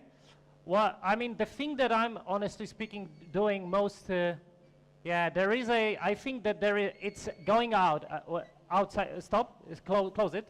I just want to show it to you. I mean, whenever we expand it more, you can see there is like an intraductal extension. Yeah, that's right, yeah. Yeah, can you see also on the 6 o'clock position, so not only on the right side, but also in the middle. So I think that it will keep on going out. Whenever you will remove, it will go out and go out. So I think that the ablative therapy would be good for this patient. Obviously, I mean, or we can discuss Amit, but I usually do it on the second occasion because this patient is at risk of having some malignancy, so we don't want to ablate in this situation. But other than that, we can do it in a single session. Okay, open. Excellent. And do you going to do any therapy for the defect which has happened after the resection? Close. No, I don't think no therapy for the defect. We should be very, very gentle in the duodenum. We tend to more close. We tend to use more and more cold snaring to decrease the risk of delayed bleeding, because this is also something to remember with those patients. She's at really increased risk. Okay, close. Maybe, we need. So it looks like you're removing it piecemeal with the biopsy forceps. Yeah. Sort of. I mean, we try to remove a little bit around, because other than that, I don't think that we can grasp it. We've been considering to grasp it with a snare inside. But I think that it occupies at least half of circumference of a distal common bile duct. So it wouldn't be possible, because when you put in the biopsy forceps, I think that you can see this really, really clearly. I will try to show it to you. Wait a moment. Don't open. Do not open. Do not open. Okay. Right now we can see the bile. And if you, okay, open. Okay. Okay, can you see that whenever we try to take it out, to pull it out, there is some more and more coming to us. So this is unfortunately something which happens with these cases. So we will try to remove as much as possible, but I suspect that she will really need a ablative therapy. Okay, open. Okay, open. Do we consider doing a frozen section in such cases? They have extensive adenoma. Dr. Amit Maido, please. Yeah, what? What was the question? My question is, it's a large adenoma which we are trying to excise. Yeah. On the table, once we get a specimen, can't we do a on-the-spot frozen section to take a call because there's an intraductal extension also? Actually, I don't think, because frozen section would be useful if you are planning surgery immediately. So now what we are doing is, now that we have taken out the specimen, and whatever biopsies we are taking from this intraductal extension, if all turn out to be negative on a regular biopsy, then we can take a call as to what we want to do. But otherwise, I don't see any indication of doing a frozen section here. More and more. Thank you. You want to put the stent? I think this should be fine, Mikhail. There is no evidence that putting a stent in biliary duct in this kind of situation is mandatory. Yeah. I think that the opening is really wide right now, so I don't think that we need to put a stent. No need to put a stent in the bile duct, right? Yeah. It's only the pancreas which we want to protect. Yes, that's true. And this opening seems to be quite wide. You can see the bile coming out. Yes, I will suck out, and you can see that the bile is coming out. Yeah. Are you worried about this oozing taking place? You want to flush it and see? We have to be really patient, I think. Yeah. We'll flush a little bit, we'll watch a little bit, and probably it will stop spontaneously. If there will be like ongoing bleeding, maybe we'll apply like a really directed coagulation. Okay, okay. So now as you are mopping this up, we are going to go to the next room, and where Dr. Thavi is going to demonstrate the next case. Okay, thank you.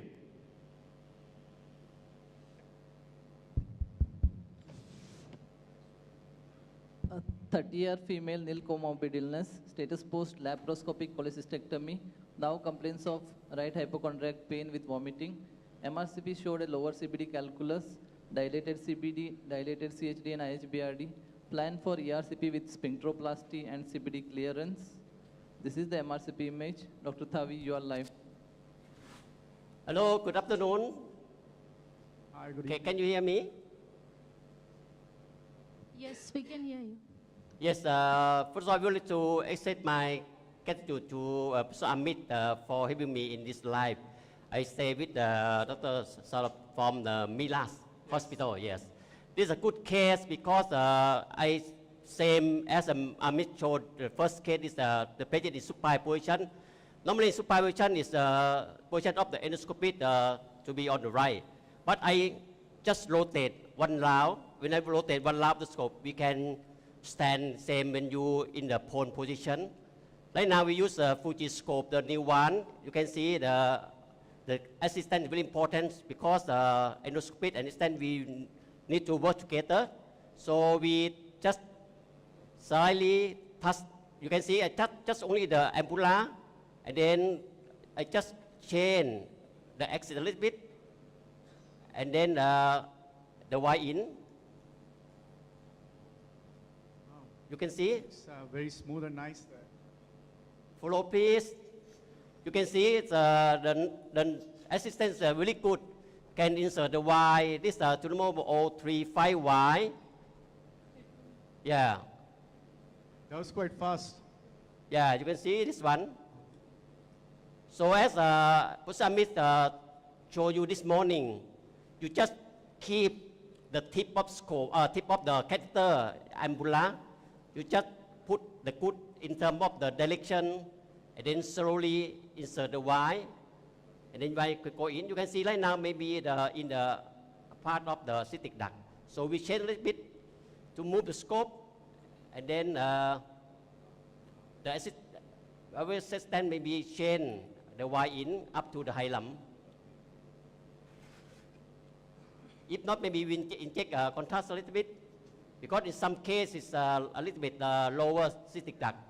We see the clips from prior cholecystectomy there. I think there'll be a stricture there. Yeah, we inject contrast a little bit.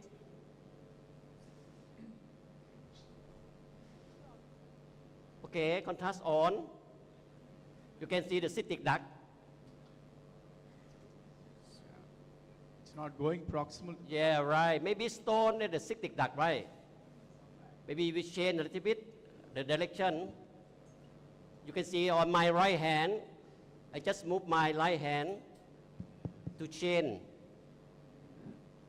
It's interesting that your position and you're facing the patient here, which is not what usually you would do with a supine case. Right, right. So I think one tip is you just rotate your scope one round. You can same in your supine position. Yeah. Okay, right now.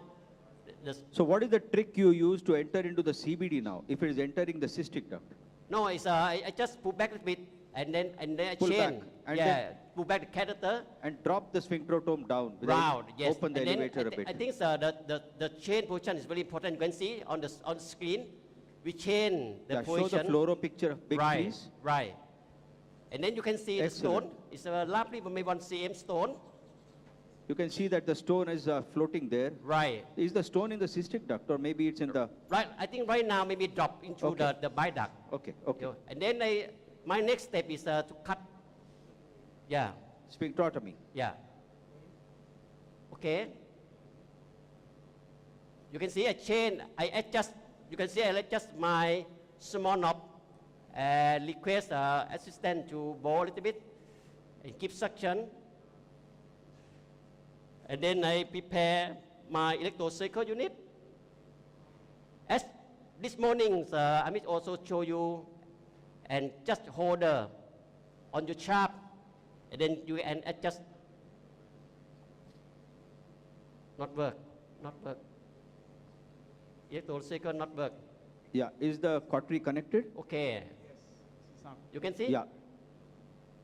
We can move up slowly, slowly. What is the maximum? You deflate and then you bow, fully bow, and you pull back. When you pull back, slowly pull back, you can assess the maximum that you can cut. So that's the way you find out Yeah, how right. much ampulla is still there. But you don't want to do a complete cut, right? Because you're going to do a balloon sphincteroplasty. Right. Maybe I cut this, as Mr. Lang San showed you this morning, maybe you cut at least 50% or maximum 75%, not much. So for a balloon sphincteroplasty, you cut 50% or maybe 2/3? 2/3 or 2/3, Yeah. yes. No need to cut the ampulla completely. Right. If you cut completely, maybe you increase risk of the bleeding and perforation. Yes. That's a very important technical point. Also, when you use EPRBD, you need to see the distal bile duct. This is really, really Correct. important. Correct. Because sometimes you unexpected stricture. Yes. If you dilate with large balloon, maybe you increase risk of bleeding, severe bleeding and perforation as well. So right now I move to chain EPRBD. Okay, so Thavi, as you are replacing this instrument with a CRE balloon, we Yes. will go to the next case to see Dr. Moon in action. Right. See you later. Yeah. Okay, chain. A 76-year-old female, known case of diabetes and hypertension, status post cholecystectomy for cholelithiasis, now complaints of right hypochondriac pain, nausea with vomiting, and features of obstructive jaundice. MRCP suggestive of tight mid-CBD stricture with a large calculi above the stricture. ERCP attempted outside, failed CBD clearance and 10 French CBD stenting done. Planned for spy cholangioscopy, SOS spy biopsy with stone extraction. This is the MRCP image. Dr. Jong Moon, you are live. Hello, can you hear me? Yes, we can hear you. I'm Moon from the sky, from the soul, and it's very nice to come here again after that kind of terrible pandemic. So it's like my hometown and my home city and home country. And I'm doing today's procedure. Everybody come join on camera. And everybody. Hello. Namaste. And you already did the case presentation for this lady, and patient had some kind of stricture, but it was before cholecystectomy, right? That kind of stricture. But you saw the MRCP or ERCP during case presentation. It looks like a benign stricture, very short segment stricture. But the one of interesting thing is it looks like some kind of web-like a stricture. I'm doing this procedure with amazing team of Amit. They are very expert of the all procedure and assistance. And you can see the hugely dilated bile duct of here. But without cholangioscopy, we can imagine this kind of structure is benign. But Amit asked me to showing cholangioscopy to the audience, so for the educational purpose. So we are inserting guide wire on left hepatic side and then removing the exchange, removing the catheter, and you don't want to do a cholangiogram? Yes, because with the cholangioscopy with spyglass DS, the kind of contrast media can make a blurring the image quality of cholangioscopy. Correct. So if you need just a small amount of installation, spyglass, installation. So now you'll be putting the spy directly? Yeah. Okay. Over the guide wire. Also. We can insert directly spyglass. It's no problem, but for safety is the first, and especially to the transferring that kind of scope, even 10 French scope through the structure, we need a guide wire. Is much better. So again, you need the cleaning of inside the bile duct, and then don't use too much contrast media before a spyglass DS work. So I think that's a very important point, because contrast medium causes a little blurring effect on the spy image. Yes. So either you should instill with saline if there's air inside the bile duct, or you can just go in and start irrigating. Yeah, after inserting scope, and then I will start irrigation.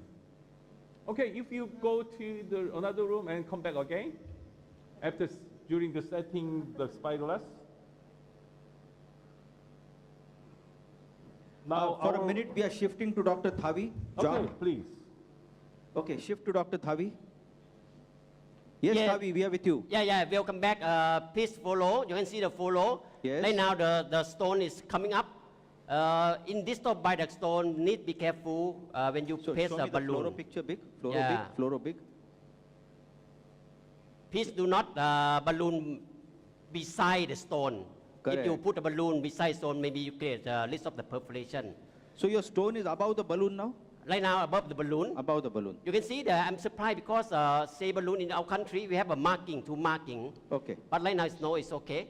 I will show you we just put the contrast and slowly, because it's I select 10 to 12 because the maximum diameter of the bile duct is 12. You can see assistant is really slowly increase, follow piece. I think most youngsters have a question as to what is the maximum diameter you can inflate the balloon to. Right. So you say in this particular case, 12 millimeters would be your upper limit? Yeah, you can see even 3 ATM, no any waste. That means no any sticker. If you increase 3 ATM, you some small remaining waste, please be careful. If you increase more and remaining, please stop. If you maximum dilatation in remaining of waste, maybe increase little of perforation. So that the learning point is very important. Yeah, now we can see Now- very well. There's a contrast inside Right, the to balloon, five, and to the five. balloon size is almost of the size of the duct. Five. These are typically larger balloons, right? They're about 6 centimeters in length, right? Yeah. This one. Yeah. Right now we up to five. Up to five, that means 11. So how long do you keep the balloon inflated? Normally I keep balloon is half to 1 minute. Okay. Yeah, half to 1 minute. And then we, after half to 1 minute, and then increase to the 8. That means the diameter is 12. Okay. There's some studies. Okay, which so have we are showed now that- again shifting to the other room and just see what Dr. Moon is doing. Coming back to you, Thavi. Yes, okay. Hi, Zhang, we are with you. Welcome back. And we inserted the spice glass inside the bile duct. It's a Yes. 10.5 French Yeah. and DS2. As you can see, the image quality is much, much better than Spyglass Legacy and Spyglass DS. And you can see some branches of intrahepatic duct Yes. take off from the hilum. Yes. And from the hilum, I'm moving downward scope slowly. So you should keep trying to the tip of the scope in the center of the lumen, especially the kind of dilated bile duct. So from here, you can see there's some stricture. Yeah, and that's the And stone. again, my assistant is storing the water very nicely in normal saline. And you can see there's some bile duct in here. And especially for the evaluation stricture, you need two kind of things. One is the shape, another one is the microvascular patterns and the length of stricture. Length of lesion, and it's a normal bile duct. It's like some kind of dumpling of the surface. Yeah. And you can see the very fine reticular networks of surface vessels. And this is very normal bile duct. From here, and you can see the stricture on here. Yeah, that's the stricture. And for the make some more precise image, and you can see the margin of here, stricture here, very nicely. And for Yes. the shape, there is no ulceration, and there is no tumor-like lesion, and no that kind of papillary lesion, just the stricture and some scar on the stricture here. Yeah. And there is no abnormal microvascular like tortuous Yeah. and irregular enlargement of microvessels. So I think it's a benign stricture here. Right. So why a patient have a benign stricture before cholecystectomy? It looks like sometimes the bile duct web looks like this one. Yeah. And it's still patency to moving scope easily through the stricture. So, I mean, you are having many experience about that kind of stuff. What do you think about it? It looks like a web kind of stricture. Yes, that's right. That's right. So, there is some report of the webs inside the bile duct. Like this. So one of the ways what we do in such a case, we make it more like a ring stricture. This is not a tubular stricture inside the bile duct. So sometimes we use the thulium laser. Yeah, And by using the thulium laser, we can do a cutting of the stricture. Yes, if the patient have some size significant reducing bile fluid, we can do that kind of thing. But still, as you can see, the lumen is a patent, and from here you can see the very nicely open the stricture, and definitely it looks like a benign stricture, and you can see the some scars of the below part of the stricture, and so I think we don't need a biopsy also. Yes, I agree with you. So what is the opinion of the moderator sitting there? Again, what will you do for the stricture? So, in my opinion, the scope, temperance scope, is freely moving through the stricture. So just waiting, and maybe it can make another chance of recurrence of bile duct stone.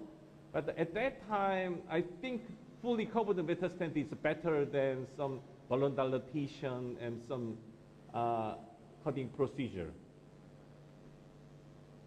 So, okay, yes, okay. And another thing is you should keep in mind we are installing normal saline. So you should keep in mind the amount of the normal saline and the same amount should be removed from the bile duct to minimize complication of cholangitis. Most common complication of spirulus work is cholangitis. So can I see the fluoro? Now scope position on distal CBD. I'm continuously moving down the scope to see any suspicious, unrecognized lesions inside the bile duct. So we call the intraductal Yeah, John? superficial. Yes?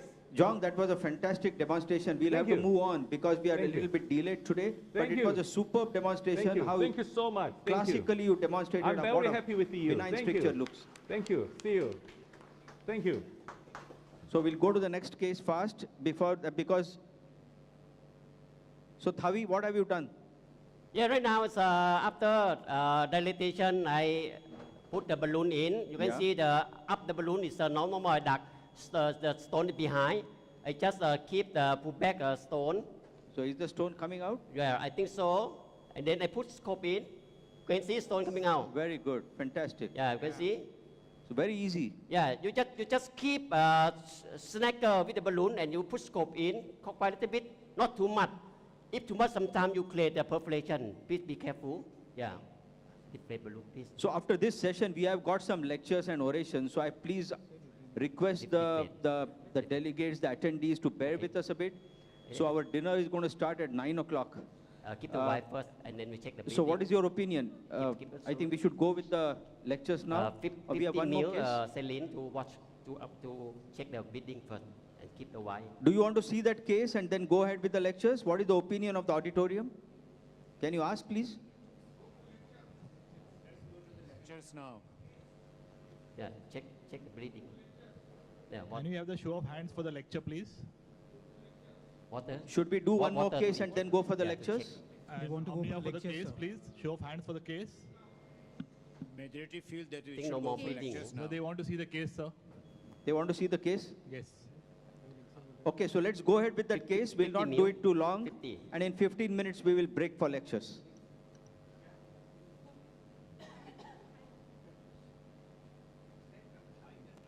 Okay, in 2 minutes. In the meantime, Thavi can show us one more sweep. Okay. So in round stones like this, which are not impacted, but there is a lower CBD inflammatory narrowing, I think balloon sphincteroplasty plays a very important role. So very nicely demonstrated by Thavi, where he did a balloon sphincteroplasty and very easily he could clear the bile duct. And this was, remember, this was a failed ERCP before. So when you remove stone, recommend not remove the Y. You need to check breathing before. Question? You remove the Y. When you remove Y, everything is good. So we check the breathing. From the audience. What's Dr. your Rawal, please. preferred way to stop bleeding when the bleeding occurs, say, after balloon dilation? That can happen. Can you give the sometimes. mic to Dr. Rawal? Normally, after balloonation is some oozing, but we will stop sporadically by the time. We just keep, you can see right now it's just only cut, no any oozing from the ampulla. Hello, Amit. Yes. Dr. Rawal here. How Yes. long we should inflate the balloon? Some says 30 seconds, some says 60 seconds. What is 1 your take minute. on 1 minute is the consensus of the faculty here, and I think that's usually followed. No need. I think Will it cause more bleeding if we no increase need, the time? because no bleeding. No. Just watch. It will not cause Yeah, more no bleeding. need. But if you Just suddenly watch. deflate it, it will increase the bleeding. So more than inflation, or you the watch it deflation in should not the be balloon. sudden. Okay. Deflation should be very slow and gradual. I think there was one study which Amit said sir, longer am I audible? duration reduced rates of pancreatitis. What's your thought on that? Have you come across that, sir? Longer duration of balloon Yeah, inflation? 4 minutes led to less pancreatitis than 1 minute. Actually, I don't believe in that because balloon inflation never causes pancreatitis because the balloon inflates towards the place where we have cut the ampulla. And the pancreas is exactly in the opposite direction. Water irrigation. So it never causes pressure on the pancreatic duct. Amit sir, am I audible? Yes, very much. Dr. Tarun sir, I have one question for each of the presenters. Yes. In Dr. Takao Itoi case, if the RSG was too tight, and would have failed the cannulation, what is the role of magnetic compression anastomosis? If the stricture was too tight, the RSD stricture, post-liver transplant case. Yeah. So what is the role of magnetic compression anastomosis here? Because this technique have been described for such benign biliary strictures where the RSD is too tight. Yeah.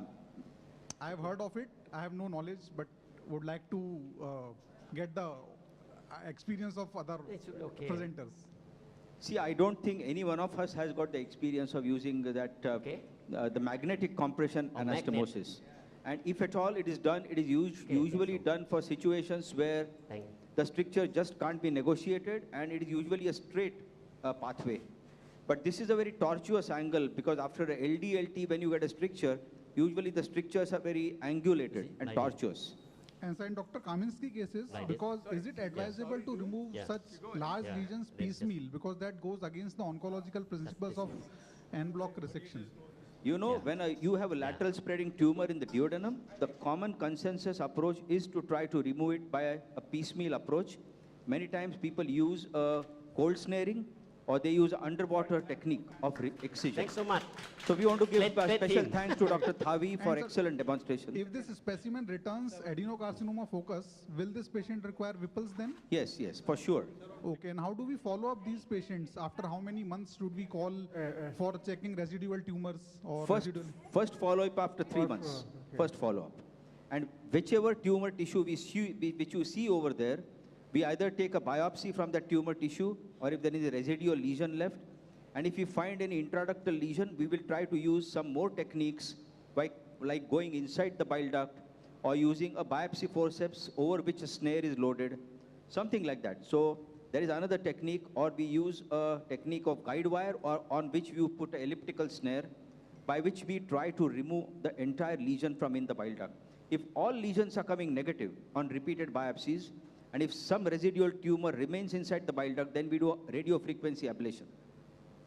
And so Dr. Moon's case, we were told there is a stone proximal to stricture. We were not able to see that. There was not a stone. Actually, there was expected to be a stone, but there was not much of a stone, because he went right up with a cholangioscope and he saw everything. Right, thank you. So now let's go to the next case, the last case of today, and that is going to be demonstrated by Dr. Ang Ting Leong. Ting Leong. Can we have the history again? 47-year-old male, no comorbidities, post-cholecystectomy status, now came with complaints of abdominal pain with jaundice since 4 days. MRCP was suggestive of cystic duct stone with remnant gallbladder with IHBRD. Planned for ERCP and spyglass cholangioscopy with laser lithotripsy and ductal clearance. Dr. Ang Ting Leong, you are live. Hi, good evening, everybody. I'm the we are the last holding her back from the lecture and dinner. We'll do first is actually to do a cholangiogram, because looking at the MRCP, I'm not sure whether it's actually in the distal CBD or is it in the cystic duct.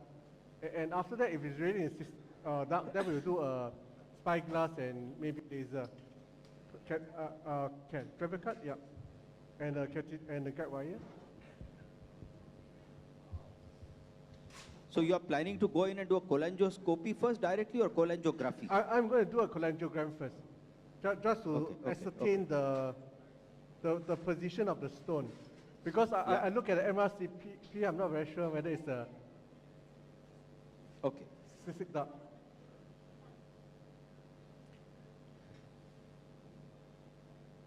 Okay. Going? So what we have planned is, over the next 2 days, right from today, we are going to show you ERCP cases of increasing crescendo of their difficulty. So tomorrow is going to be more difficult cases. Contrast? Okay, I'll go a bit more. Okay, let's do a contrast. Yep. Now let's see the cholangiogram. Yep. Although the cholangiogram may make it more blur, we can always irrigate and wash away. Look at the distal part. CBD is clear, looks like, but there are some stones below. So it just look like a distal CBD stone. Yeah. What about the cystic duct? Not seen. Not seen. Looks like God has made it easy for you. Cystic duct stones have come in the CBD now. There's no. I think there's no. Okay, we'll try inject. I don't see the stone in the. Can we rotate the X-ray a bit to see? let's at the rotate lower end of the CBD. Yeah.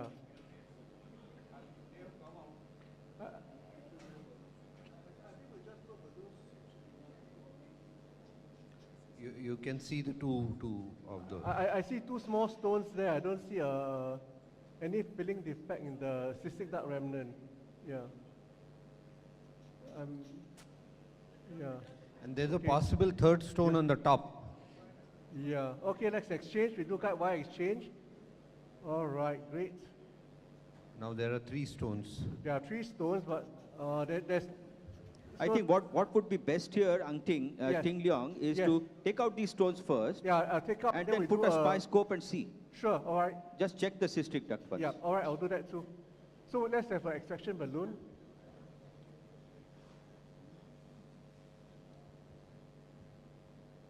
I think there's previous papillotomy already, so I don't think we need to actually extend it because I think the stones are not so big. Do you think this papillotomy is complete papillotomy, or you would like to have I think additional cut? Raju, I think Dr. Ting Leong feels this should be adequate for these size stones. Yeah, I think it's adequate, yeah.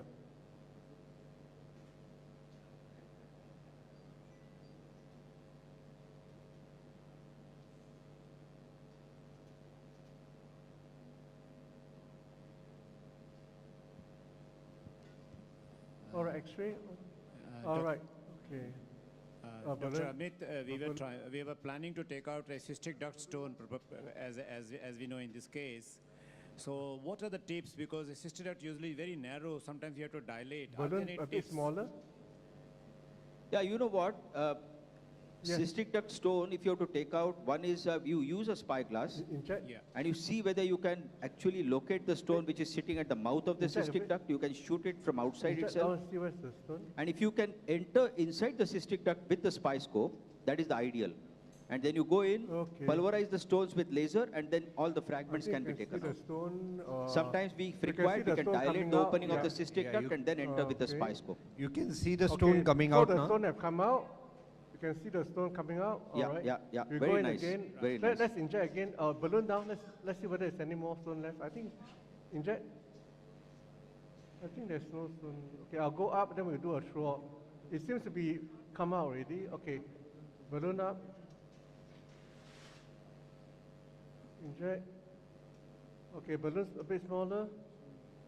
Can you see what he's doing now? When he's retracting the balloon, he's pushing the scope inside in a clockwise direction.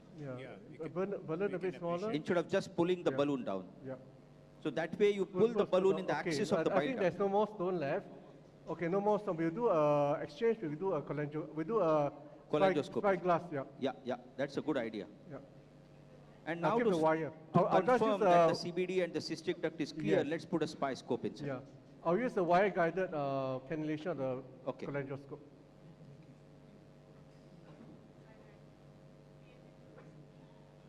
All right, now we'll do the cholangioscopy.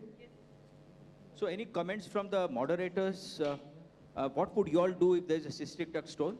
Any tricks? We have removed cystic duct stones in, at least I have removed in some cases, sure, but wire, in many cases it is very difficult to enter the cystic Enter, duct. yeah. Because the cystic duct may be dilated, but the opening is very small. Correct. You may have to dilate the opening to take out the irrigation stone, pedal? with to break the stone with a That's the irrigation pedal, right? Correct. lithotripsy. So it's not always easy. Yeah. And sometimes the system may not be so straight, so it may be a bit difficult to navigate. But we'll see.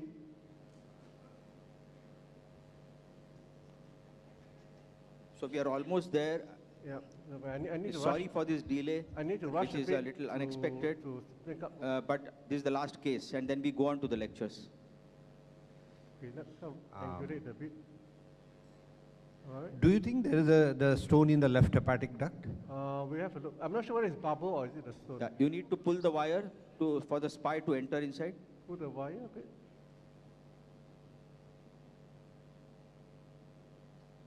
Yeah, you All are right, inside. in already. Yeah. Can you give the spy picture now? Let's show the spine picture. Yeah, very Okay, nice. now we're irrigating so that we can see clearly. I'll advance the scope to the CHD and then I'll withdraw.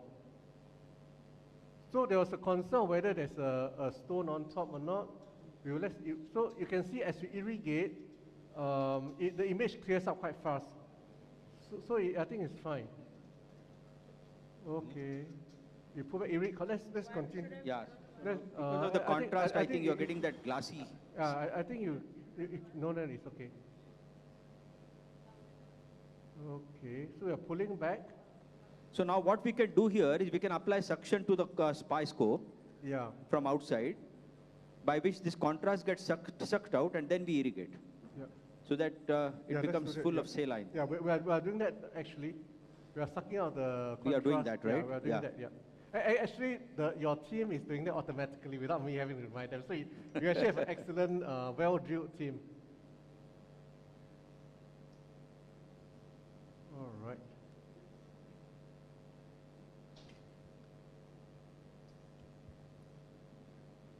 Okay. I think that's right. I think we should irrigate now. Yeah. Okay, let's slowly withdraw X-ray. Okay, we have to look for the opening of the cystic duct. I think you'll have to take out the guide wire. Yeah, I think let's remove the guide wire. Yeah. All right. Because sometimes what happens if the guide wire is inside, the spy scope cannot be moved freely. Yeah, that's true. Yeah. So we'll slowly maneuver the spy probe left and right, up and down. To keep on irrigating. Yeah, and we'll irrigate at the same time. Gently pull back. Yeah.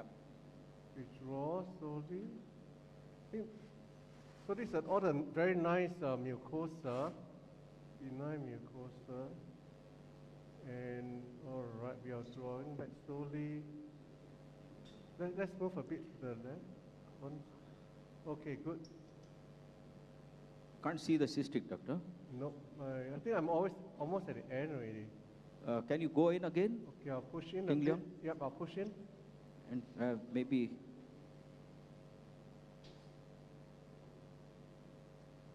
Let's rotate the thing a bit. All right. This is No, opening. that's the cystic I duct. think this is the opening of the cystic That's the duct. cystic duct. That's the cystic Can duct. we go in through it? Let's try to move. Here. Okay. Oh yeah, you have entered the cystic duct. Let's move a bit more. Looks like it's a blind end. Yeah. I think we are fine. There's no. Yeah, that's fine. That's fine. Unfortunately, there's no action. Yeah, very nice. Very nice. But we do get a good view, and we can see that we can actually enter the cystic duct. And if there was a stone there, we could have done the laser lithotripsy. Yeah. So is everyone convinced that the CBD is now clear? Very nice. All right. So I think this sort of wraps up the case for this for today. All right. Thank you very much. Very for nice. tuning Great in. demonstration, Ting Leong. So we Okay. come to the end of today's live session. All right. And we can go ahead with the lectures, Dr. Priyanka. Yes. Yeah, thank you So very much. now we are moving on to next sessions, and I would like to invite chairpersons for the next sessions. So Dr. Mohan Ramchandani, Dr. Sandeep Nijaman, Dr. Rajesh Dharamsi, Dr. Nadeem Parvez, Dr. Sanjay Altekar, Dr. Subhash Chandra Korpe, Dr. Nitin Naravne, and Dr. Rahul Shah.